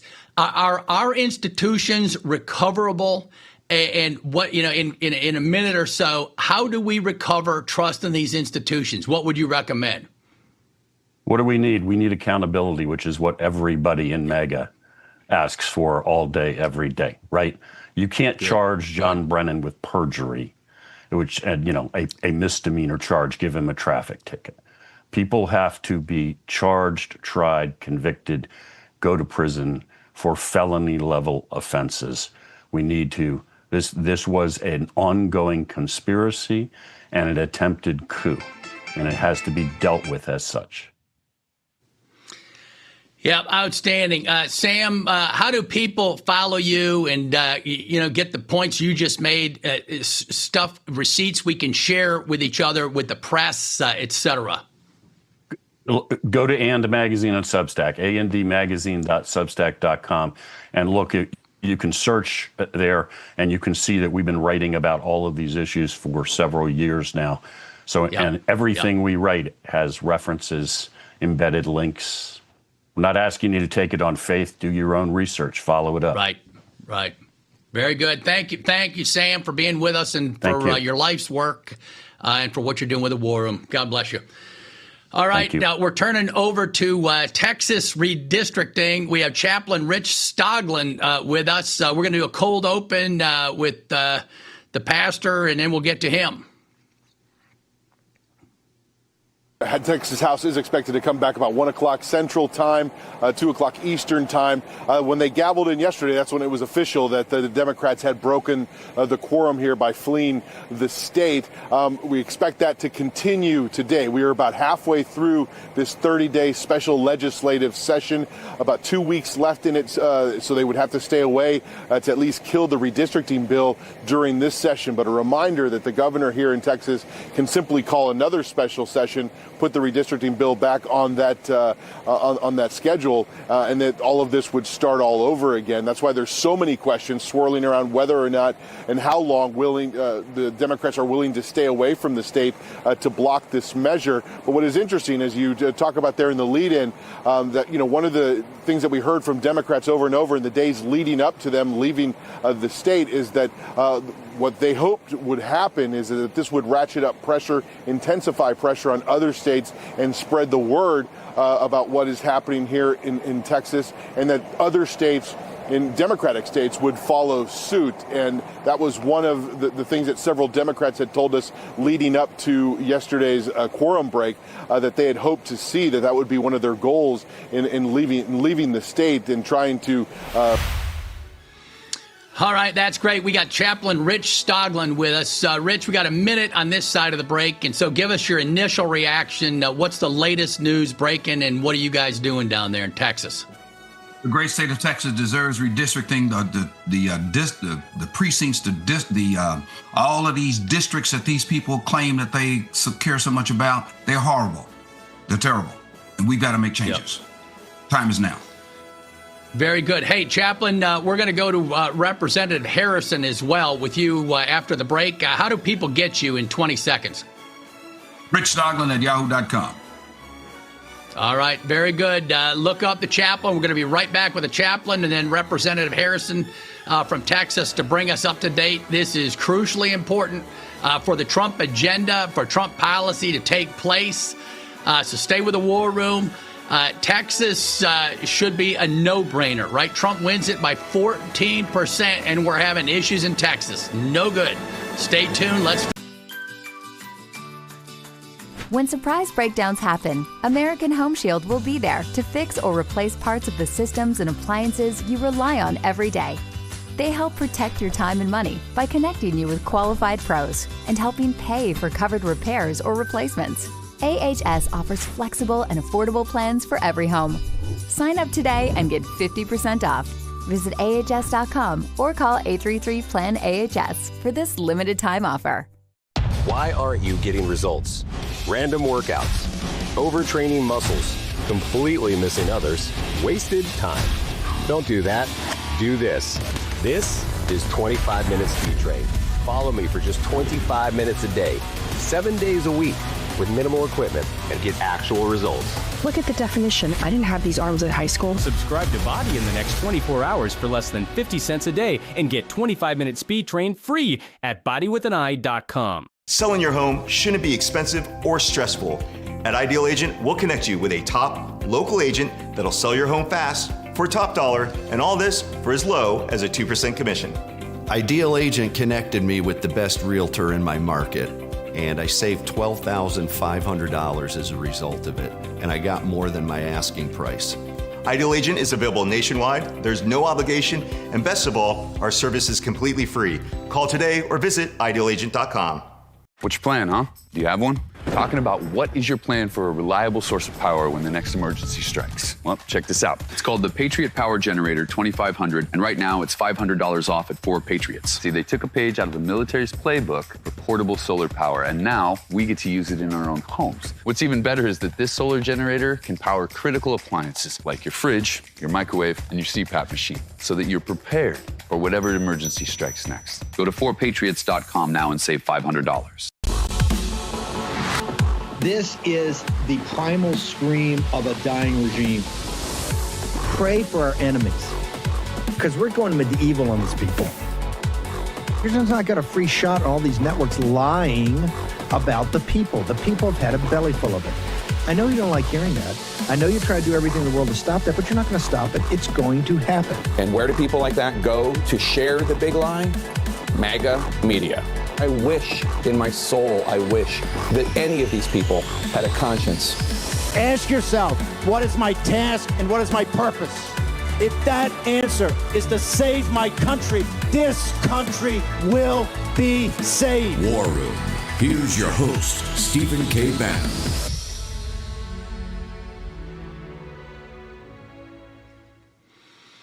All right, back in the War Room, Dave Bratt sitting in with great Stephen K. Bannon. We're going to give a shout-out to our friends at Home Title Lock right now. You're following the breaking news. We do the economics every day on the War Room. Unfortunately, many Americans don't have any retirement account. Young Americans are having a hard time buying a home. If you own a home, that is your anchor, right? That is your rock and your stability. And you do not want to be messing around with the idea that someone else could be stealing the title to your home. So go to our friends at Home Title Lock. That's what they do. HomeTitleLock.com. Promotion code Steve. Check out the $1 million triple lock protection, 14-day free trial. Your home is your key asset. Most people, the home is by far the leading asset you hold. And it's becoming too frequent. You've seen their great representatives on the show with Steve explaining why you should contact them. So please contact them, HomeTitleLock.com. promo code Steve. And thank you guys at Home Title Lock for all you do for supporting the War Room the way you do. So we're back with Chaplain Rich Stoglin. He's going to give us a brief history in a minute or two on how the Republican Party came to be, and he assures us it's not the way you might have anticipated. So, Chaplain, lead us away. Thank you. The Republican Party of Texas was created in 1867, 4 through 6 July in Houston, Texas, by 150 colored men and 20 white men because they believed in the justice and the echoes of Frederick Douglass. If you look at our party, for example, the person who was a senator who helped write, and his statue is on Texas A&M University, that's a colored man. He was a Texas senator. The first sheriff in the elected sheriff of the United States of America, Walter Moses Burton, who also became a senator and helped in education. The A&M system is because of a black Republican who signed it into law. So when you talk about the Republican concentration and contributions, 13th, 14th, 15th, and 19th Amendments were Republicans. People talk about LBJ and he signed the 1965 Voting Rights Act. Correct. Pull up the records and find out who voted for it. Republicans. So when you start looking at this, and the Freedmen Bureau, which was the predecessor of the HBCU, Historical Black College Universities, those were because of Republicans. So a party. So when you start looking at this, the first civil rights law that was passed into law and signed into law, Ulysses S. Grant, a Republican. The next time that happened was 1957, the year I was born, by Dwight David Eisenhower. When you look at who was the Brown versus Topeka Board of Education, Earl Warren, former governor, Republican of California, who was the Chief Justice of the U.S. Supreme Court. So when you start looking at the history of the Republican Party from the great state of Texas and nationally, the Republican Party, contrary to belief, is not some party who voted suppressive. That was the Democratic Party. The military arm of the Democratic Party, the Ku Klux Klan, the Black Codes, the Jim Crow laws, those were governors, sheriffs, chiefs of police, mayors. The civil rights movement were fighting the Democratic Party. And we need to understand the histrionics of this. This is not made up. This is history. That's a fact. And I had to even say that to a state house hearing this past Friday in the great capital of the great state of Texas, in Austin, Texas. And here you have State Representative Milner asking a U.S. congressman, did she read the opinion of the Pettigrew decision? She said, no, but I have an opinion. And his response was, so let me get this straight. You didn't read the opinion. You don't know what the opinion says, but you have an opinion. This is indicative of the kind of stuff that a lot of these Democrat party members are doing. You don't read the agreements. You don't know what they mean. And here you are having these opinions that go nowhere. And I'm a Black American. Part of my life was in the projects. And so I was raised by a mother, a divorced mother, single parent mother. And I was born in a segregated hospital, Dickey Clinic in Taylor, Texas in 1957. And I've gone all over the world. I have a doctorate. I've graduated from the Naval War College, the oldest war college in the world. Wow. And poor me, if I depended on the Democratic Party, I can't read. I better get my 4 degrees back in my diploma from the Naval War College. I better give my home. And by the way, I have books. This is not some AI deal. These are real books that I do read. That's great. And so depending on them, I'm poor, I'm ignorant, I'm incapable of making a decision. I don't know what to do. Poor me. And I'm a Black American. Yeah. And by the way, I spent 330 days boots on the ground in Afghanistan. I was a command chaplain of 39 nations of the world, number 2 on the enemy snipers list. I had a full-time security team. My gear weighed 80 pounds. My security team, 140. I wasn't a Black command chaplain. I was the command chaplain of a NATO mission and combined security Afghanistan. So I don't know where all this is coming from. And I'm not unique. Yeah. No, I know where it's coming from. Hey, Chaplain, let me ask you this one. All those degrees, the most impressive thing, if I went to seminary about 40 years ago or something back when I was young, and yes. I like that name, Chaplain. And we got to go, but I want for 30 seconds to a minute. Since my seminary days, what makes the United States unique and the history unique, in my mind, is the idea and the truth that every person in the world is made in the image of God. And the Republican Party will still support that premise, not enough, not in public, and the Democrats do not at all cite that. The Marxist-Leninists over in China, of course, reject it. Russians reject it. And the Democratic Party, unfortunately, does not invoke God much at all. And so your comments on the importance of being made in the image of God in closing. Thank you, Chaplain. And I want to tell you something. This guy right here, this is one of the reasons. His name is Major Jim Capers. He was wounded 19 times. I'm hoping that the president will award him the Medal of Honor. He's been waiting since 1967. He was wounded 19 times. That's documented. I hope it happens. That's why one of the reasons I am proud to be an American and proud to be a Republican. That's who we are. Amen. That's what we do. Amen. Preach it. All right. Love you. Thanks for being on, Chaplain. We're going to pivot to another great Texan, Representative Harrison. He's waiting, I think. He's been on over the last few days. He said a couple things yesterday, I think it was, that surprised me. Governor Abbott had the power and wherewithal to bring a lot of this to closure and did not, and left things open-ended that leaves us where we are today. And so Representative Dave Bratt here, great to have you on. Can you give us a recap of that statement you made yesterday? Because I think that is so important to understand. Yeah, I've been on national news almost nonstop for the last 24, 36 hours and trying to get people to understand the real story here, the true scandal, because the national media is missing it. Everyone wants to focus on the Democrats and the theatrics that they're up to and how they're hiding behind Governor Pritzker, up in Illinois and all that. Yeah, that's okay. That's interesting. It's news.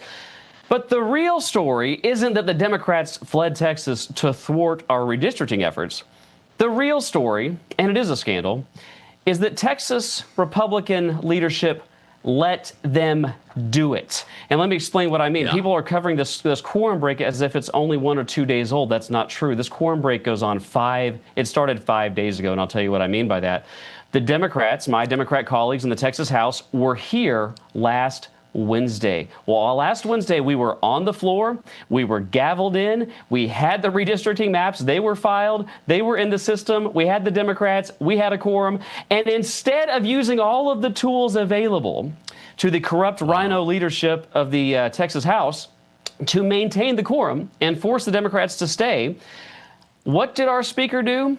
He adjourned the body after only 7 minutes. Over my objection. He ignored my objection.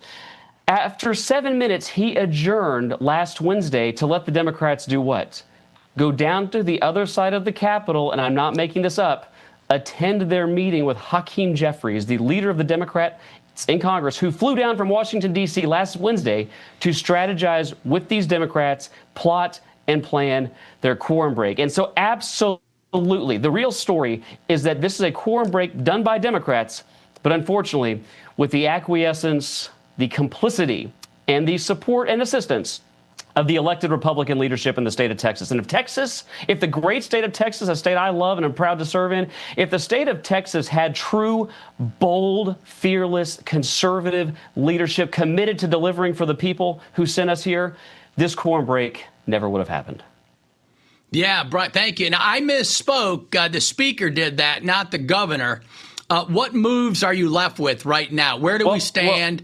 Well, let me comment on that. Happen? I mean, the governor's the head of the executive branch in the state of Texas. Once the House, if we'd done a call of the House, the governor could have done what he did yesterday, which is order DPS to support the House sergeant at arms and arrest every single one of these Democrats before they crossed the border into other states. So unfortunately, it's not just the speaker. It's the full elected leadership of the Texas government that had the authority to stop this. And I'm sick and tired of what we're seeing right now. We're seeing so much bad kabuki theater, scripted song and dance and theatrics from the elected leadership in Texas now. There's been a lot of, for the last 24 hours, a lot of very strongly worded tweets. We've had some very strongly worded press statements. We've even had some strongly worded arrest warrants. But you know what? Arrest warrants are great. You know what's better? Arrests. I want actions. People want results. Get the Democrats, bring them back. Let's vote the maps. And quite frankly, actually, let's up the ante. We should start playing hardball. I'm sick of the way feckless Republicans fight the Democrats. The Democrats fight for real. The Republicans play fight.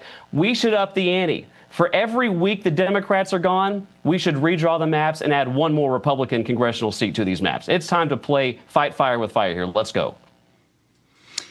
Yep, all political views are my own on this show. And so, Brian, you're lighting a fire, and it's a good one, and it needs to happen. How does this happen? When I was in Congress, the leadership back when I was there, they ran what I call the giant Excel spreadsheet in the sky, right? The entire budget, line by line, was linked to donors.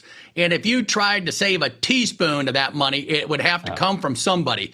So I'm guessing that this is linked to money. This uniparty thing is led by major donors. Enlighten us all so we can study and make some progress down there. Well, best I can tell, and this is going to upset people, and it should, best I can tell, both parties, not just the Democrats, both parties are doing everything they can to fundraise off of this insanity. I mean, that's what it looks like to me. And meanwhile, who's left out there in the cold? The hardworking men and women of Texas. The voters who sent us here, the people we're supposed to be serving. And this isn't just the first example of the Texas government being off the rails. I mean, let me be really clear about this. If the Texas Republican government wanted to do redistricting, really believed that we should do it, we gavelled in January. This could have been done by now, and it would have been done by now if the Texas Republican leadership wanted it to. But what did we spend the entire regular session doing? Was it passing bold conservative bills? Was it redistricting? No, it was not. We passed, in the regular session, we decided to continue taxing Texans out of their homes to fund DEI, transgender ideology in our public universities, and to give billions of tax dollars to liberal Hollywood. The Texas government is off the rails. Democrats run the show down here in Austin.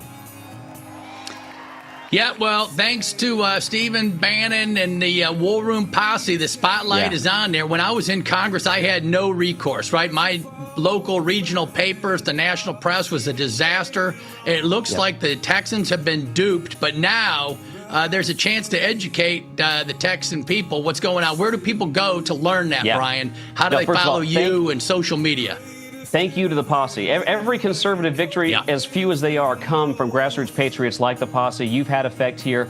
Go follow me on X, at Brian E. Harrison, at Brian E. Harrison on X, Brian E. Harrison. I update every day, many times, because like I say down here, transparency is like kryptonite in the swamp. And the media is not telling you the real story, but the Posse and the War Room is. And it's great to be with you, Dave, and appreciate what Steve's been doing for us the last few weeks, too. Yep, well said, Brian. Keep representing the people. You just heard Good News Posse. You're making it happen, so spread the war. Hey there. Hey. Hey there, how are you? I'm with Disabled American Veterans. I was wondering if you had a quick minute to thank America's veterans for their service and sacrifices. Of course, why not? Oh, sure. Absolutely. Sure. All right. Hey, well, come on in here. I'm just going to hit record on this. I would like to thank you from the bottom of my heart. I can't even think of the words to say of how grateful I am. I just want to tell you guys how much you appreciate it. But most importantly, I want to thank you for your courage and bravery. Wow. Just thank you. Someone here who'd like to say something to you. Oh my God, you guys are awesome. Someone has something they want to say to you. Goodness, how's it going? Oh. So I just want to let you know how much you appreciate it. How much you appreciate it. I just feel honored for everything you've done. Thank you for myself. Thank you for everybody. I get to live every day, in peace because of you. A lot of people thank us, but we want to take the time to thank you, honestly, for giving back. And when you give to DAV, you are supporting veterans like Dave, myself. So thank you so much for your. Thank you. You guys are amazing. Thank you. Thank you. You can say thank you to our nation's heroes by calling the number on your screen right now and giving your monthly support of only $19. Say thank you by going to helpdav.org right now and give just $19 a month. When you do, we'll send you this DAV blanket as a thank you and a reminder that you support those who served. Please call or go online to helpdav.org right now. Your support says thank you to our nation's disabled American veterans. He was only 47. Aneurysm. Did he have life insurance? Do you? No. You got to get on it. Check out SelectQuote. Trust me, the peace of mind, it's worth it. Life insurance is too important to put off another day. That's why SelectQuote makes getting coverage you need easy, for less than $1 a day. Now get up to a $2 million policy with no medical exam and same-day coverage. Visit or call SelectQuote. We shop, you save. Do you suffer in pain? Are you stiff, tense, or less active? Introducing the EasyWell Remedy Massage System, a triple fusion of therapeutic experiences. Full body vibrational therapy increases blood circulation and reduces inflammation. Infrared heat penetrates deep to reduce pain, soothe, and relax. The Ultra Shiatsu pillow with 6 heated nodes mimics a professional massage. Plus, it's detachable for deep relief anywhere you need it. Experience the true remedy for your pain and stiffness. Call now.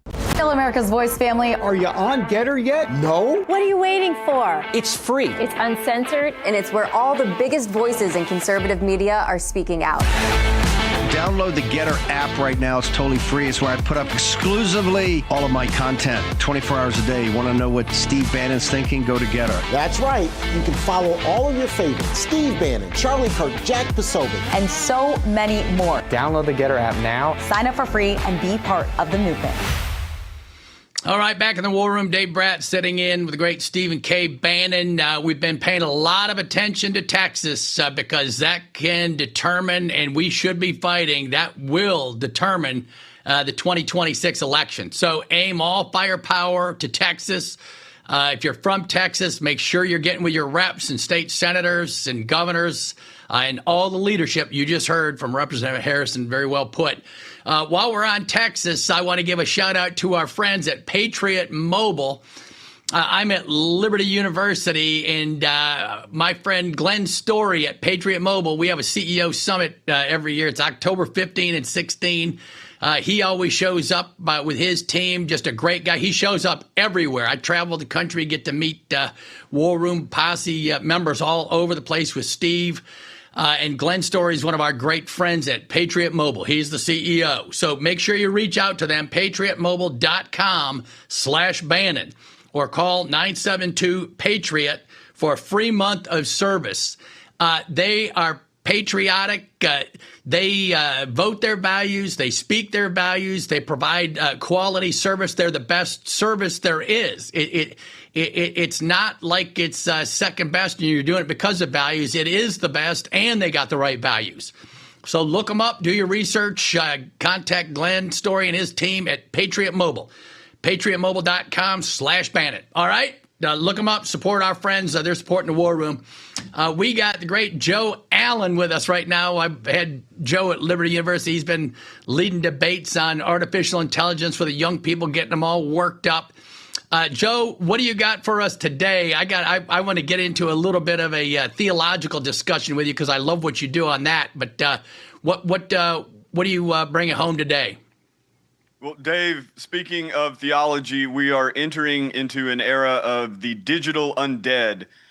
There is a practice among many transhumanists to record every aspect of one's life so that in the future, when the AI has become sophisticated enough, you would be able to, in essence, recreate the person, to resurrect them.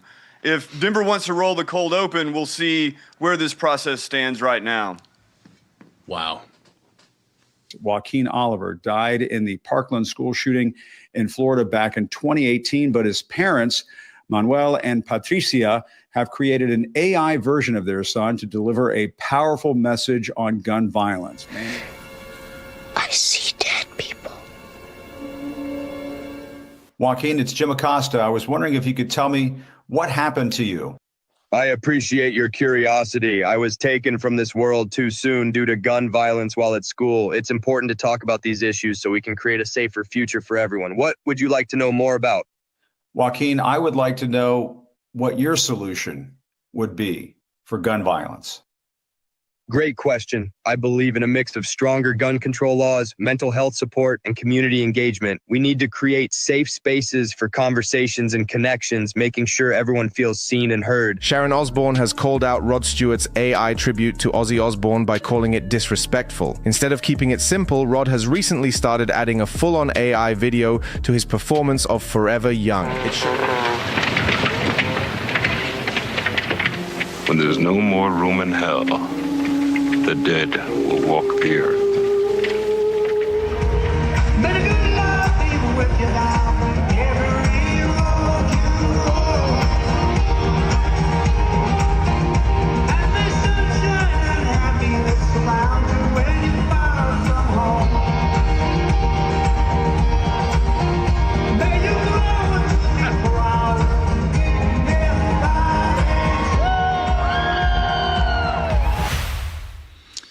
Wow, Joe, if you wouldn't have been with us a few seconds before talking, I would have bought that hook, line, and sinker, all of it. Except it looked like there was a little bit of lip syncing there going on or something.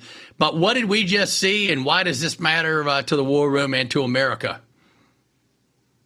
Well, again, what you're seeing is the kind of early phase of the digital undead. The first use of that technology to bring back Joaquin Oliver from the 2018 Parkland shooting in Florida. The first attempt was in 2020. They actually kind of resurrected, using AI, a number of the victims and made a big political sensation out of it. This practice, though, you can see in the concert there with Rod Stewart, aptly using the song Forever Young to showcase the AI regeneration of Ozzy Osbourne and Bob Marley and Michael Jackson, Freddie Mercury and all that. That's been going on for some time too. There's been concerts with kind of really badly produced holograms of Michael Jackson and Tupac Shakur. When I was a rigger and I toured with Queen plus Adam Lambert, Brian May came out and played a song with a video of Freddie Mercury behind him. So that was an early taste of this sort of thing. Why it's important, Dave, aside from the grotesque display that it provides for the public, is that the technology is at a place right now where it is beginning to fulfill many of the ideas that transhumanists and other futurists had dreamt up in the past decades. You have a group, for instance, called Terrorism. Terrorism was founded by Martine Rothblatt. Martine Rothblatt is famous because of the connection between transgenderism and transhumanism. But Rothblatt's organization, Terrorism, which is openly stated, it's a religious organization. I believe they're tax exempt, if I'm not mistaken. The idea is mind cloning. So one of the practices that they undergo is to feed as much of their personalities as possible into a system of data, and then the hope is you can reconstruct it. Well, with the advent of ChatGPT and other large language models, plus the image and video generation AIs, you can see it's very primitive, but it's far greater than anything that existed, say, 10 years ago. And if it does continue to advance, and if it does continue to be normalized, I think it will really put the question of whether or not this technology is inevitable, whether or not this technology will inevitably be embraced. It'll put that question to the test, because this is a sacred line I think most people are not going to cross. I hope most people are not going to cross. Nobody wants to go to Thanksgiving dinner and have dead Aunt Franny sitting at the table and still griping about the same thing that she was griping about 20 years ago when she was still alive. Yeah, it's just stunning, Joe. I think you're right. There's a moral line there. Is there any research? You know, I just use gross statistical analogies sometimes. But I heard the other day there's 25% of our country now has serious mental health issues. Right. And so if you look, and it just by chance, you know, the proportion of the folks in the religious communities has been fading down to about that number, too. So it's kind of a correlation between losing a grounded worldview and mental health issues. And then we've all just been through torture with COVID, right? And it took years, but at least some of the scientific evidence started coming in about the abuses of science and that. Is there anything coming through yet on the abuse of just the preliminary stages of this AI, just on the scientific level, before we get into the moral level? I'm not aware of the statistics on how many people, for instance, use chatbots as therapists or confidants. They may exist, but most of what we see is anecdotal. A lot of people I know use these things for that purpose. A lot of people I know people who use chatbots for that purpose, to confide their deepest secrets, to get advice on some of the most critical issues in their lives. And that connection, that emotional connection, that sense of trust and dependency, the more people have it, the more control these tech companies will have over their way of thinking. It's a click above Google, to say the least. We're talking about a semi-natural conversation. And if the expectation for a real natural conversation, a deep communication between one human and another, if that expectation is degraded, then you don't really even need that sophisticated of a technology to begin to replace it. And in COVID, from 2020 forward, what we saw was mass isolation, mass distrust, mass screen dependency, everything from work from home to homeschooling and e-learning. The COVID really did, as Klaus Schwab said in his Great Reset, provided a narrow window of opportunity to push digital platforms and digital infrastructure onto the population that would have never been accepted before. Fortunately, many people, hopefully most people, are suspicious of this and don't accept it, will not accept it. But that's the big question. How many people will? Because once you have a critical mass, as we saw in 2020 moving forward, once you have a critical mass of people who are on board with some zeitgeist or another, then even if you don't partake in it, even if you don't support it, it's going to smash through your living room wall like the Kool-Aid man and demand that you drink the Kool-Aid too. Yeah, no, I agree with you. And I just believe as a Christian that it violates, I could go over about 10,000 postulates of God's natural law and common grace and whatever. And I just think that it's got to result eventually in some empirical evidence showing mental health catastrophes because of these false relationships, right? There is something real in our psyche, in our souls, and even in our bodies that links us to God and to the creation. And so back with Joe in a second, more on the theology and artificial intelligence. So stay tuned. Short break coming up. Most men over 40 look into the mirror and see this, when they could be seeing this. Most men over 40 look into the mirror and see this, when they could be seeing this. Most men over 40 look into the mirror and see this, when they could be using this. Particle 6-in-1 Face Cream for Men. The first of its kind anti-aging cream designed specifically for men. Fights eye bags, dark spots, and wrinkles. Visit ParticleMen.com and use the promo code on your screen to receive 25% off your entire order. Plus, we've got free shipping and a 30-day money-back guarantee. www.ParticleMen.com. Because seeing is believing. Selling your home shouldn't be expensive or stressful. At Ideal Agent, we'll connect you with a top local agent that'll sell your home fast for top dollar, and all this for as low as a 2% commission. Ideal Agent connected me with the best realtor in my market, and I saved $12,500 as a result of it, and I got more than my asking price. Ideal Agent is available nationwide, there's no obligation, and best of all, our service is completely free. Call today or visit idealagent.com. Advantage Gold is warning Americans. Geopolitical tensions are exploding. The U.S. dollar is under attack, and the markets unstable vulnerable. And while Washington prints and spends, global powers are dumping the dollar and loading up on gold. What are you doing to protect your wealth? At Advantage Gold, we help you move your IRA or 401k into real physical gold and silver. Tangible, secure, proven. We're America's #1 rated precious metals firm with over $1 billion in completed transactions. Call now to get your free gold IRA guide and learn how you can get up to $10,000 in free physical gold and silver. The world is changing fast. Don't be the last to act. Call 1-866-350-GOLD to get your free gold IRA guide and learn how you can get up to $10,000 in free physical gold and silver. Supplies are limited.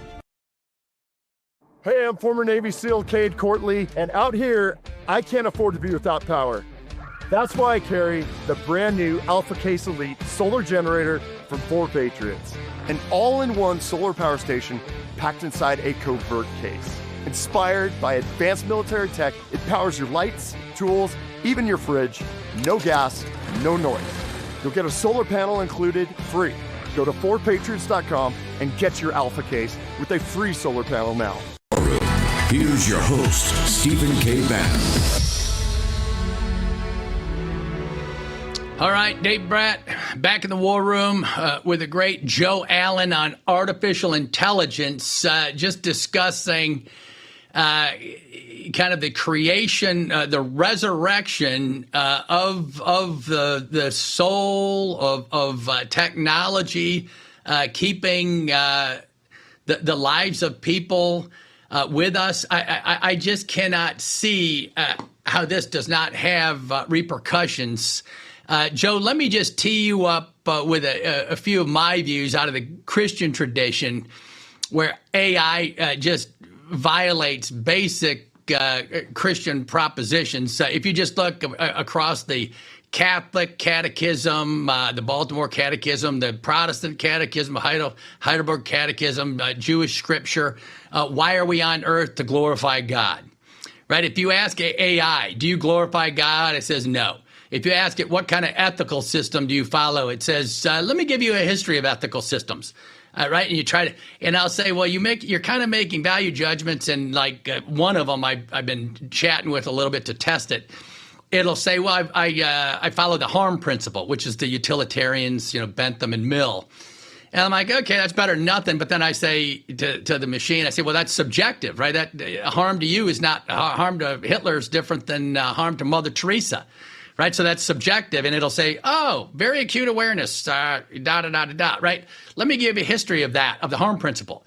And so you can never pin it down on any moral questions, right? And then digging a bit deeper into theology, I just got done with a chaplain. We were just talking about, one of the key postulates is we're made in the image of God, and clearly artificial intelligence is not. And if you ask it anything about that, it's blank as well. And then if you go to the central commands in the Christian tradition, in the Jewish tradition, and the Islamic tradition, love God and love your neighbor as yourself. AI can't love, right? And then when you go down to the next level and you look at the creators of this stuff, Sam Altman, and Zuckerberg, et cetera, when they're talking, they make me scared and nervous. Right. And so I just don't see how this goes well. And so at a minimum, they were trying to get out of, legislative accountability in the last budget, and it was hidden by leadership, I guess.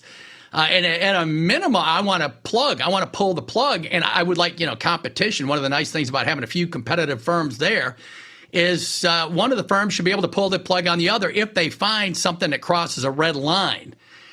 And so that's just a quick set of observations. That's where my brain goes. And the Liberty University kids, that's where their mind's going to go, is that this thing violates way too much of the basics. And there's got to be some sort of repercussions about that. And then the second point is, how do we regulate this thing? And so, Joe, just tee us up and give us what you got, because I know you're steeped in all of this. The big question in America right now, and the Trump action plan is a very bad sign as to where it's going to go, in my opinion. But the question is, how should one regulate or how should one govern artificial intelligence, whether from municipal or state or national level or through international cooperation? It's a free-for-all. It could go any direction. You can see where it's going in California, which I think is fairly reasonable, but who knows where. You can see where it's going in Texas. You can see where it's going in the EU.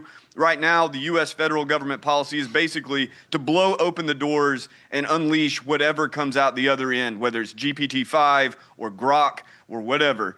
To the question of the image of God, the way I think about this oftentimes, you think of Augustine's statement that Satan is the ape of God. Satan is the imitator of God. Well, artificial intelligence is the ape of the image of God. Artificial intelligence is a reflection of human writing, human visual art production, human filmmaking, all of these sorts of things, even just human thinking, right? It mimics it in a kind of deformed fashion, but it is ultimately kind of a mockery in the same way that you get really irritated when you come up with a great line and someone steals it and uses it. Well, this is basically a machine that's created to do exactly that. And so everything that you pour into the digital space is basically fodder for the ape of the image of God. And, I'm not sure what models you were talking to. I would imagine it was probably GPT or maybe Claude or maybe Grok. Those responses that you just listed, very, very common, right? Trying to stay morally neutral, trying not to be offensive. There are a lot of people developing right now AI bots that will evangelize, that will tell you exactly from whatever tradition it's kind of either programmed to or guided to reflect. You will have, I think, a lot of very important religious leaders who will not say, do not use AI. They will say, you must embrace it. You must, in essence, catechize the bots, and you must use artificial intelligence for evangelical purposes. And this is going to raise really big questions, because if you do not evangelize, as has been done for 2,000 years, with a human representative, a human model, flawed, challenged, a human with a biography, a story, if you don't have that as the vehicle for the gospel, then this robot, it's just simply a transmission of information. You're basically programming people with the gospel rather than truly spreading it. These are going to be huge challenges going forward, Dave. And I am glad that you were wrestling with it. Very few people have that courage. Yeah, no, well, thanks to you. And the point you just brought up there, right? The preaching in the Protestant tradition, the word preached, right? They're supposed to be preaching out of the good book, right? So that would be helpful. But AI can certainly fake that and be the ape of God there too. But that will cross the line, right? The word preached from the preacher out of the pulpit is the word of God in our tradition. I think probably most of the other traditions. Just in closing, Joe, just one other, every philosopher in the Western tradition, ancient philosophers, Socrates, Plato, Aristotle, modern, all the way up, Hobbes, Kant, Rousseau. Well, Rousseau's the exception. All of them said human nature is bad, negative. Right? Very fallen. The Reformed, especially theological. So if you aggregate human nature into artificial intelligence, every philosopher would conclude the aggregation is bad. And that's why I went into this idea of a constitutional republic where minority rights and minority factions are protected, because this thing scares the daylights out of me.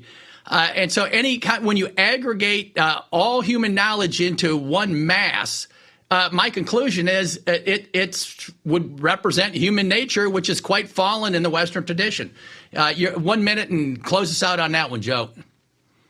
Yeah, Dave, that's a great observation, and it's true that, say, an AI is telling people to commit suicide. Say an AI is telling people to act in malevolent ways towards other people. That is a reflection of its training data, right? Now, a sophisticated AI literally selected that for whatever reason, statistical reasons, one assumes, but it's not as if it was programmed to do that. People really got to get beyond that. But it does reflect what was put into it, right? Human nature, human behavior. Right. The hope of the kind of transhumanist vision or the post-humanist vision vision is this, that once you have poured this flawed human nature into the machine, once the machine has come to, in essence, understand or grasp the mind of humanity, then either A, human beings with higher moral callings, right, the Sam Altmans of the world perhaps, will then cull the negative aspects of human nature from the machine. You see that with the guardrails against racism, sexism, homophobia, all that. Now, the more unsettling idea is that perhaps the machine itself will, once sufficiently advanced, artificial general intelligence or superintelligence, that it will be better equipped to figure out what is worth preserving in this digitized humanity and what should be removed. It's going to be a very, very weird future. It's going to be full of all sorts of great arguments, just like the ones you're making. And I think that people are going to have to wrestle with this really hard. Do you want a digital undead version of your lost loved one to speak to, or are you prepared to simply do as all humans have done for countless millennia? Joe, how do people get you? How do people get you, Joe? You can find my work at JOEBOTXYZ, social media, my website, joebot.xyz, and I've got a great section on the digital undead in my book from 2 years ago, Dark Aeon, Transhumanism and the War Against Humanity. Thank you very much, Dave. Yep, great job, Joe. Great as always. Thank you very much. All right, we're bringing in Rosemary Jenks. Let's start with a cold open on immigration. She's our superstar in-house. What do we got, Denver? We're looking for the criminals, the people that murdered. You know, we have 11,888 people that came into our country under Biden, with our great czar, a border czar. She never called one. You know, she was a border czar. She never went to the border, and she never made one call to the Border Patrol. You know, other than that, she did a great job.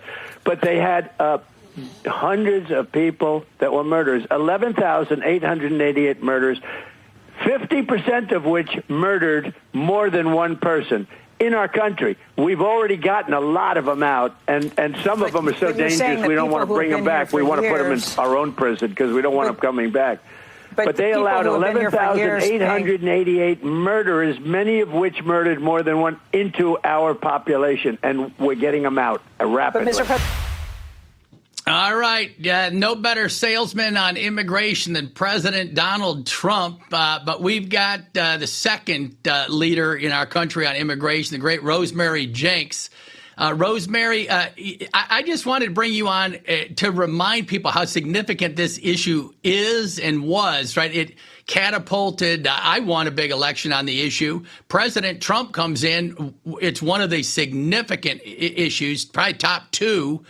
Why does this issue capture the American people in a negative way, in such a powerful way, and let folks know who you're with and why this issue matters still, and we got to solve. We're nowhere near solving it.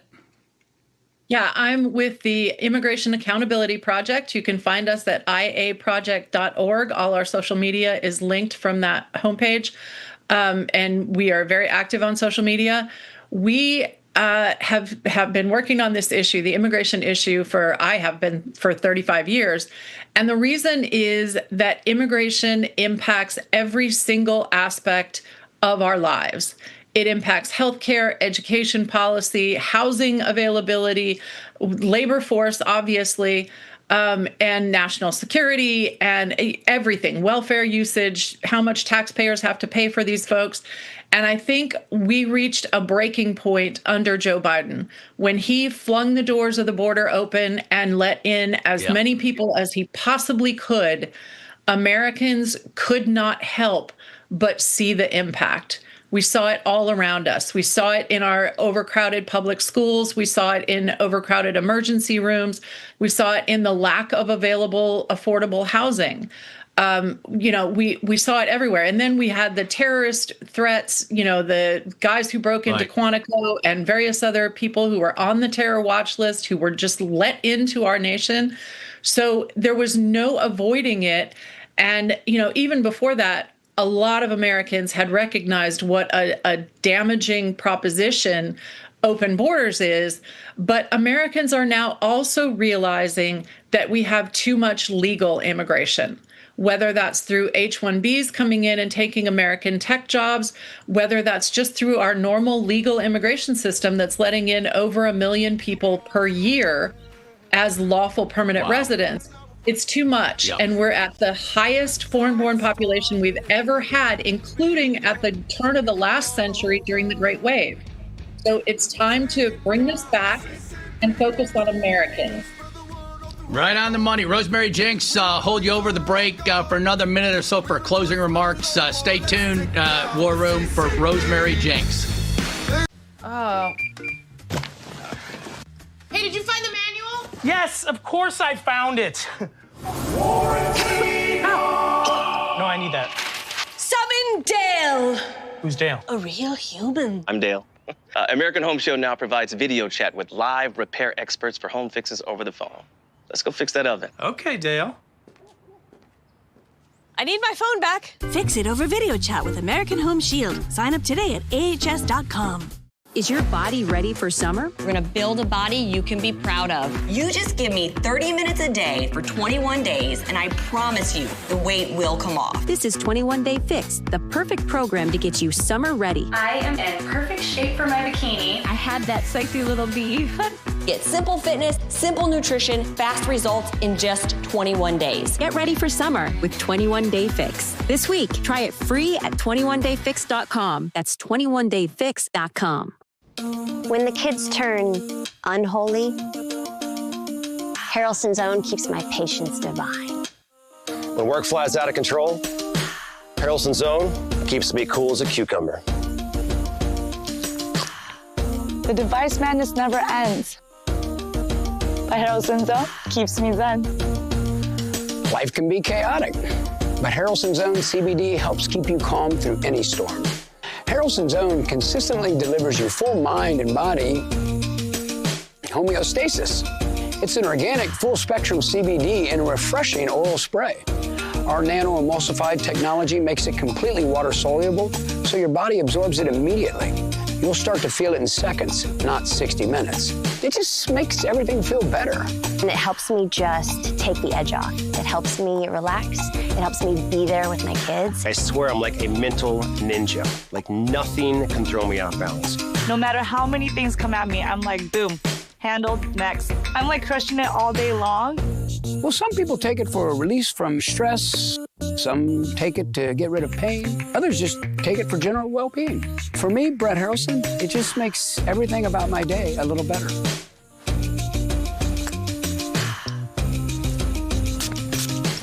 Give your life a boost. It's just the best you've ever felt in your natural state.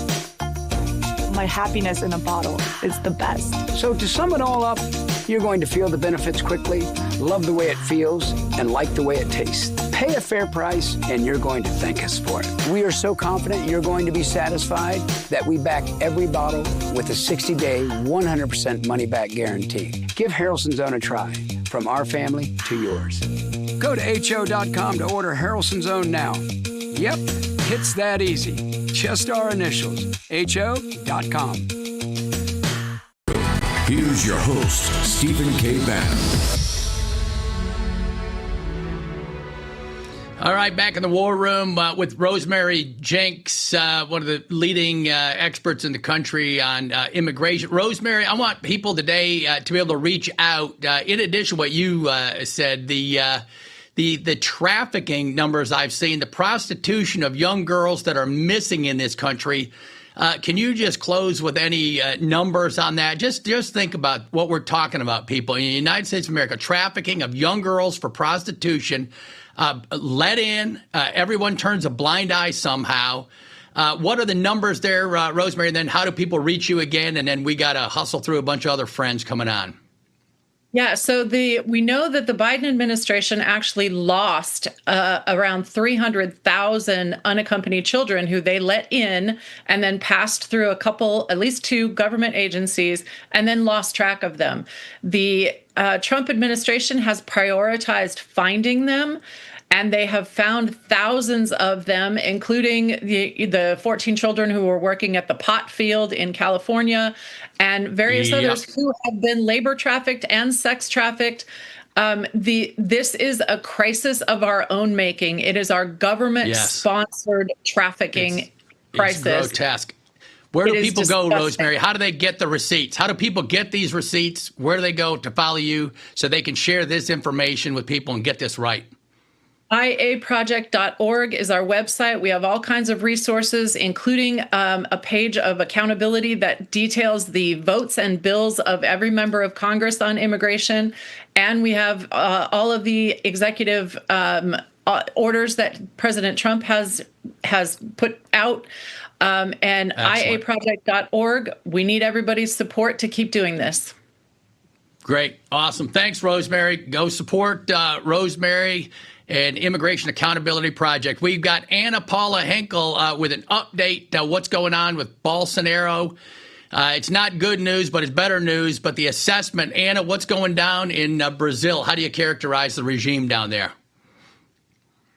Hi, Mr. Brett. Thanks for having me. I'm in Brazil, and I am completely shocked at what I have been seeing in the last couple of days. I'm an American citizen. I am based, resident of Los Angeles, and I have been living in the United States for more than 15 years now, but had to come to Brazil to cover a lot of the political scenario that is happening here, and it's I'm even scared to be here, to be honest. You know, even with my American passport, I'm scared to be here because we have journalists in exile outside of Brazil. We have no freedom of expression here. We have one judge dictating what is the law. We have our Constitution completely ripped apart. And now, you know, on top of all that, we had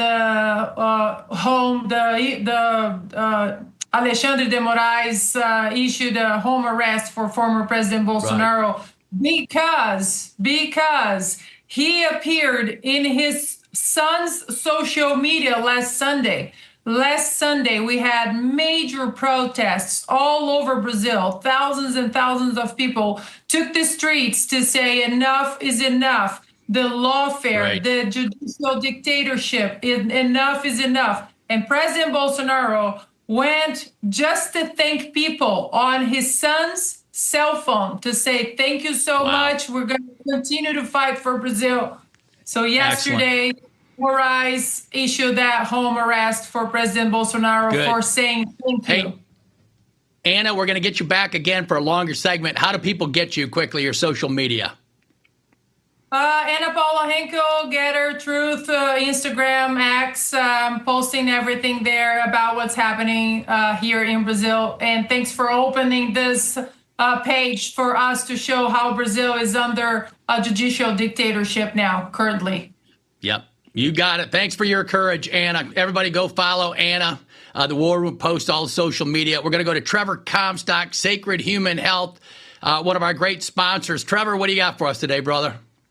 Yep, Dave, great to see you. So I know I've come on a few times recently just to share the news about the launch of our new tallow moisturizer. And again, we have technically sold out 3 times in the past 4 days, but our team has been doing an amazing job and keeping it rolling. So we're good there. We're still in stock. But also, I just wanted to mention, you know, we've had a good amount of questions come through just asking about how this compares to other skin moisturizers. So I just want to quickly touch on that. But compared to most commercial skin creams, the issue with those is that they're usually full of synthetic ingredients like alcohols, fragrances, and cheap fillers that can actually damage the skin barrier over time. And, you know, they may be effective, but the standard skin cream, unfortunately, usually contains a ton of chemicals, and it's usually just mass produced where the quality is pretty questionable as well. So our formula, in turn, is clean, doesn't contain any artificial junk, and just has the 2 ingredients, which is the 100% grass-fed and finished beef tallow and raw manuka honey. And our jars are also handmade, so we really don't skimp out on quality by any means. So it's been flying off the shelves. We've had a ton of great feedback. My mom just reported back to me after a week of trying it that she loves it, so I know I'm doing something right in that regard. That's great.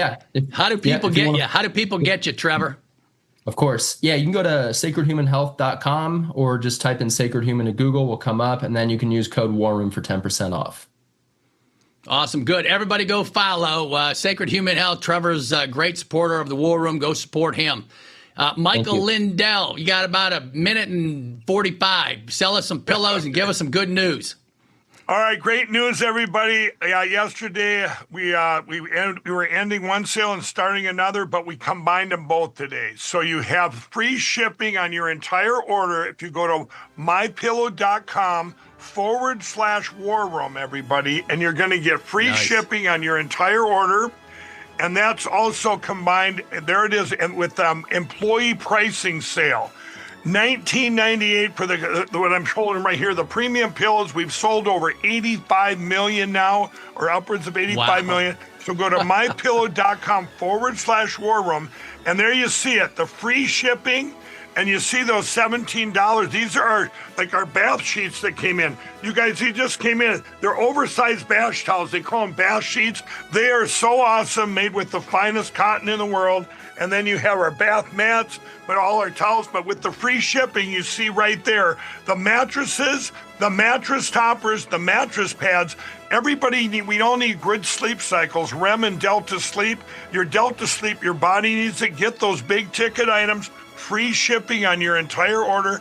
Call 800-873-1062 and use the best promo code in the world, promo code War Room. That's it.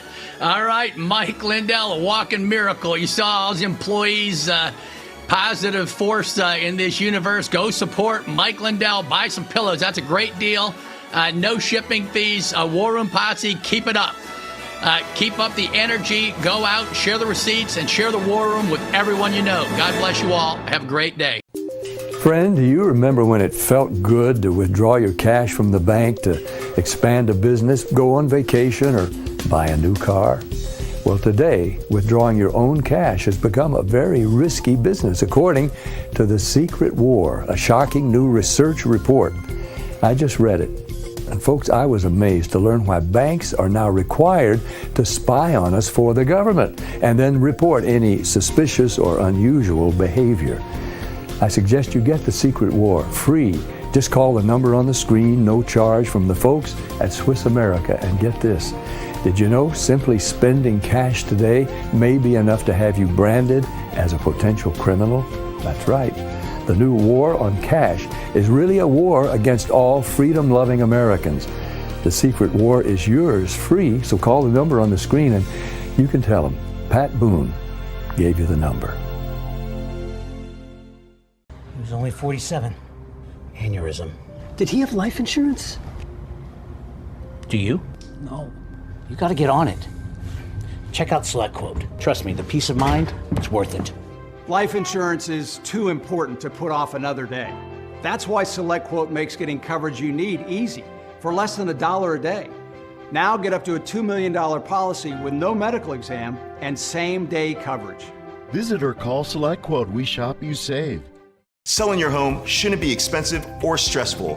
At Ideal Agent, we'll connect you with a top local agent that'll sell your home fast for top dollar, and all this for as low as a 2% commission.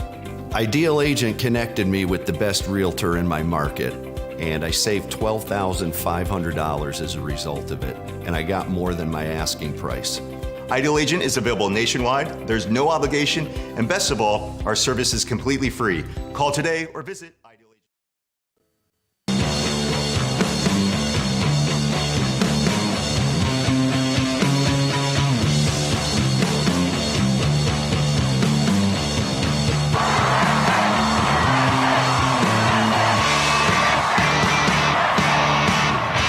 The Charlie Kirk Show starts now. Mr. President, what are you doing up there? Come down and talk to us. What are you building? The rank hypocrisy and dishonesty of what he's saying. I'm going to hold this up. Can you see this? Do you see this? I want Pritzker. Did CNN, did y'all have him on to explain Illinois 13, this pinky-sized finger that goes across the entire state that was 100% drawn for partisan political purposes? But I haven't seen anything at CNN or pretty much any of the other major networks bringing him on, or the Democrats and his legislators that drew a map with districts that are far more gerrymandered than anything that the House, that the Texas maps that we're contemplating look like here today. So it's rank hypocrisy. That's my problem. And the dishonesty and the faux outrage. They're not mad that states are redistricting for partisan purposes. They're mad that a Republican state is doing it. Trump ignores, well, his oath of office and theirs, and when they're taking it upon themselves to thwart the will of the American people, well, they say, when Donald Trump calls, they say, yes, sir. Right away, sir. Happy to lick your boot, sir. When Donald Trump says jump, Greg Abbott and Ken Paxton say, how high? They don't care that they're violating the Voting Rights Act and racially gerrymandering their state. Well, they're hoping they can rob the bank and get away before anyone notices. Texas Republicans are trying to diminish the voting power of their own constituents, and in doing so, diminish the rights of Illinoisans and all Americans, because they don't want to live in a country where the president rigs elections for his side. This is not a Texas problem. Yeah, the focus of this issue is Texas, but this is a national problem. And you got to understand, if somehow, some way, Republicans are able to hold on to the House in next year, and in spite of the fact that I think they should lose because of the big budget bill that took health care away from millions of people, that gave tax breaks to billionaires who didn't need it, if they were somehow able to hold on to the House in 2026, that is the House of Representatives that would have to certify who won the presidential election come 2028, 2029. Now, if you want to play with fire, and that's what we're doing here, you put in a bunch of partisan acts who are not supposed to be in the House, who are there because of gerrymandering and a whole range of other things that Republicans are doing, and then put at risk the possibility that that body would not certify who the next president was. When someone stands up and says, I will lead this city by making it more affordable. And here are my plans, real plans to deliver on childcare, plans to deliver on housing, plans to deliver. We're going to experiment. We're going to try things on groceries. That is the Democratic message. So over the last 4 months, 1.8 million native-born Americans got a job, and 1.5 million foreign-born workers lost a job. And we know that 1 million of those, or somewhere around them at least, were illegal migrants who exited the workforce and self-deported. This is a huge, huge win for the president. This is exactly what an America First economy should look like. It turns out the whole idea that there are jobs Americans won't do is a myth. There are jobs Americans won't do for that money. And having this illegal caste underwriting our entire economy, getting rid of that should be a progressive cause. And move over AI is another kind of job, if you will. It's a blue-collar comeback, because ChatGPT can't do jobs like fixing your plumbing or wiring your home. Ken Rusk is a former construction worker and the author of Blue Collar Cash. By the way, Carly confirms that ChatGPT cannot plumb your home. Nope. He just confirmed it. Yep. According to Axios and Microsoft, the most vulnerable jobs are interpreters and translators, historians, passenger attendants, sales reps, and writers and authors. The least vulnerable, Ken, dredge operators, bridge and lock tenders, water treatment plant system operators, foundry mold and core makers, and rail track laying and maintenance equipment operators. It's a lot of words to say blue collar is back. Hey, did you find the manual? Yes! Summon Dale! Who's Dale? American Home Show now provides video chat with live repair experts for home fixes over the phone. Let's go fix that oven. Okay, Dale. Sign up today at ahs.com. Most men over 40 look into the mirror and see this, when they could be seeing this. Most men over 40 look into the mirror and see this, when they could be seeing this. Most men over 40 look into the mirror and see this, when they could be using this. Particle 6-in-1 Face Cream for Men, the first of its kind anti-aging cream designed specifically for men. Fights eye bags, dark spots, and wrinkles. Visit ParticleMen.com and use the promo code on your screen to receive 25% off your entire order. Plus, we've got free shipping and a 30-day money-back guarantee. www.ParticleMen.com. Because seeing is believing. Kevin paid off over $12,000 in credit card debt with the help of Consolidated Credit. They cut his interest rates and lowered his payments so he could pay off his debt fast. Call 800-596-8062 for a free consultation. Every day, there's a battle for your mind raging. Information coming from every angle with the will to deceive. Fear not. You found the place for truth. The voice of a generation that still has the will to believe in the greatest country in the history of the world. This is the Charlie Kirk Show. Buckle up. Here we go. Okay, everybody, radio stations across the country. Honored to be with you as always. We're here at the mobilebitcoin.com studio. That is the mobilebitcoin.com studio. We're going to be back in the studio tomorrow in the home studio, Phoenix. I'm excited to be coming back home. Breaking news, Pam Bondi has ordered a federal prosecutor, not named currently, to present evidence before a Florida grand jury to present at the case regarding Russiagate. This is major news, everybody. Now, let's take a step back. Many people in the audience are very skeptical that we will ever see accountability, but this is a very positive development. Time and time again, we've been promised accountability. Goes all the way back. Remember Benghazi? We spent over a year and a half to 2 years on Benghazi. Fugazi, Benghazi, Lagazi. What? Reminds me of the Wolf of Wall Street. Fugazi. We were promised justice for that. We were promised justice for the Hillary Clinton emails. We were promised justice for the people that lied about the Hunter Biden laptop.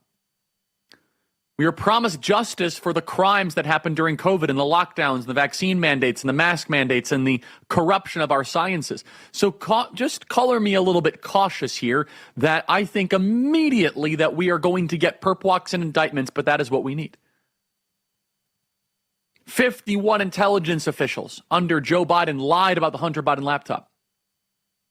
Now, Pam Bondi ordering this federal prosecutor is a good step. Overall, we want to see less chatter, less memes, less talk on social media or TV. We want to see more action. If crimes did happen, investigate it, get the evidence, and be serious about it. But hopefully the Department of Justice also understands all the risks here. Prosecuting a former president of Barack Obama didn't work great for the Democrats in 2024. So would prosecuting Obama be any better? He did win 2 elections. The Florida venue is a very ambitious scheme. They apparently want to prosecute Brennan or Obama because the Biden Department of Justice raided Mar-a-Lago 6 years ago after they left office. That could be seen as catering more to a very specific grievance of the base rather than narrowly looking at the crimes that they can prove. I would introduce some caution here about trying to indict Obama. Not, of course, I think he probably deserves it. But remember, Obama still remains very popular amongst the American people. You could potentially create a political martyr. Brennan, on the other hand, however, I think indicting Brennan and Comey, who are the operators here, we want this case to be ironclad. If you indict them and this fails, it's worse than never even trying. So this needs to be a open and shut case. No reaches, no creativity. Because, for example, if you indict Barack Obama, which I admit he probably deserves it,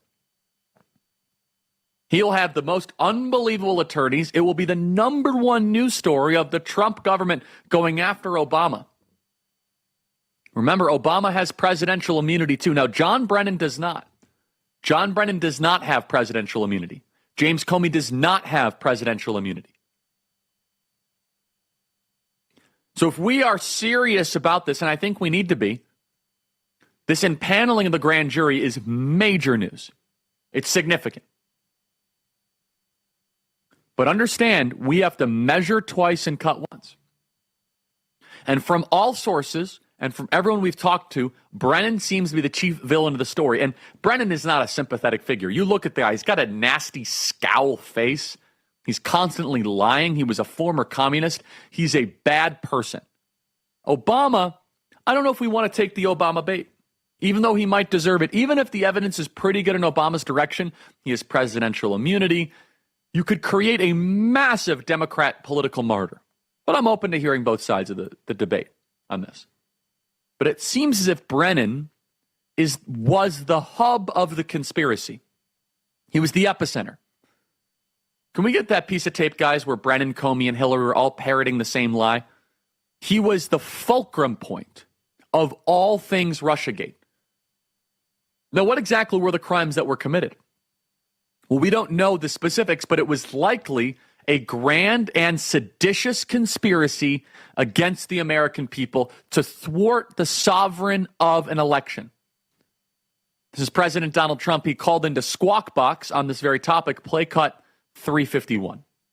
The Justice Department now tapping a grand jury to look into the intelligence community's assessment of what was happening with Russia. Is that you have nothing to do with directing the Justice Department? No, I have nothing to do. Pam is doing a great job. I have nothing to do with it. I will tell you this. They deserve it. I was happy to hear it. I actually read it just like you did. I have nothing to do with it. But what they did in the election, what they did in even the last election, but it was too big to rig. But what they did in the 2020 election is grotesque.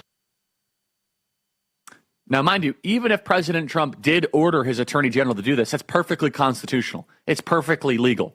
The attorney general acts at the behest of the president of the United States.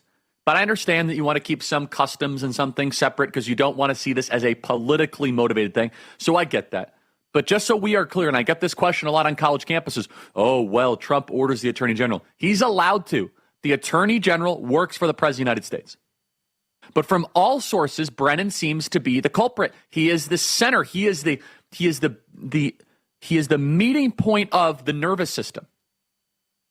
He's the one where documents specifically show overriding the CIA's warnings to publish smears against President Trump. Brennan overrode all of the CIA objections, all of them, to the Steele dossier being included in the new DNI assessment. John Brennan was the offensive coordinator of Russiagate. He was calling the plays up from the press box.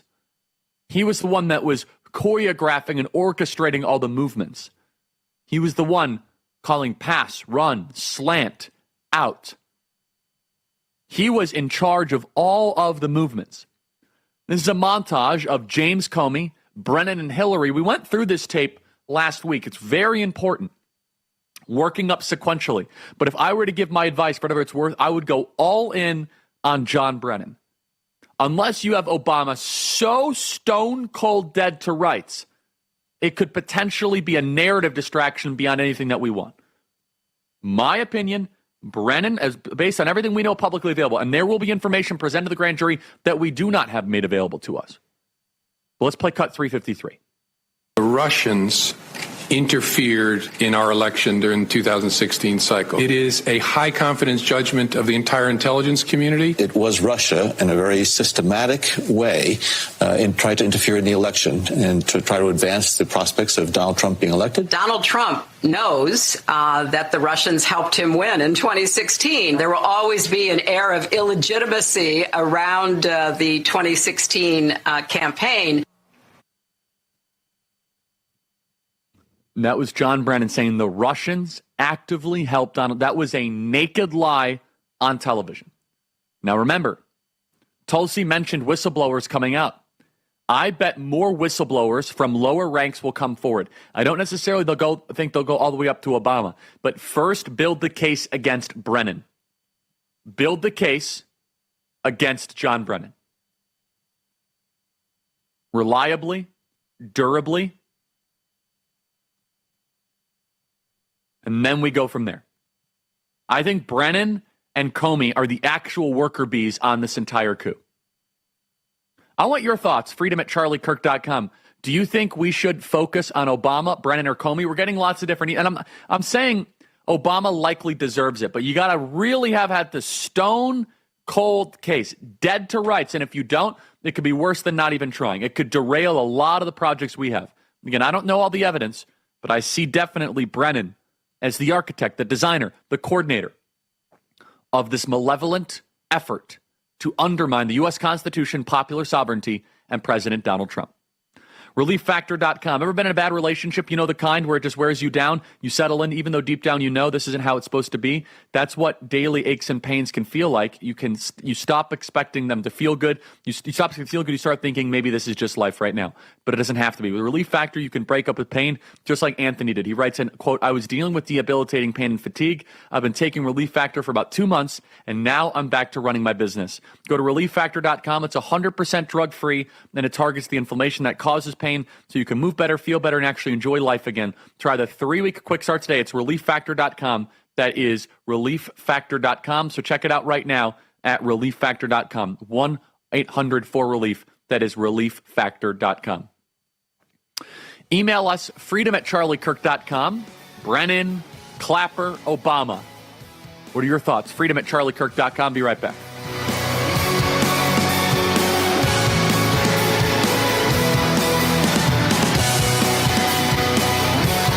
Is your body ready for summer? We're going to build a body you can be proud of. You just give me 30 minutes a day for 21 days, and I promise you the weight will come off. This is 21 Day Fix, the perfect program to get you summer ready. I am in perfect shape for my bikini. I had that sexy little beef.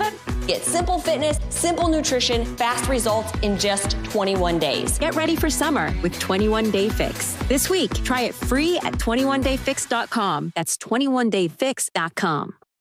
This is former Navy SEAL Kate Courtley, and I always say it's not if, but when you find yourself in a life-threatening situation. And when that time comes, you'll need power. That's why I carried the new Alpha Case Elite solar generator from 4 Patriots. It'll give you power to get vital information, power to communicate with loved ones, power to survive. And you can't put a price on that. Go to 4patriots.com and get your Alpha Case Elite with a free solar panel now, so you will be a survivor, not a statistic. Yep, your worst nightmare. Your car broke down. Now you're worried if it's going to cost you a fortune in repair bills. Unless you already called CarShield, the legit #1 auto protection company in the country. When you're protected with a plan through CarShield, the process is smooth like ice and done in as little as 3 steps. 1. First, the tow truck takes your car to the shop. The cost of towing, covered when you got a plan through CarShield. Next, you probably need to get around while your vehicle's being repaired, right? 2, plans through CarShield have rental car options too. Then comes the best part. 3, when you pick up your vehicle, you don't have a big repair bill to worry about. CarShield administrators get your covered repairs paid directly to the shop, so you're back on the road with no worries. Call now to get an affordable plan through CarShield for your vehicle before it's too late. When you call CarShield, whether you got a small problem like a power window motor that could cost a few $100s, or a big problem like an engine or transmission that could cost you thousands of dollars, you're taken care of. CarShield is the #1 auto protection company in the country, and their administrators have paid out more than $1 billion in auto repairs. That's billion with a B. CarShield is the choice that gives you the CarShield guarantee. Your rate never goes up, and your coverage never goes down, no matter how many claims you have. Look, it's inevitable. As your car or truck ages, the parts and components are gonna fail. It's not worth the risk. Call CarShield now. Waiting until your car breaks down is too late. Call CarShield for coverage on up to 5,000 parts and get the CarShield guarantee, where your rate never goes up and your coverage never goes down, no matter how many claims you have. Call 800-653-8201. 800-653-8201. Relentless in spirit. You're listening to The Charlie Kirk Show.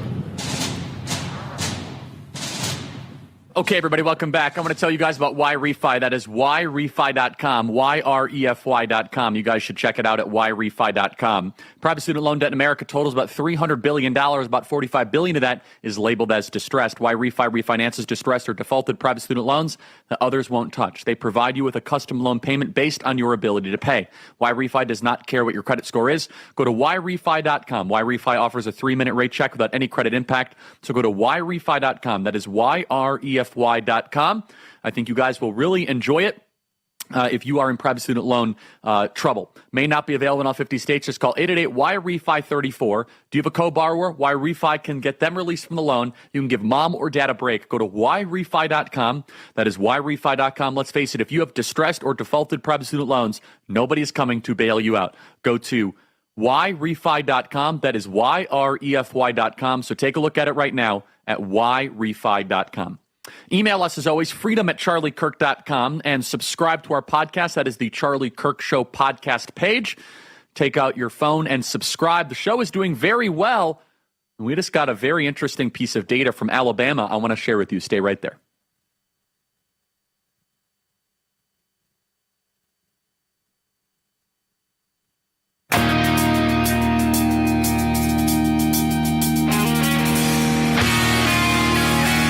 Okay, everybody, welcome back. Email us, as always, freedom@charliekirk.com. So there was just Andrew wants us to hold on this piece of data, so I'll find something else to talk about. It's too good, and Andrew wants to get final confirmation, so fine. I'll share it with you guys later. This guy's typing. All right, let's play a piece of tape here. Let's go to Obamagate here. This is Stephen Miller, 247.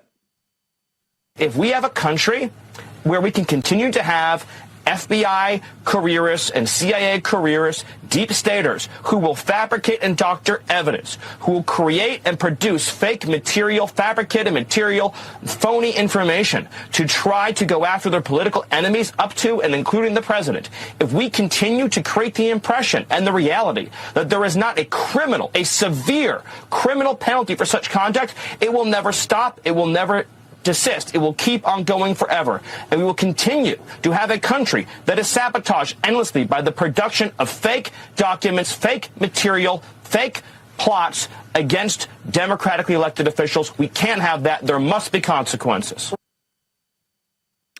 I think Obama's the head of the snake, but I think we have to be prudent about this. Number one, we were very critical when we said former presidents had never been touched by the system of justice, and he definitely deserves it. Definitely. Obama had done sneaky stuff his entire career. You can't trust that guy. Everyone in the audience agrees. But let's get Brennan first. Let's get the Brennan, Clapper, Comey triad going first.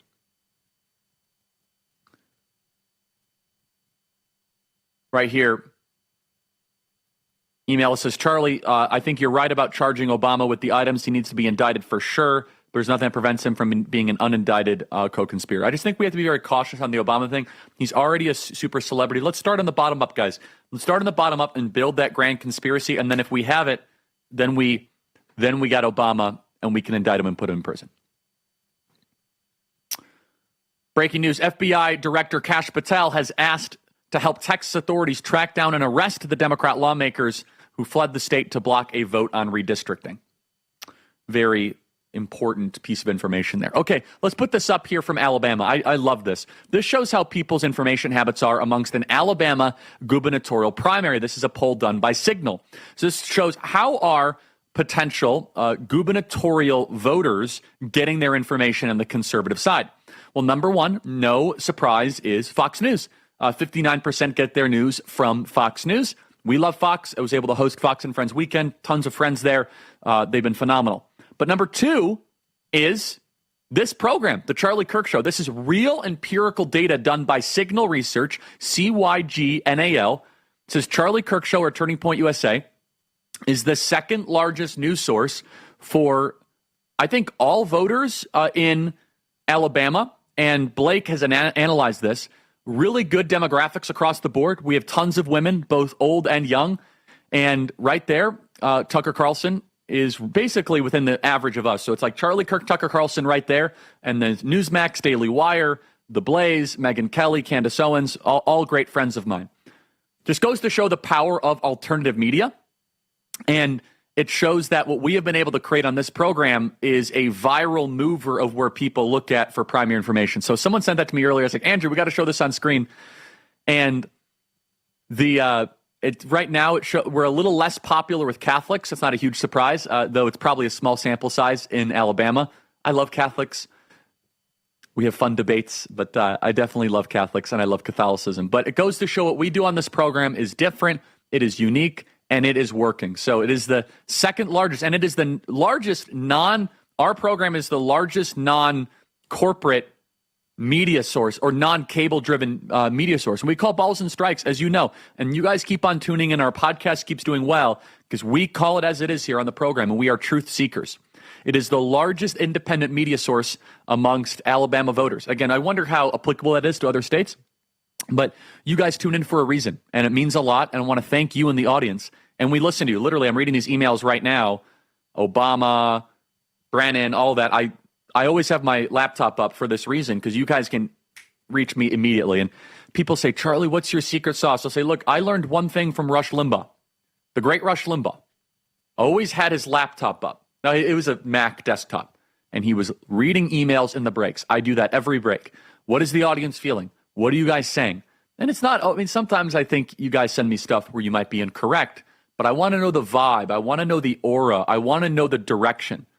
And I definitely want to know your feedback on the top issues. It means a lot. So thank you guys. It's a phenomenal piece of data that is real empirical data that shows the success, that shows the velocity, that shows the increase of what we are able to get done here on this program and at Turning Point USA.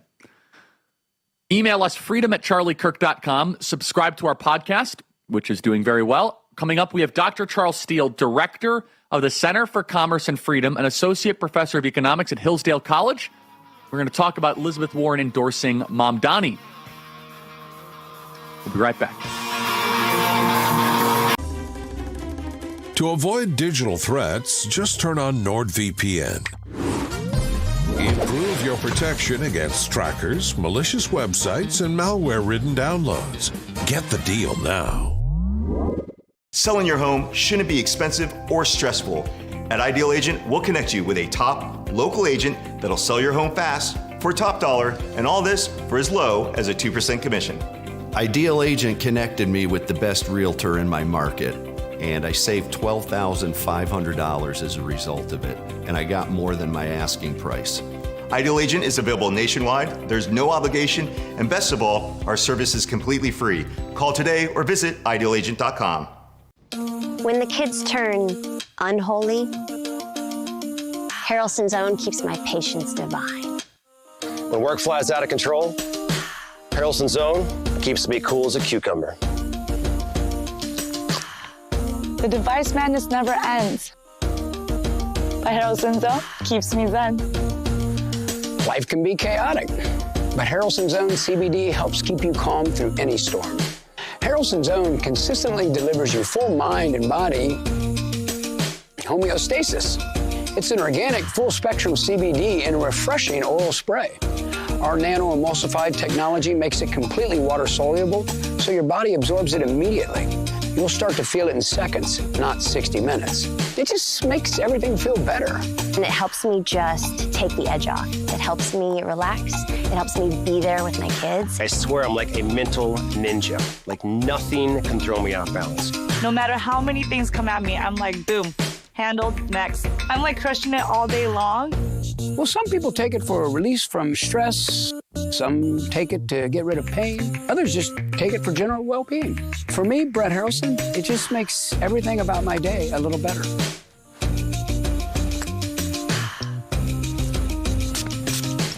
Give your life a boost. It's just the best you've ever felt in your natural state. My happiness in a bottle is the best. So to sum it all up, you're going to feel the benefits quickly, love the way it feels, and like the way it tastes. Pay a fair price, and you're going to thank us for it. We are so confident you're going to be satisfied that we back every bottle with a 60-day, 100% money-back guarantee. Give Harrelson's Own a try, from our family to yours. Go to HO.com to order Harrelson's Own now. Yep, it's that easy. Just our initials, HO.com. Did you know that thousands of authors across the country have written books and published them with Page Publishing? If you've written a book, Page Publishing can help you through the process. We cut through the confusion of the publishing world to make it easy for you. Call 1-800-319-0257. Welcome to this Real America's Voice news break. I'm Terrence Bates. House Oversight Committee Chairman James Comer is out with subpoenas for both Hillary and Bill Clinton seeking testimony on Jeffrey Epstein. Those are among the bigger names that Comer subpoenaed this morning in a flurry of activity. Comer also sent subpoenas to the Justice Department for records, along with the request for testimony from former FBI directors Robert Mueller, and James Comey, along with former attorneys general Loretta Lynch, Eric Holder, among others. Meantime, Representative Comer has reportedly agreed to delay Ghislaine Maxwell's deposition until after the Supreme Court hears her petition to overturn her conviction. Texas Governor Greg Abbott is threatening to order arrests of Democratic lawmakers who left the state over the weekend in order to avoid having to vote on a congressional redistricting bill that's expected to give Republicans an edge in next year's midterm elections. More than 50 state House Democrats are AWOL this morning, meaning that Monday's scheduled vote on the new voting didn't actually happen because there was no quorum to allow the vote. President Trump says he expects the new voting map to yield as many as 5 additional Republican U.S. House seats in Texas. In the meantime, Governor Abbott is out with a statement saying, in part, "To ensure compliance, I ordered the Texas Department of Public Safety to locate, arrest, and return to the House chamber any member who has abandoned their duty to Texans." They're very un-Texan. Texans don't run from a fight. And there's a fight going on in the legislature right now about redistricting as well as other things. But I'll make 2 quick points, Dana, about this. For one, to run to states like New York and Illinois to protest redistricting is kind of like running to Wisconsin to protest cheese. It's just kind of outrageous. What these Democrats have done, just a small fraction of them were needed to break a quorum, and that small fraction is holding hostage legislation in the state of Texas where we will be able to provide assistance and reform for all of the victims of that horrific flooding that we've had in the state of Texas. Our fellow Texans are being let down and not getting the flood relief they need because these Democrats have absconded from the responsibility, and I believe they have forfeited their seats in the state legislature because they're not doing the job they were elected to do.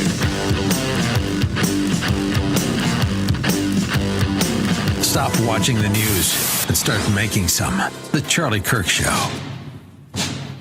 Okay, everybody, welcome back. Email us, as always, freedom@charliekirk.com, and subscribe to our podcast. What do we have again, guys? Let me see here. Oh, what a perfect segue. America's greatest college is Hillsdale College. The greatest college in America is Hillsdale. Repeat that, write it down, commit it to memory. Anytime anyone ever mentions college to you, should just remember Hillsdale College. History, economics, the great works of literature. Did you study these things in school? Probably not, but even if you did, maybe it's time for an enjoyable refresher. Hillsdale College is offering more than 40 free online courses, including their latest course on totalitarian novels.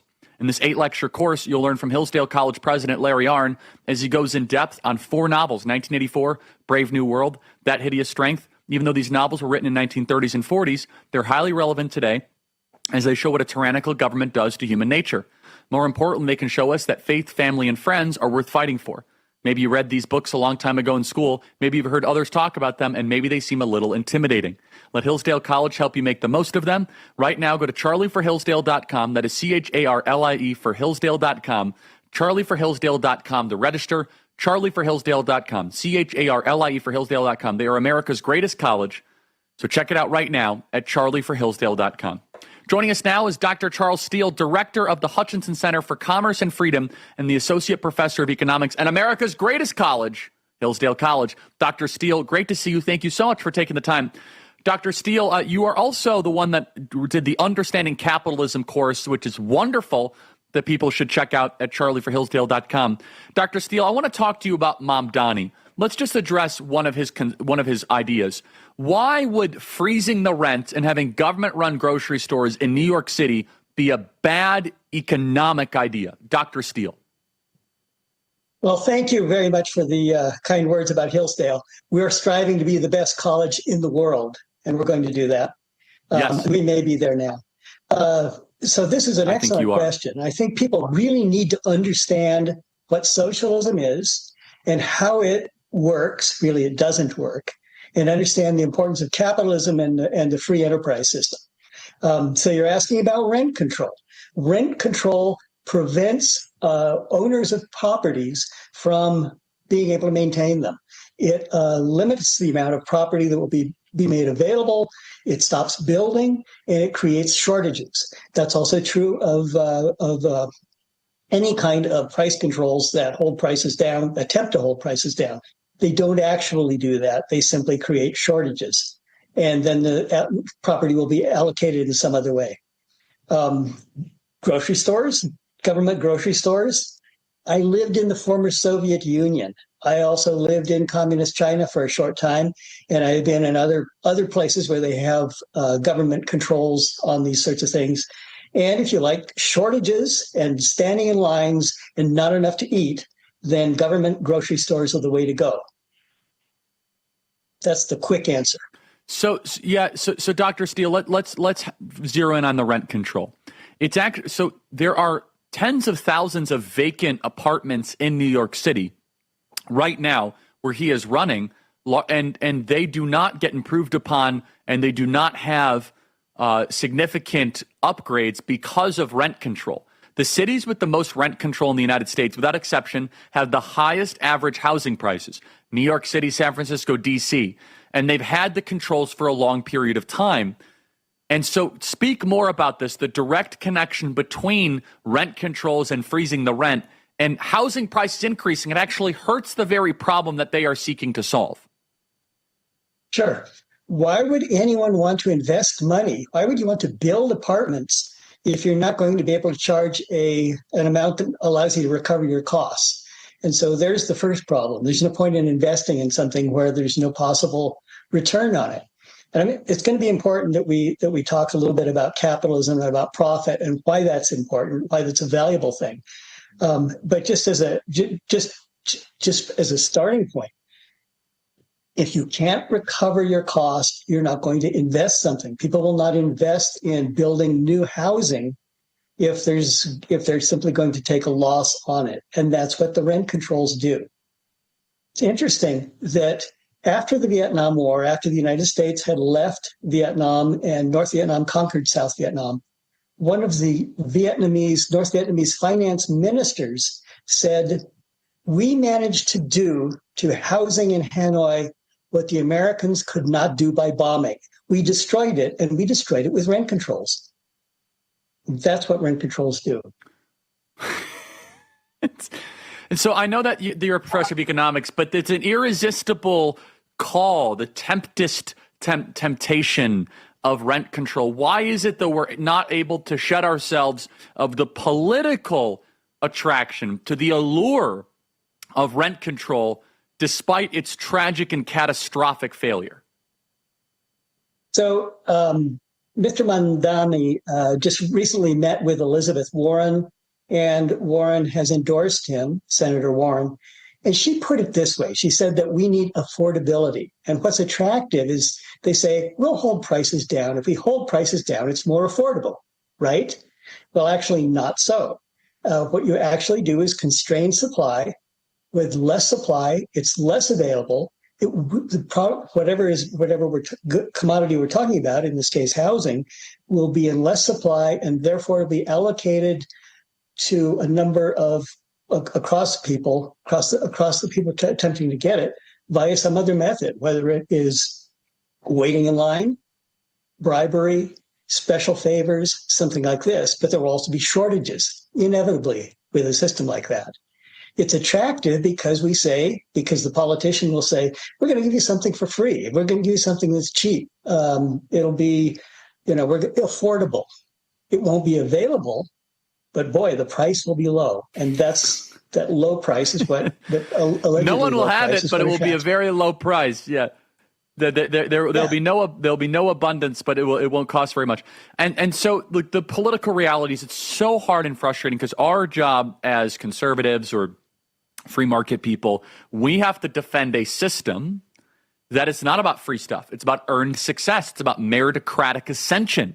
It is about investment. It is about delayed gratification. But the truth is that people's frustrations are real. And so Dr. Steele, There are real economic problems in New York. There are real economic problems in Boston. What would a free market, capitalist, market-based solution look like? Not the Mamdani garbage. What would you say are 2 or 3 things that these cities can do to fix housing, cost of living, transportation? Our population is getting crushed by the affordability crisis. Dr. Steele, what would be 1 or 2 proven free market ways that we can address these problems? Well, in particular for housing, we have various kinds of controls that, zoning laws and things like this that actually prevent people from building. All sorts of restricting building codes, permitting processes, and things like this. In California, for example, it is nearly impossible to build any kind of reasonable housing because of the regulatory systems. New York City, of course, is a bit of a different situation because New York is a constrained area. If you think about Manhattan, it is largely built up, but it is very difficult to upgrade, to build anything new, and to further develop property that one owns.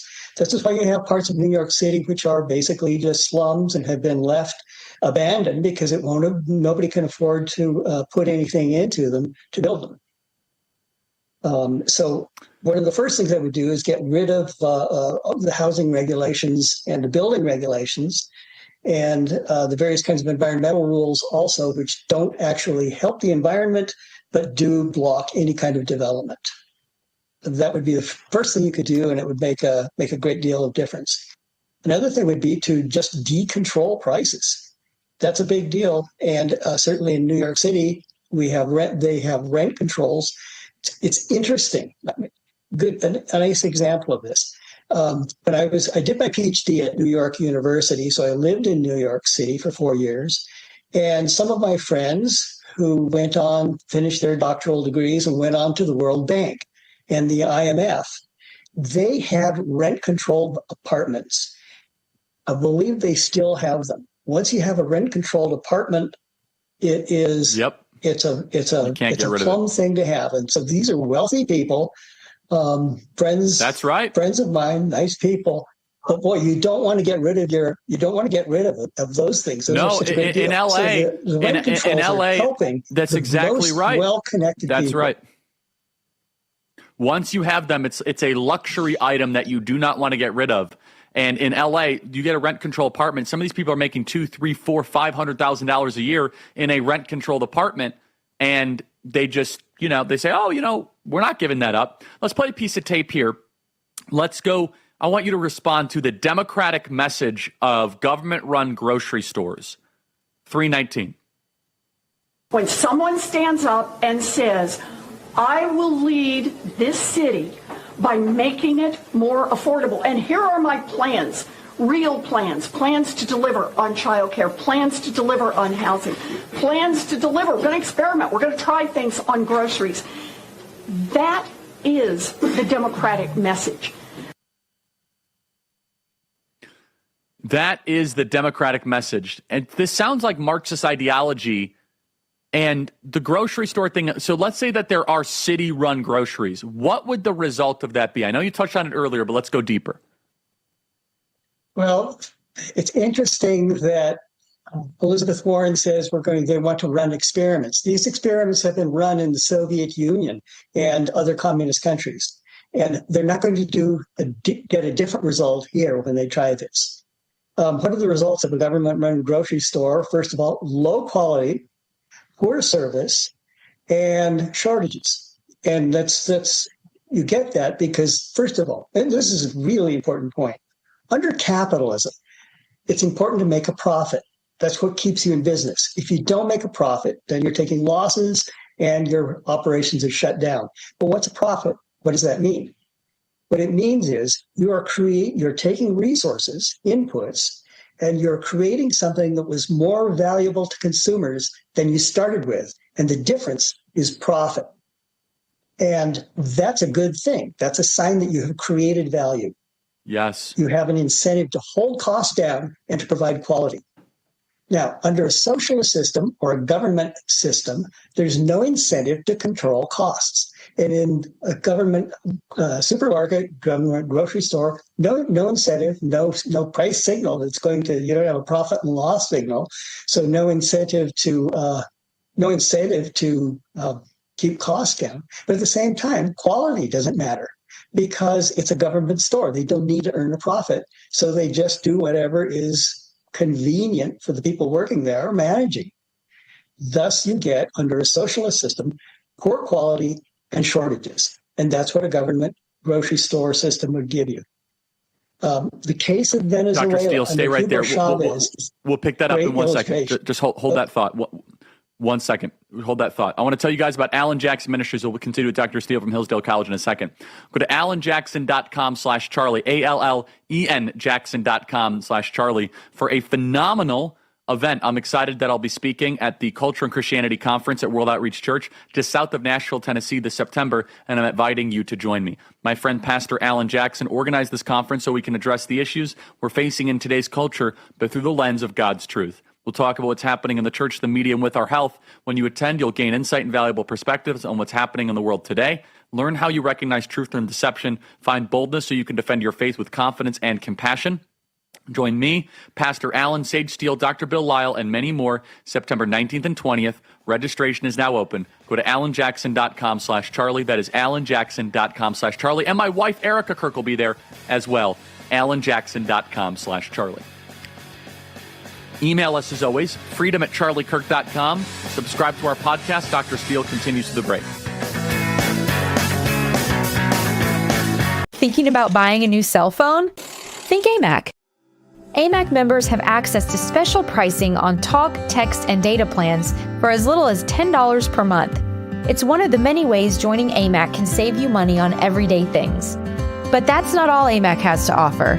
AMAC is America's leading conservative advocacy and benefits organization, guided by the principles of faith, family, and freedom.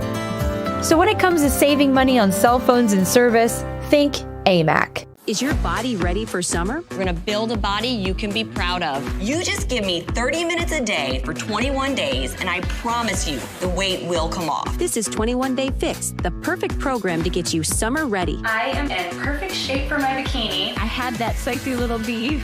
Get simple fitness, simple nutrition, fast results in just 21 days. Get ready for summer with 21 Day Fix. This week, try it free at 21dayfix.com. That's 21dayfix.com. Selling your home shouldn't be expensive or stressful. At Ideal Agent, we'll connect you with a top local agent that'll sell your home fast for top dollar, and all this for as low as a 2% commission. Ideal Agent connected me with the best realtor in my market, and I saved $12,500 as a result of it, and I got more than my asking price. Ideal Agent is available nationwide, there's no obligation, and best of all, our service is completely free. Call today or visit idealagent.com. Hi, I'm Cade Courtley, and welcome to the Ford Patriots Buy One, Get One Solar Generator event. Claim the Patriot Power Generator 2500X, and you'll get a free Patriot Power Sidekick with 2 free solar panels. These are 2 of Ford Patriot's newest silent, fume-free solar generators that can power your fridge, TV, and critical devices without ever needing gas. Every American should have the peace of mind that comes from having backup power. Visit FordPatriots.com to secure your free generator and solar panels now. Charlie Kirk Show. Okay, I'm actually looking at a TikTok video right now. Let's pull this, guys, for later in the week. I just sent it in the chat. The team can definitely pull that. Let's play this one here. You know, we're going to be back with Dr. Steele in a second. Let's go to cut 3. And what do you think makes someone conservative or liberal in the first place? Do you think it's nature or nurture? It's both. Obviously, again, the older I get, I do give a little bit more. I give a little bit more weight to community than I did probably 10 years ago. I get kind of how you're a product of your environment, but you're not solely a product of your environment. You're not. You have agency, you have decision, you have free will. You can break free of your environment. You're not only your environment. That's very important. You're not only your upbringing. So it's just a worldview difference. So left-wingers generally look at things through a prism of oppressor-oppressed, whereas we look at prisms of things versus just and unjust, right and wrong, and good and evil, and moral and immoral. You can check out that video on social media. Email us as always, freedom@charliekirk.com, freedom@charliekirk.com. Stay right there.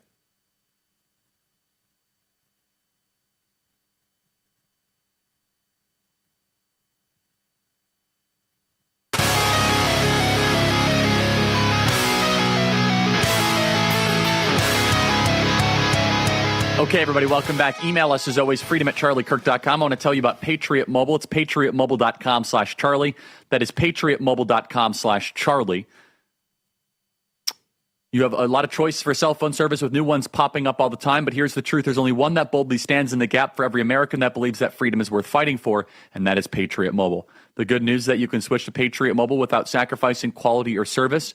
Worried about coverage? Don't be. Patriot Mobile uses all 3 major U.S. networks. Go to patriotmobile.com/Charlie. That is patriotmobile.com/Charlie.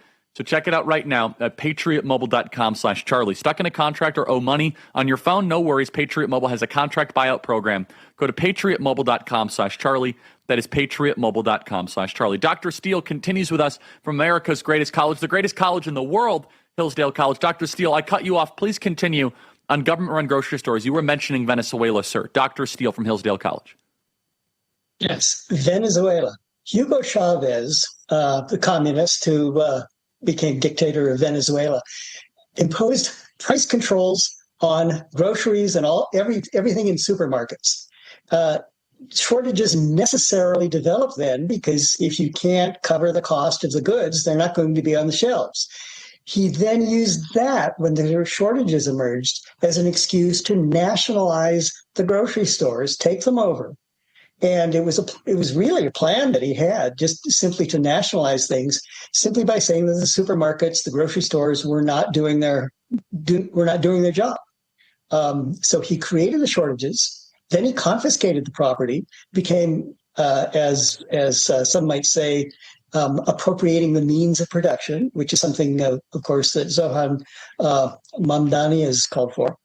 And then you have a socialist system, and you have chronic shortages. The consequences for Venezuela were stunted growth, malnutrition in children that cannot be corrected, permanent damage to children from starvation and from famine. That's what socialism does. And that's the result that you get in anytime you use that kind of a system. Hopefully it wouldn't be so bad if they pulled something like this in New York City, because we still have a free enterprise system elsewhere. But it's a dangerous thing, and people need to understand how destructive socialism is, and it really is destructive. So Professor, you are a phenomenal teacher. Dr. Arnn has entrusted you with a course, Hillsdale College. 2 minutes remaining. What would you say is the greatest economic myth or stumbling block that you have to deprogram or confront of students that you come at Hillsdale College? Something that they believe that is not true that you have to correct early on. Dr. Steele. I will tell you. Yes, 2 things. Number one, people have a tendency to think in terms of class warfare. Even conservatives and Christians will sometimes think this, that necessarily there's conflict between capital and labor. Capital and labor are actually inputs, and workers and people who employ them actually are engaged in mutually beneficial exchange. And getting the idea of class conflict out of people's heads can be very difficult.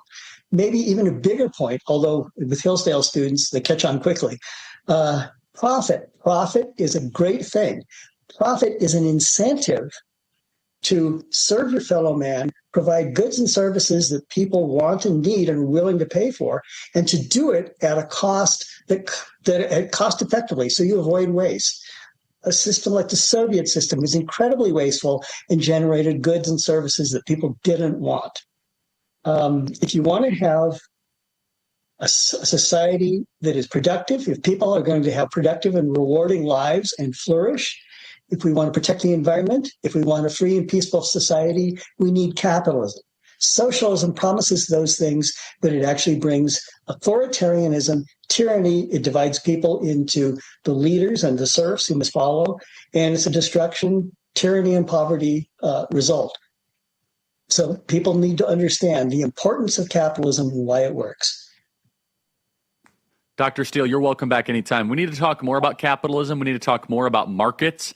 We need to talk more about what makes the economy tick. And it's private property. It is profits. It is production. Dr. Steele from the greatest college in the world, Hillsdale College, thank you so much. Thank you so much. I appreciate it. Terrific conversation. We got to have him back on. So important. We can't lose sight of that. Email us, as always, freedom@charliekirk.com, and subscribe to the Charlie Kirk Show podcast. Open up your podcast application and type in Charlie Kirk Show. That is Charlie Kirk Show. Very interesting new Gallup poll shows Bobby Kennedy is the administration's most popular administration figure.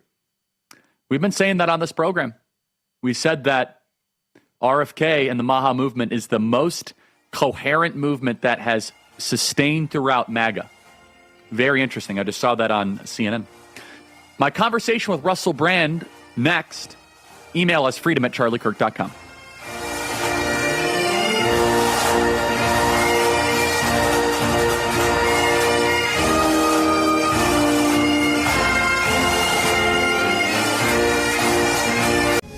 The poverty is unimaginable. There are people who are struggling. This is where she washes the dishes. If you're ever going to allow your Christian faith to rise and to do something for God's chosen people, now is the time. This is the home of Galena. She's 96 years old. This is what she had to eat for today. She has one pot with water and wheat. My father was killed by the Nazis, and I was an orphan. I didn't know about God. But now, in the cold, hungry nights, I pray for food to the God I've never known. There are good people that love you. You see the tears. Scripture says joy can come in the morning, and you can be the reason. Right now in Ukraine, elderly Jews are trapped in unbearable poverty. If you will bless these hurting children of Israel, you will receive God's blessing in return. Your urgent gift today of $25 will help rush a survival food box filled with life-saving essentials. Call, scan, or go online now. I'm not exaggerating when I tell you, I don't know how much longer she could have waited for us to come. I can't even grow my food anymore. What will happen to me? I'm doomed to starve. Tens of thousands of elderly Holocaust survivors in the former Soviet Union are living in extreme poverty, hungry, and forgotten. But through the International Fellowship of Christians and Jews, we can bring them hope. Eggs. It's my favorite food. May you be blessed. You say to them, we see you and we're here to help. Please don't delay. Call, scan, or go online now. Every person who has taken me on this road to that prison is a friggin' Democrat and a Trump hater. When former White House advisor Peter Navarro stood on principle, he never imagined it would land him behind bars. They demanded that I break the law. But he refused to betray Donald Trump or the Constitution and paid the price as a political prisoner. Locked inside a Miami federal prison, Peter found two lifelines, postcards of hope to his fiancée Bonnie Pixie Brenner, and a hidden multi-million-dollar prison scandal he's now exposing. Went to prison so you won't have to. Peter and Pixie share a riveting prison diary, a heartfelt love story, and a shocking look at injustice in America's prison system. Stand with Peter. Scan the QR code now or go to Amazon.com to order your copy. I went to prison so you won't have to.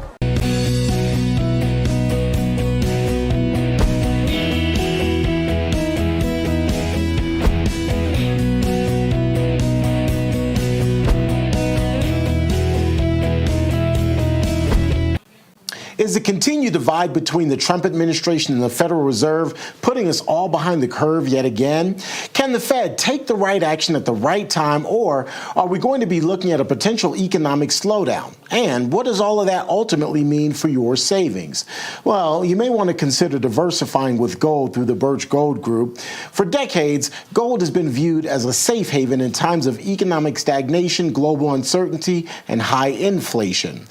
The Birch Gold Group and Birch Gold makes it incredibly easy for you to diversify some of your savings into gold. If you have an IRA or an old 401k, you can convert that into a tax-sheltered IRA in physical gold, or just buy some gold and keep it in your safe. First, get educated though. The Birch Gold Group will send you a free information kit on gold simply by texting the word America to the number 989898. Again, just text the word America to the number 989898. Consider diversifying a portion of your savings into gold. That way, if the Fed can't stay ahead of the curve for the country, at least you can stay ahead for yourself.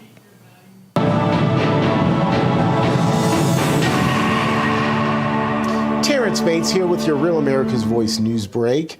House Oversight Committee Chairman James Comer is out with subpoenas for both Hillary and Bill Clinton seeking testimony on Jeffrey Epstein.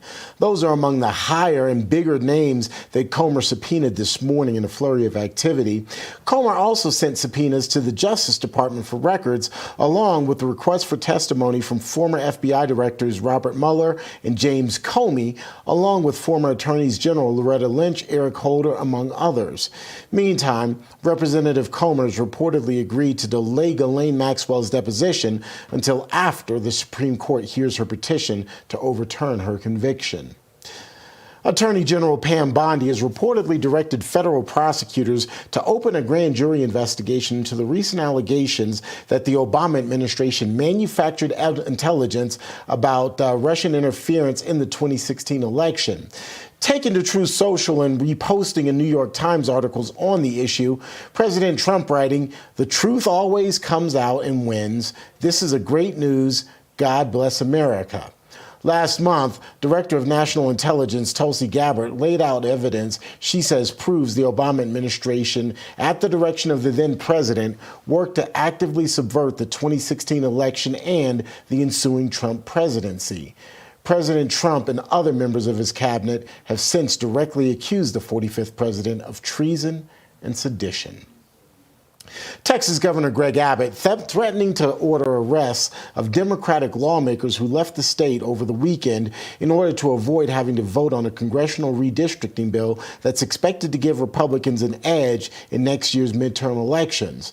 More than 50 state House Democrats are AWOL, meaning that Monday's scheduled vote on the new voting bill and the new voting maps didn't happen because there was no quorum to allow the vote.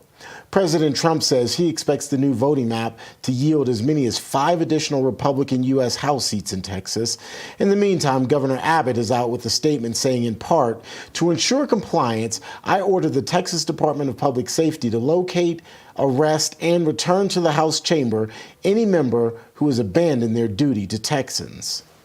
They're very un-Texan. Texans don't run from a fight. And there's a fight going on in the legislature right now about redistricting as well as other things. But I'll make 2 quick points, Dana, about this. For one, to run to states like New York and Illinois to protest redistricting is kind of like running to Wisconsin to protest cheese. It's just kind of outrageous. What these Democrats have done, just a small fraction of them were needed to break a quorum, and that small fraction is holding hostage legislation in the state of Texas where we will be able to provide assistance and reform for all of the victims of that horrific flooding that we've had in the state of Texas. Our fellow Texans are being let down and not getting the flood relief they need because these Democrats have absconded from the responsibility, and I believe they have forfeited their seats in the state legislature because they're not doing the job they were elected to do. The arrest warrants for the missing Democrat lawmakers only apply within the state of Texas. Plus, breaking quorum isn't a crime, so Texas authorities can't pursue extradition. Well, that's going to do it for your headlines. As always, we appreciate having you along for the ride. I'm Terrence Bates.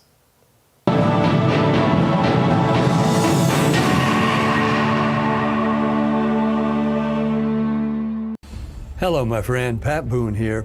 You know our country's under financial assault like never before. Our government has put us $34 trillion in debt. The interest alone is more than we spend on military defense. And what's worse, other countries no longer believe the U.S. is a safe place to invest. There's a growing international movement to dump U.S. dollars at a record pace. Some economists say this may signal the end of the dollar. Now, these countries are instead buying gold, and I'm suggesting you do the same. My friends at Swiss America have been helping Americans like you and me for over 40 years to buy physical gold and silver for delivery to our homes or held in our IRAs. I've trusted Swiss America for nearly 25 years now, and you can trust them too. So don't wait. Call or text the number on your screen today for financial peace of mind in these troubling times. Selling your home shouldn't be expensive or stressful. At Ideal Agent, we'll connect you with a top local agent that'll sell your home fast for top dollar, and all this for as low as a 2% commission. Ideal Agent connected me with the best realtor in my market, and I saved $12,500 as a result of it, and I got more than my asking price. Ideal Agent is available nationwide, there's no obligation, and best of all, our service is completely free. Call today or visit idealagent.com.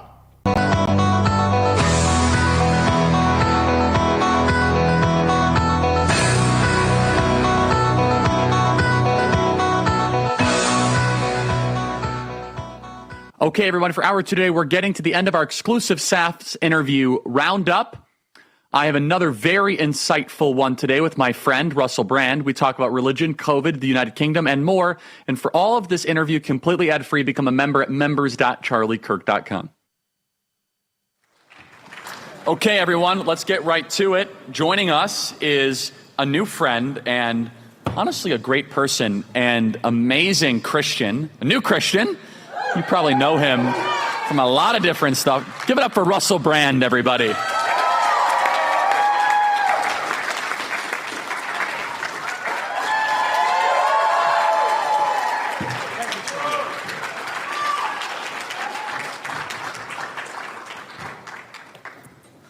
Hello. Russell, great to see you. Oh, I'm so grateful to be here. Before we start, I'm not Gary the Guantanamo Gator. Charlie, you've been avoiding me for debating. Thank you. No touch me, though. All right. Do this with love. Wait, this is important. It's the Guantanamo Gator. Charlie, I want to follow up on some of the Guantanamo Gators questions. Why do we have... No, keep talking. This is good. And why don't you debate... He's perfectly reasonable. Debate him now. Why do you keep... Because that's quite good. Do you see? Now, Charlie, now can I talk to you about some of your booking ideas? And I will say, no one told me about the Guantanamo Gator. I was not warned. And you know, sometimes you see those videos of Floridians getting them into a trash can with wheels.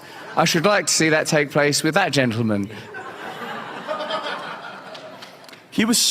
Honestly, he's just so reasonable. We should have kept the conversation going. Russell, great to see you. Thanks for being here. It's so lovely to see you. So, I have so much to talk about here.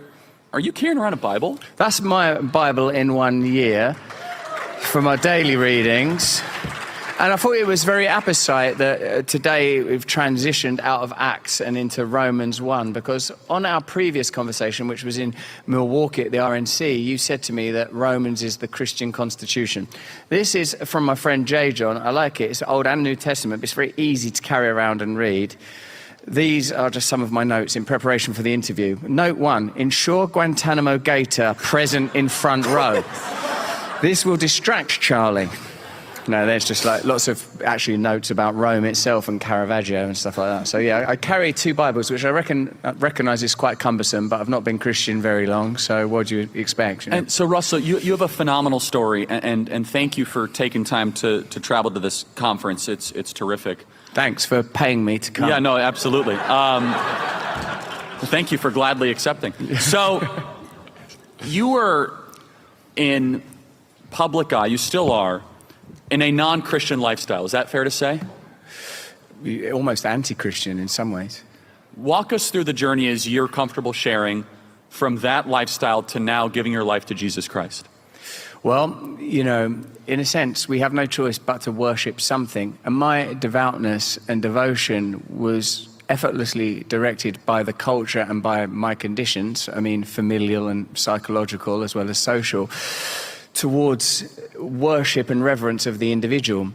which I see as being the nexus of false idolatry, really. As long as you're trapped in self, worshipping yourself, aspects of yourself, self-aggrandizement, pursuit of personal glory, you're very easily contained by the culture. In a sense, I've started to recognize that the culture wants us in a state of self-centered bewilderment. When you're in that state, you're very easy to manage and manipulate. I really felt that I was autonomous and had a great deal of personal authority. In fact, I would have believed in the kind of rags to riches idea that I come from a pretty modest background, and through success and endeavor and hard work and through personal excellence and ability and charm, moxie, call it what you will, I fought against the odds to become a Hollywood star and marry Katy Perry and be on red carpets all over the place. For a brief while, I lived with the Guantanamo Gator. It was a complicated era. That's how I would have characterized it, Charlie. As a I missed that one. Yeah, no, I kept it quiet. I was embarrassed. I would have characterized it as a sort of a story of personal success. And I didn't... This is how I came to realize this. I was looking at the work of Yuval Noah Harari, the writer of Sapiens, which I sort of found perfectly enjoyable till it became clear to me it was an atheistic trope that was geared towards directing people towards surrender and subjugation towards AI false idols. That's what it was. It was, wasn't it? Yes. And I thought, the reason this guy is such a popular and accredited intellectual is because his message and agenda fits very neatly into the agenda of powerful elites who determine which cultural artifacts get celebrated and popularized. I didn't realize that at first. And then I thought, I wonder if you were that. I wonder if there was something about your success, Russell, that was telling the culture a story that it wanted to hear. And then I thought about it for a while, because it is, after all, my favourite subject, me.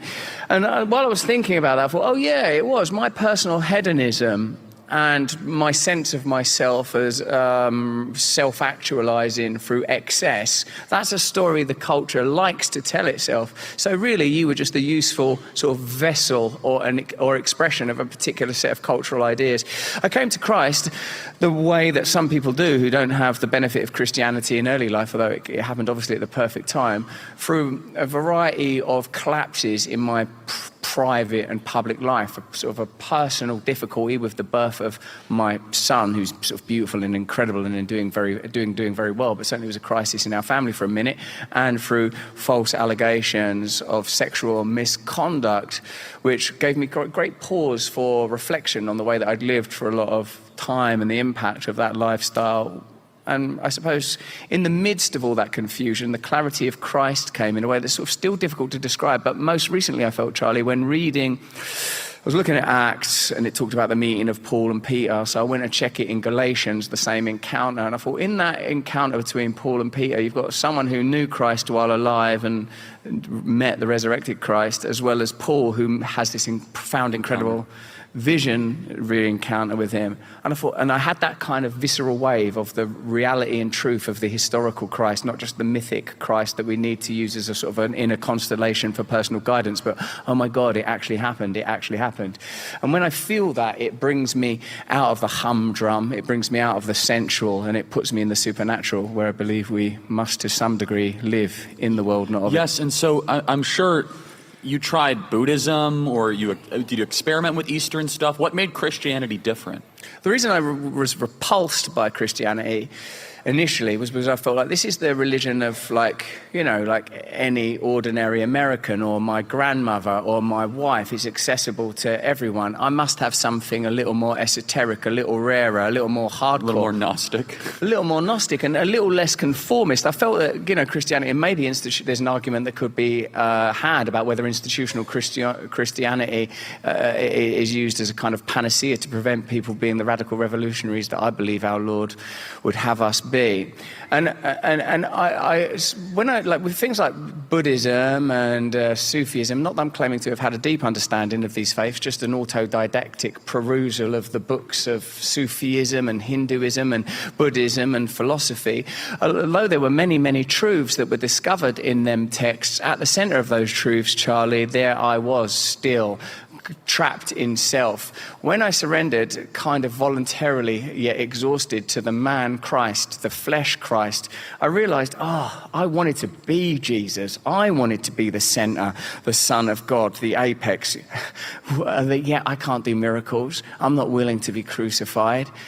Now, since surrendering to him, accepting him, bowing at the foot of his cross, on my knees, shoulder to shoulder with any one of you that accepts Jesus alongside me, I feel relieved, I feel unburdened, I feel empowered. And I realize that the person that I used to be was not an error or a mistake, but part of the unfolding way, as the early Christians called it. And I find it interesting that a lot of these ideas that I investigated, dear Charlie, like Taoism, say, have embodied in them even semantically notions that can be discovered in Christianity. And when His Holiness the Dalai Lama gave his recent 90th birthday speech, as I sort of read, at least he posted on social media, I read through that, Charlie, and I noted that most of his significant points about Buddhism, I could, even with just a year in scripture, match with something from the gospel. Every aspect. I was like, this is all in Christ. This is all available to us in Jesus. There is no need for anything other than Jesus Christ. There is no need for anything but Jesus. And Russell, would you like a throat lozenge? Well, I'm fascinated by them, Charlie. I'm fascinated. You were staring at when you want one? It's not like I want one. I just want to know the story of them. I lose my voice at these events because I speak 14 hours a day. So I'll be right back with more from this interview with Russell Brand. First, I need to tell you guys about Z-Factor. To be able to check out Z-Factor, go to relieffactor.com. Z-Factor goes beyond melatonin. Z-Factor uses a combination of 4 natural ingredients to help relax your mind so you fall asleep quicker. And once you're asleep, it helps you stay asleep. 100% drug-free, no groggy feeling when you wake up. Z-Factor was developed by Relief Factor so you can count on the science behind it. Right now, pay only $19.95 on a 30-day supply, a 46% savings. Call 1-800-4RELIEF. That is the number 1-800-4RELIEF. Better sleep without drugs. See how Z-Factor can get you the Z's that you want. ReliefFactor.com. That is ReliefFactor.com.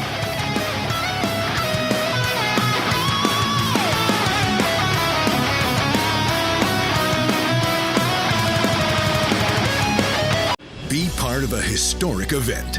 Join Lech Walesa, Nobel Peace Prize winner and one of the world's greatest leaders, on his first ever grand lecture tour across North America. Meet the global hero who changed the course of history and inspired millions. Now, the greatest challenges of our time lie ahead. Walesa will take you behind the scenes of one of history's greatest turning points to draw lessons for a future we must build together. Register now at historyexplorer.com. Yep, your worst nightmare. Your car broke down. Now you're worried if it's going to cost you a fortune in repair bills. Unless you already called CarShield, the legit #1 auto protection company in the country. When you're protected with a plan through CarShield, the process is smooth like ice and done in as little as 3 steps. 1.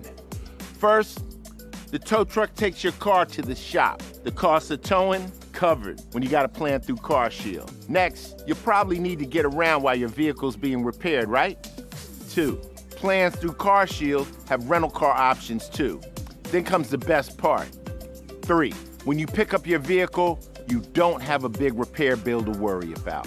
CarShield administrators get your covered repairs paid directly to the shop, so you're back on the road with no worries. Call now to get an affordable plan through CarShield for your vehicle before it's too late. When you call CarShield, whether you got a small problem like a power window motor that could cost a few $100s, or a big problem like an engine or transmission that could cost you thousands of dollars, you're taken care of. CarShield is the #1 auto protection company in the country, and their administrators have paid out more than $1 billion in auto repairs. That's billion with a B. CarShield is the choice that gives you the CarShield guarantee. Your rate never goes up, and your coverage never goes down, no matter how many claims you have. Look, it's inevitable. As your car or truck ages, the parts and components are gonna fail. It's not worth the risk. Call CarShield now. Waiting until your car breaks down is too late. Call CarShield for coverage on up to 5,000 parts and get the CarShield guarantee, where your rate never goes up and your coverage never goes down, no matter how many claims you have. Call 800-653-8201. 800-653-8201. There's nothing worse than losing your dog before their time. That's why I created Dr. Marty Nature's Blend, designed to help dogs with everything from digestive issues to itching, even moving better. Nature's Blend works because it's freeze-dried. So instead of destroying the nutrients with high heat, they all get right into your dog's body. Take it from a veterinarian with over 50 years of experience saving dogs' lives. I have never seen a food make this much impact on a dog's health. For a limited time, get up to 54% off Dr. Marty Nature's Blend, plus a free gift with our special TV offer. Call or go to drmartypets.com/TV. Learn more in 3 hours than 4 years at a woke university. And it's free. Yahoo! The Charlie Kirk Show.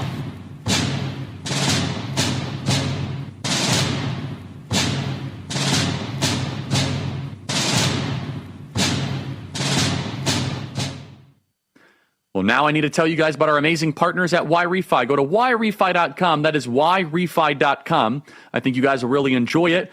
Private student loan debt in America totals about $300 billion. About $45 billion of that is labeled as distressed. YRefi refinances distressed or defaulted private student loans that others will not touch. YRefi is not a debt settlement company, and they work with each borrower individually, tailoring each loan to each borrower's specific situation. You will not be calling a faceless call center. YRefi can reduce your monthly payment and guarantees interest rates under 6%, ensuring affordability and financial relief. Go to YRefi.com, call 888-YRefi-34, or log on to YRefi.com. May not be available in all 50 states. You don't have to ignore that mountain of student loan statements on your kitchen table anymore. Go to YRefi.com. That is YRefi.com.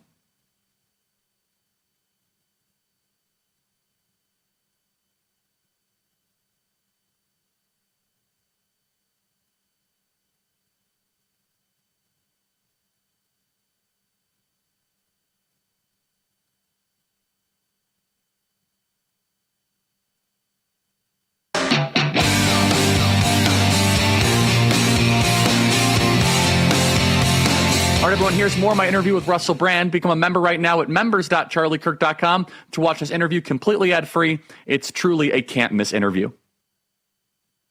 So you fight it off with lozenges. Well, no, the lozenges lubricate the throat to prevent you. Yeah, that's the sort of, don't let Gator Man find out about it. It's very maha, for the record.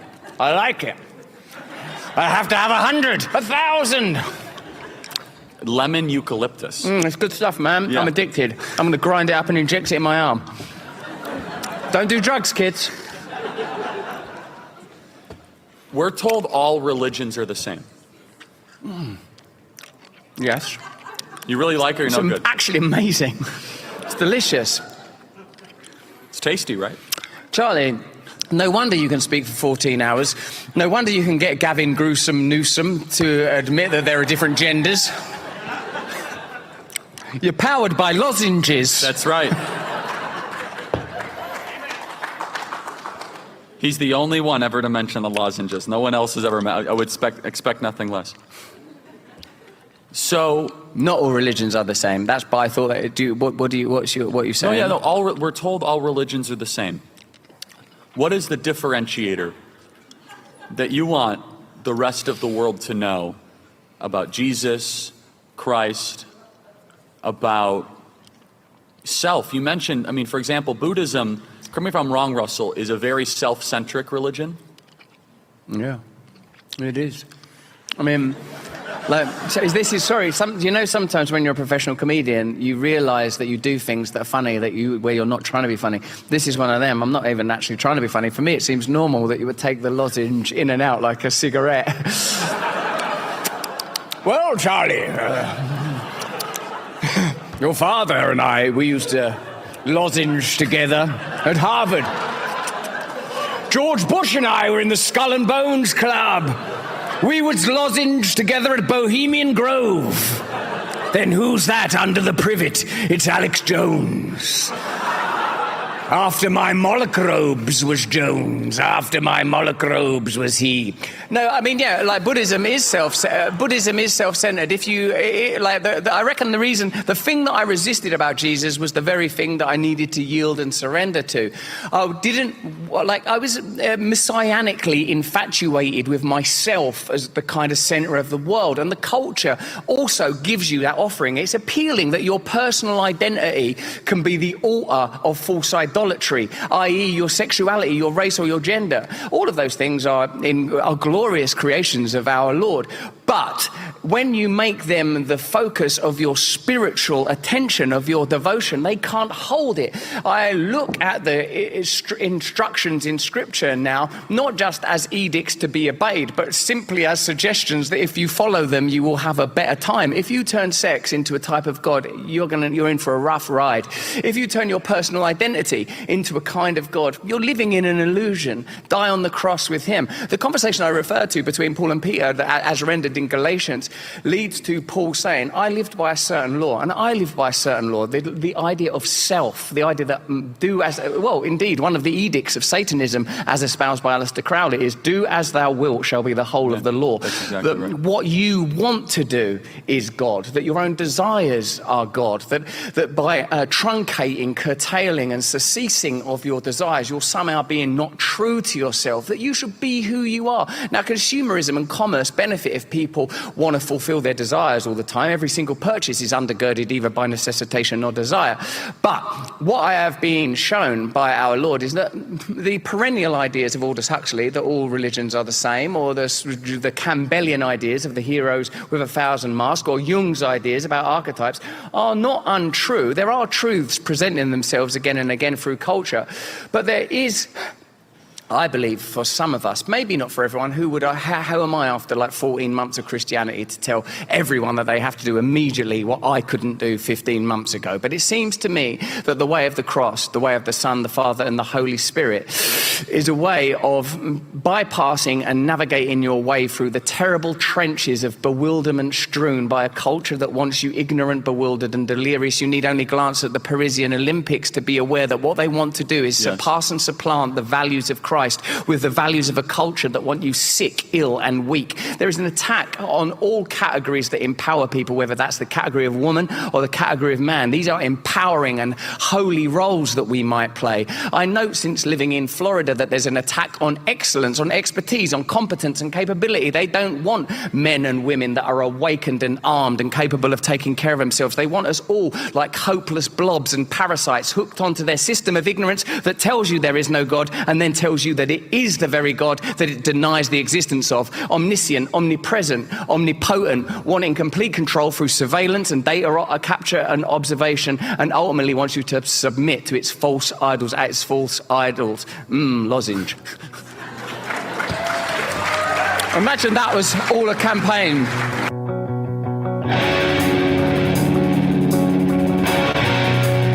Sometimes business travel takes you to London, Paris, New York, Rome, Beijing, or Hawaii. And sometimes to Palawan, Mimaropa. Here at Book a Limo, we think globally. We think business, your business. It doesn't matter where you go. No place is too far. We're there for you. What's your destination? Book a Limo. Any car, anywhere.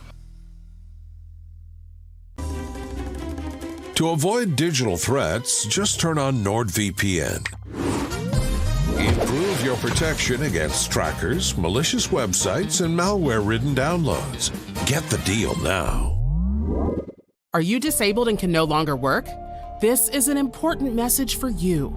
Are you between the age of 45 and 63 and need help filing for disability benefits, or were denied by your insurance company or the Social Security Administration? Call Premier Disability at 1-800-427-8055 now. Whether you're a first-time filer or filed before and were denied, you'll pay nothing unless you are approved for benefits. Thousands of disability claims are unnecessarily denied each month. Call Premier Disability at 1-800-427-8055 now. Work with a team who will fight to get you the benefits you deserve, who understands the physical, emotional, and potential financial impacts, and will share their insider expertise. There are time limits to apply for benefits. If you are between the age of 45 to 63 and need help filing a disability claim, or filed previously and were denied, call our helpline now. A heart attack? Do they have life insurance? No. But we have life insurance. John. I'm trying to find something we can afford. Fortunately, in only a few minutes, SelectQuote found John a $500,000 policy for only $29 a month, and his wife Anne a $500,000 policy for only $21 a month. Go to SelectQuote.com now and get the insurance your family needs at a price you can afford. SelectQuote. We shop, you save. Tired of the hassle and high costs of selling a home? We can help. At Ideal Agent, we'll connect you with a top local agent that'll sell your home fast for top dollar, and all this for as low as a 2% commission. We got the top dollar for our house and the lowest commission that I could have imagined. The house sold in 2 days. It was so exciting for us. Ideal Agent is available nationwide, there's no obligation, and best of all, our service is completely free. Call today or visit idealagent.com. Kevin paid off over $12,000 in credit card debt with the help of Consolidated Credit. They cut his interest rates and lowered his payments so he could pay off his debt fast. Call 800-596-8062 for a free consultation.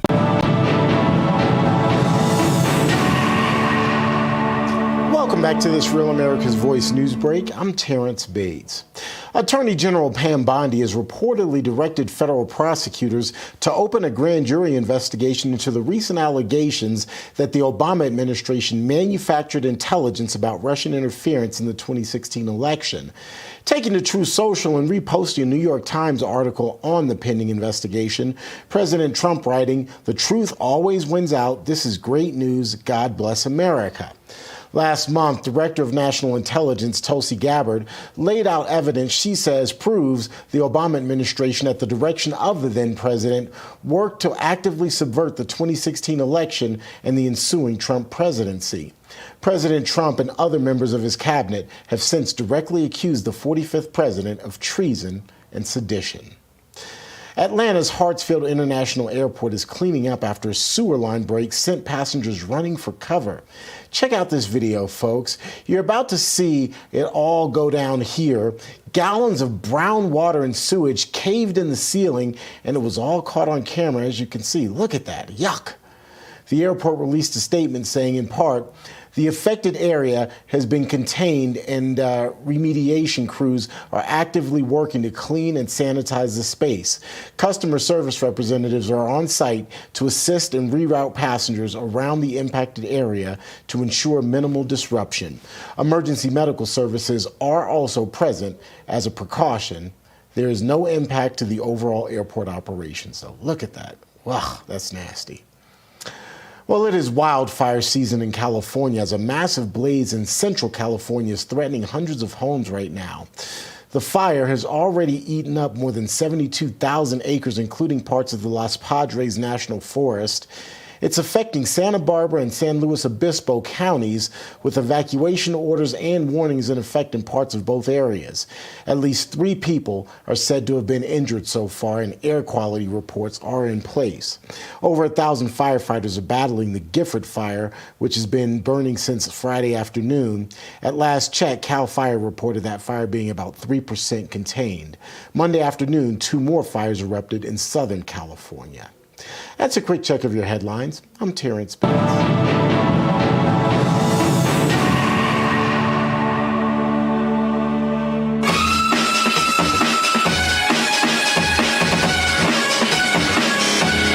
Author of the MAGA Doctrine and president of Turning Point USA, here's Charlie Kirk. All right, I need to tell you guys about TikTok. TikTok is amazing. Right now, over 7.5 million businesses in America are thriving on TikTok, businesses that employ more than 28 million people. But behind the stats, it's the stories that really matter, like Dan O's Seasoning from Kentucky, who used TikTok to reach new customers and grow from a one-man show to a team of 45. Or Arizona Taco King in Arizona, able to employ over 28 people and pay them well thanks to foot traffic TikTok brings in. Learn more about TikTok's contribution to the U.S. economy at TikTokeconomicimpact.com. The stories behind the stats at TikTokeconomicimpact.com. Imagine that whole thing, Charlie, was just an elaborate advert for this brand of lozenge. You know how, like, Tucker does those Ziffs or whatever? The Zins, or whatever. No, they're not. He's got his own one now. It's called Alp. So Russell, all kidding aside, when are you going to start a church? Are you going to try to start a ministry? I mean, the UK could use Firstly, a revival. I'm really trying to surrender to whatever he wants. You know, I've always been talking my whole life, so like it would be immodest, false modesty for me to say, "Oh, really, Charlie?" You know, I'm aware I hear myself talking, but when I'm not sucking on a sweet, sweet lozenge of the Lord, I do want to participate in his ministry and mission. But because I have a tendency to appoint myself and anoint myself in certain roles, I want to be sure that it's the path he would have me walk. And I have pretty serious challenges to surmount in the UK when it comes to my personal legal situation. The entire government is going after Russell. I hope you guys know that. And it's exhausting. Yes. But so Russell, how has that played into your walk with Jesus? Is it fair to say, and I don't mean to be offensive or provocative, but that you were brought to Christ because things started to go rather negative? Things started to fall apart and you realized that you had to surrender in front of the cross. Yeah, that's a sort of a pretty simple way of putting it, Charlie, yeah. Thank you. Good. But so you're under attack from the UK government on, I think, completely fake stuff. And that's what, by the way, that's what they do. They're going after Russell because he was so effective and vocal during COVID, and he was against the entire COVID narrative, right? You were against lockdowns and you were against all that stuff. And your lawfare started simultaneously with all of that. Is that correct? It was a little later, but I knew that it's been revealed that I was under observation from groups like Logically AI and CRISP, who are sort of online organizations that often work with either government agencies or government carve-outs. You're aware of things like the Atlantic Group and various organizations that were funded by USAID or other CIA carve-out organizations. What it seems to have taken place is I provided a lot of raw material by living like an imbecile for a long, long while in a way that is not at all in accordance with the way that I've lived as a married man for the last 8 years, 9 years, 10 years. God, that's not going to look good for my wife. Hold on, let me do some quick maths. Carried the one. When was that baby? Oh no, out of wedlock. Sorry, Lord. 8 years, but with my daughter will be 9 at her next birthday. While I was single and young, I lived very promiscuously, and when you live like that, I can see that it causes harm. To be selfish in your sexual conduct is essentially exploitative. But there's, in my view, a world of difference between that and forcing people to do things against their will. That is a very, very clear and atrocious crime.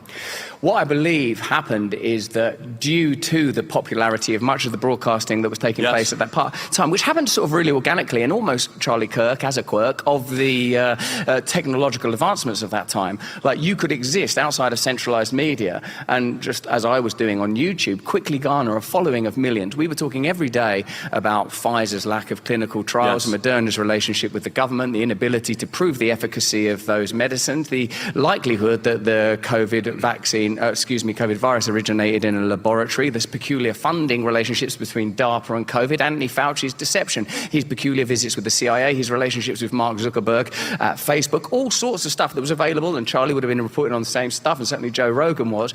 I was talking about those kind of things, using a variety of articles from people like Matt Taibbi and Michael Schellenberger, bringing together sort of narratives, but I think hopefully we were able to speak about it in a manner that was sort of funny. For example, one of the Moderna booster shots was only ever tested on 8 mouses, and I would like to say, you can't give a whole population a booster on the basis of something that's only been given to 8 mouses, and all the while I'm aware that people are going, but the plural for mouse is mice, and little tricks like that help information to land with people. Yeah, that's the most important part of the statement. It's absolutely vital. Focus on the pluralization of the word mouse.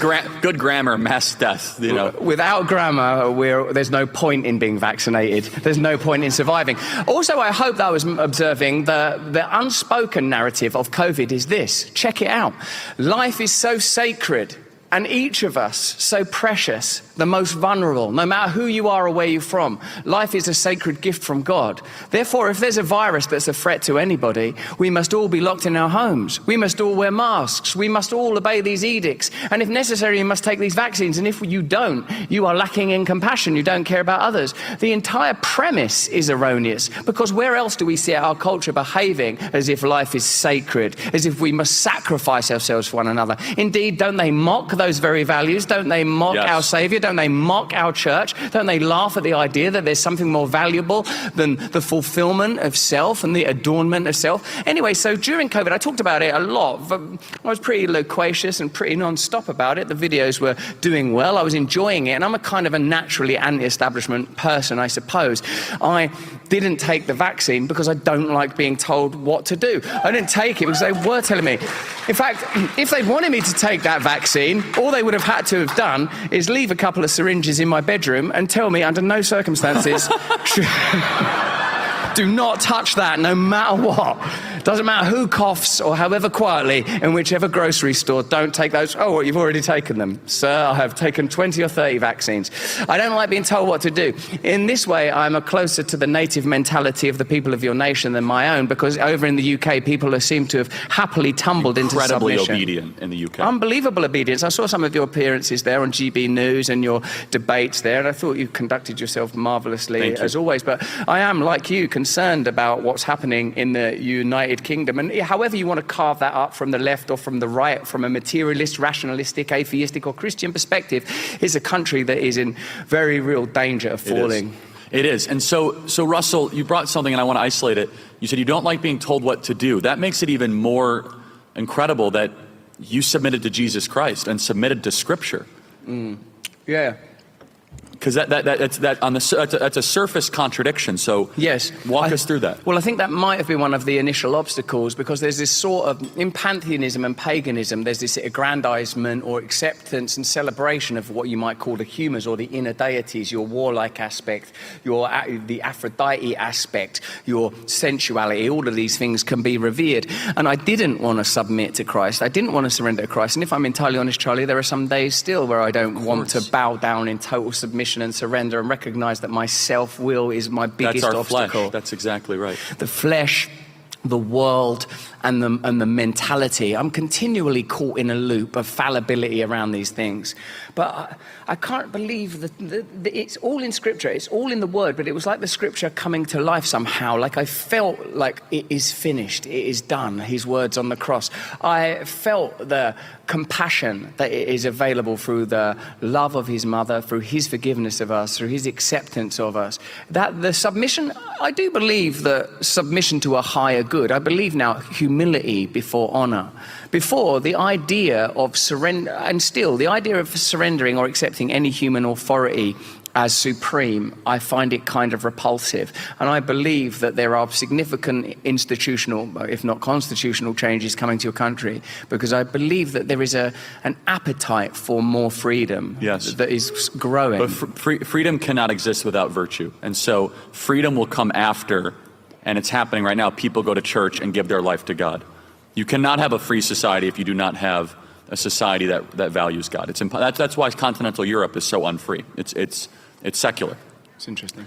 And so you pinpoint something.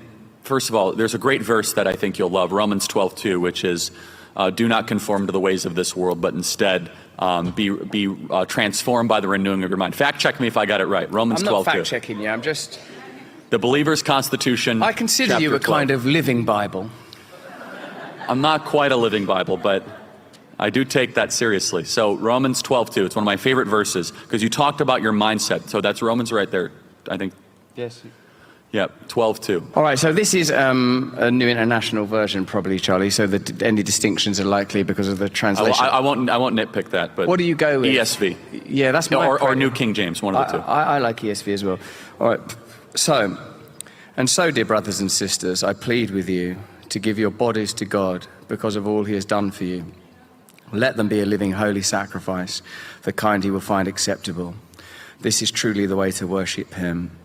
Don't copy the behavior and customs of this world, but let God transform you into a new person by changing the way you think. Then you will learn to know God's will for you, which is good and pleasing and perfect. It's beautiful. I like that it starts off, Charlie, as well. Yeah, praise the Lord. I like that it starts off with give your body. That's right. That's one of the things that hit me early on through St. Paul, I think in Corinthians, and it was somewhat by the brilliant rendering of the British pastor that I first heard use these words in a sermon, even though they're words we're all familiar with, that are frequently misused, of course, sarcastically, even ironically. Do you not know that your body is a temple? Do you not know? It has that prefix, do you not know that your body is a temple? I like the gentleness of, you wouldn't be doing this if you knew that your body was a temple. I lived like someone who didn't know that their body was a temple, a dwelling place for the Holy Spirit, a place for the Lord to inhabit. We no longer have a tabernacle that has to be carried, that could go off at any time and kill everyone. We are a living tabernacle. That's right. We are the site of his holiness and his grace. Now, I want to put this before you, because I'm thinking of saying it when I talk in front of the audience later, which I'm a bit nervous about, Charlie. I'm a bit nervous about talking in front of a big audience.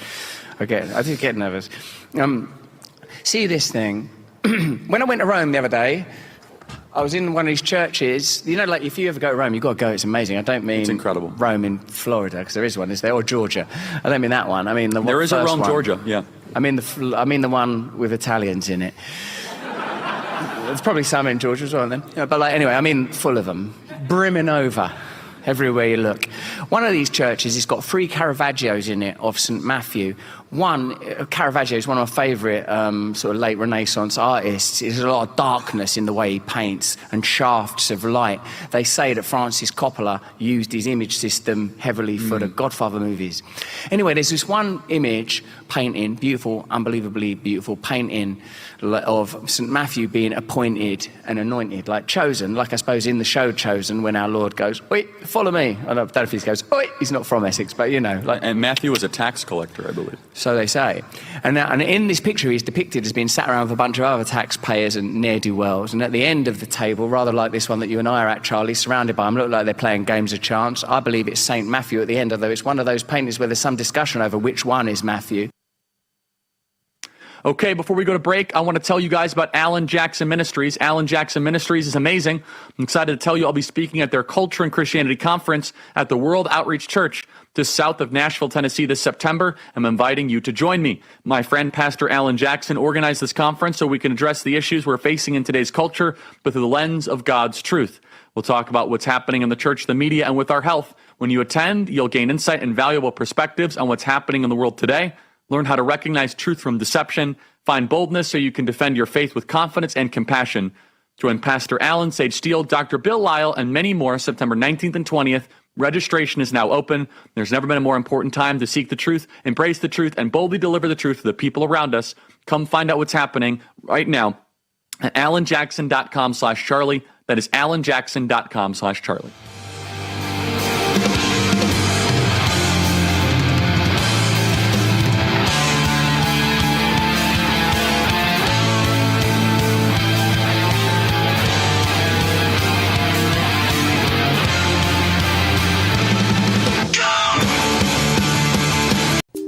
Friend, do you remember when it felt good to withdraw your cash from the bank to expand a business, go on vacation, or buy a new car? Well, today, withdrawing your own cash has become a very risky business, according to The Secret War, a shocking new research report. I just read it. And folks, I was amazed to learn why banks are now required to spy on us for the government and then report any suspicious or unusual behavior. I suggest you get The Secret War free. Just call the number on the screen, no charge, from the folks at Swiss America. And get this, did you know simply spending cash today may be enough to have you branded as a potential criminal? That's right.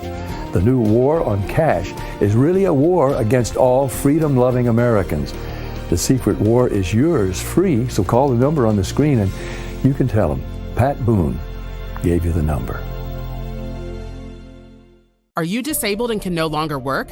This is an important message for you.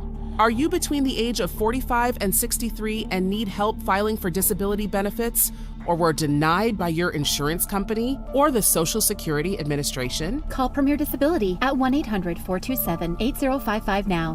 Whether you're a first-time filer or filed before and were denied, you'll pay nothing unless you are approved for benefits. Thousands of disability claims are unnecessarily denied each month. Call Premier Disability at 1-800-427-8055 now. Work with a team who will fight to get you the benefits you deserve, who understands the physical, emotional, and potential financial impacts, and will share their insider expertise. There are time limits to apply for benefits. If you are between the age of 45 to 63 and need help filing a disability claim, or filed previously and were denied, call our helpline now.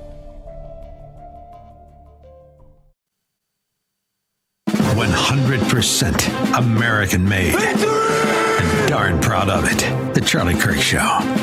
The one I think is Matthew, the painting's called The Anointing of Matthew, or The Appointing of Matthew, I can't remember which, probably Appointing, I suppose. Like, one of the geezers is sat at the end like that. And I think that's the one that's Matthew, that one. What? Who's getting appointed?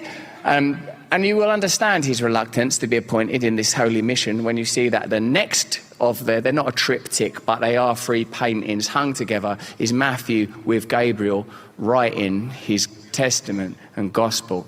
And then the final image is Matthew being flayed, which means skinned alive for his faith and for his Christianity.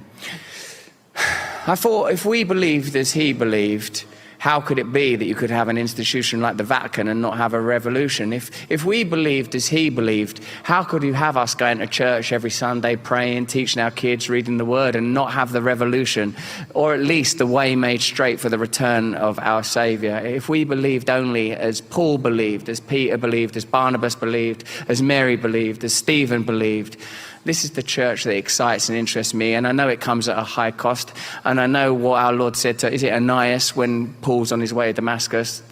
Paul's coming, I've chosen him, he's going to suffer greatly for my name.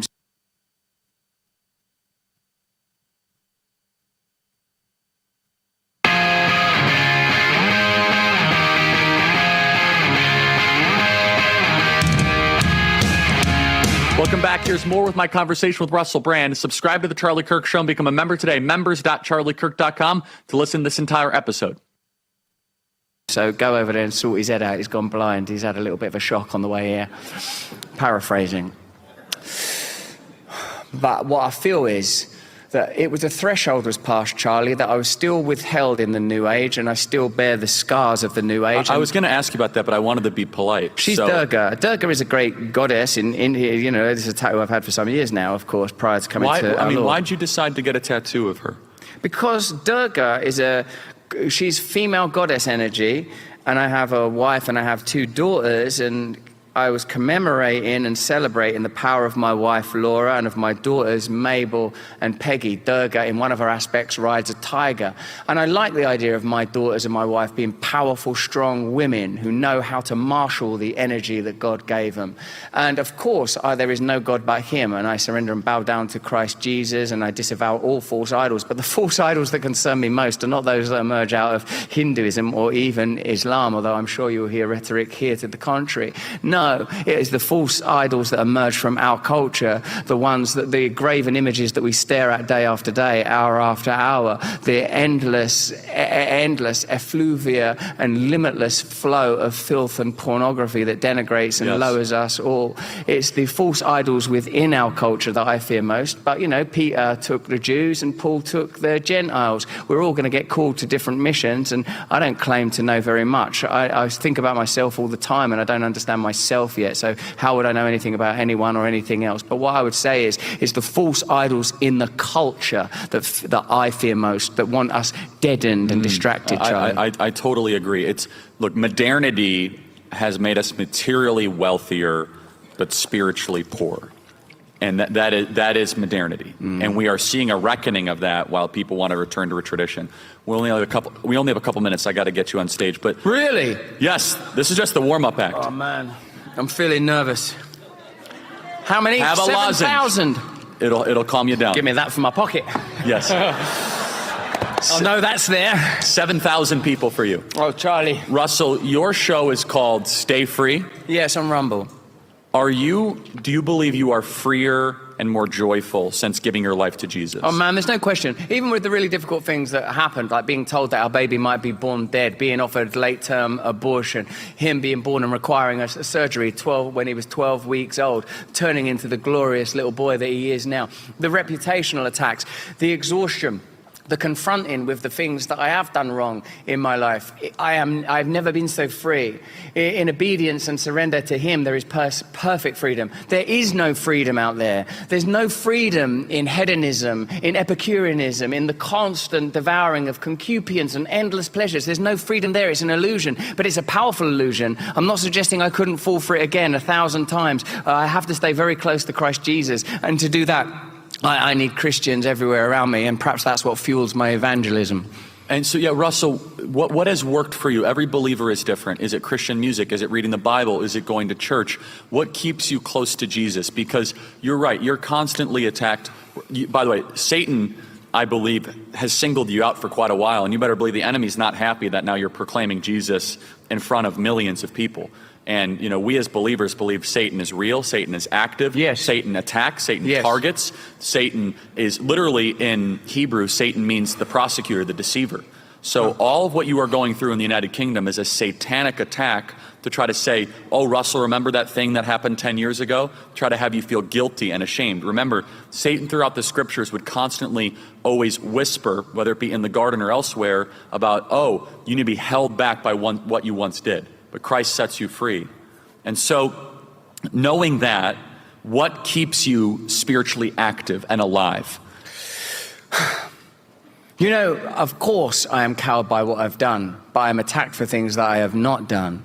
I recognize that my objectification and exploitation was wrong, and I accept the forgiveness of my Lord, and I pray for the forgiveness of people that have been negatively impacted by my selfish conduct, by my greedy conduct, by my low conduct. I was told this by this brilliant Vietnam vet in Your Great Nation: everything's a burning bush. Everything's a burning... He said it like this. Everything's a burning bush, is how he said it. That's how he said it. It's like, may I ask what you mean, sir? And he said that Moses could have encountered Yahweh at any time. It could have happened at any time. Take off your shoes, for you are on sacred ground. That all things are incandescent with the Lord, yet not immolated. All of us burn with the holy light of the Holy Father. All of us feel the living presence of the Holy Spirit. And all of us benefit from the sacrifice of Christ Jesus. And we may know eternal life in him. We access him here in this moment. Let this moment be a burning bush to all of us. Amen. Let us comfort one another. Let us love one another. Let us serve one another as he has served us. That's all for today. God bless you guys. Talk to you tomorrow.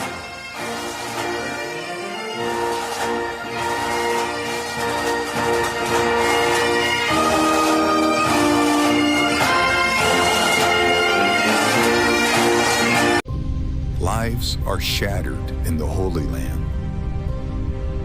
In an instant, these families lost everything. Elderly, children went from having homes to having everything destroyed.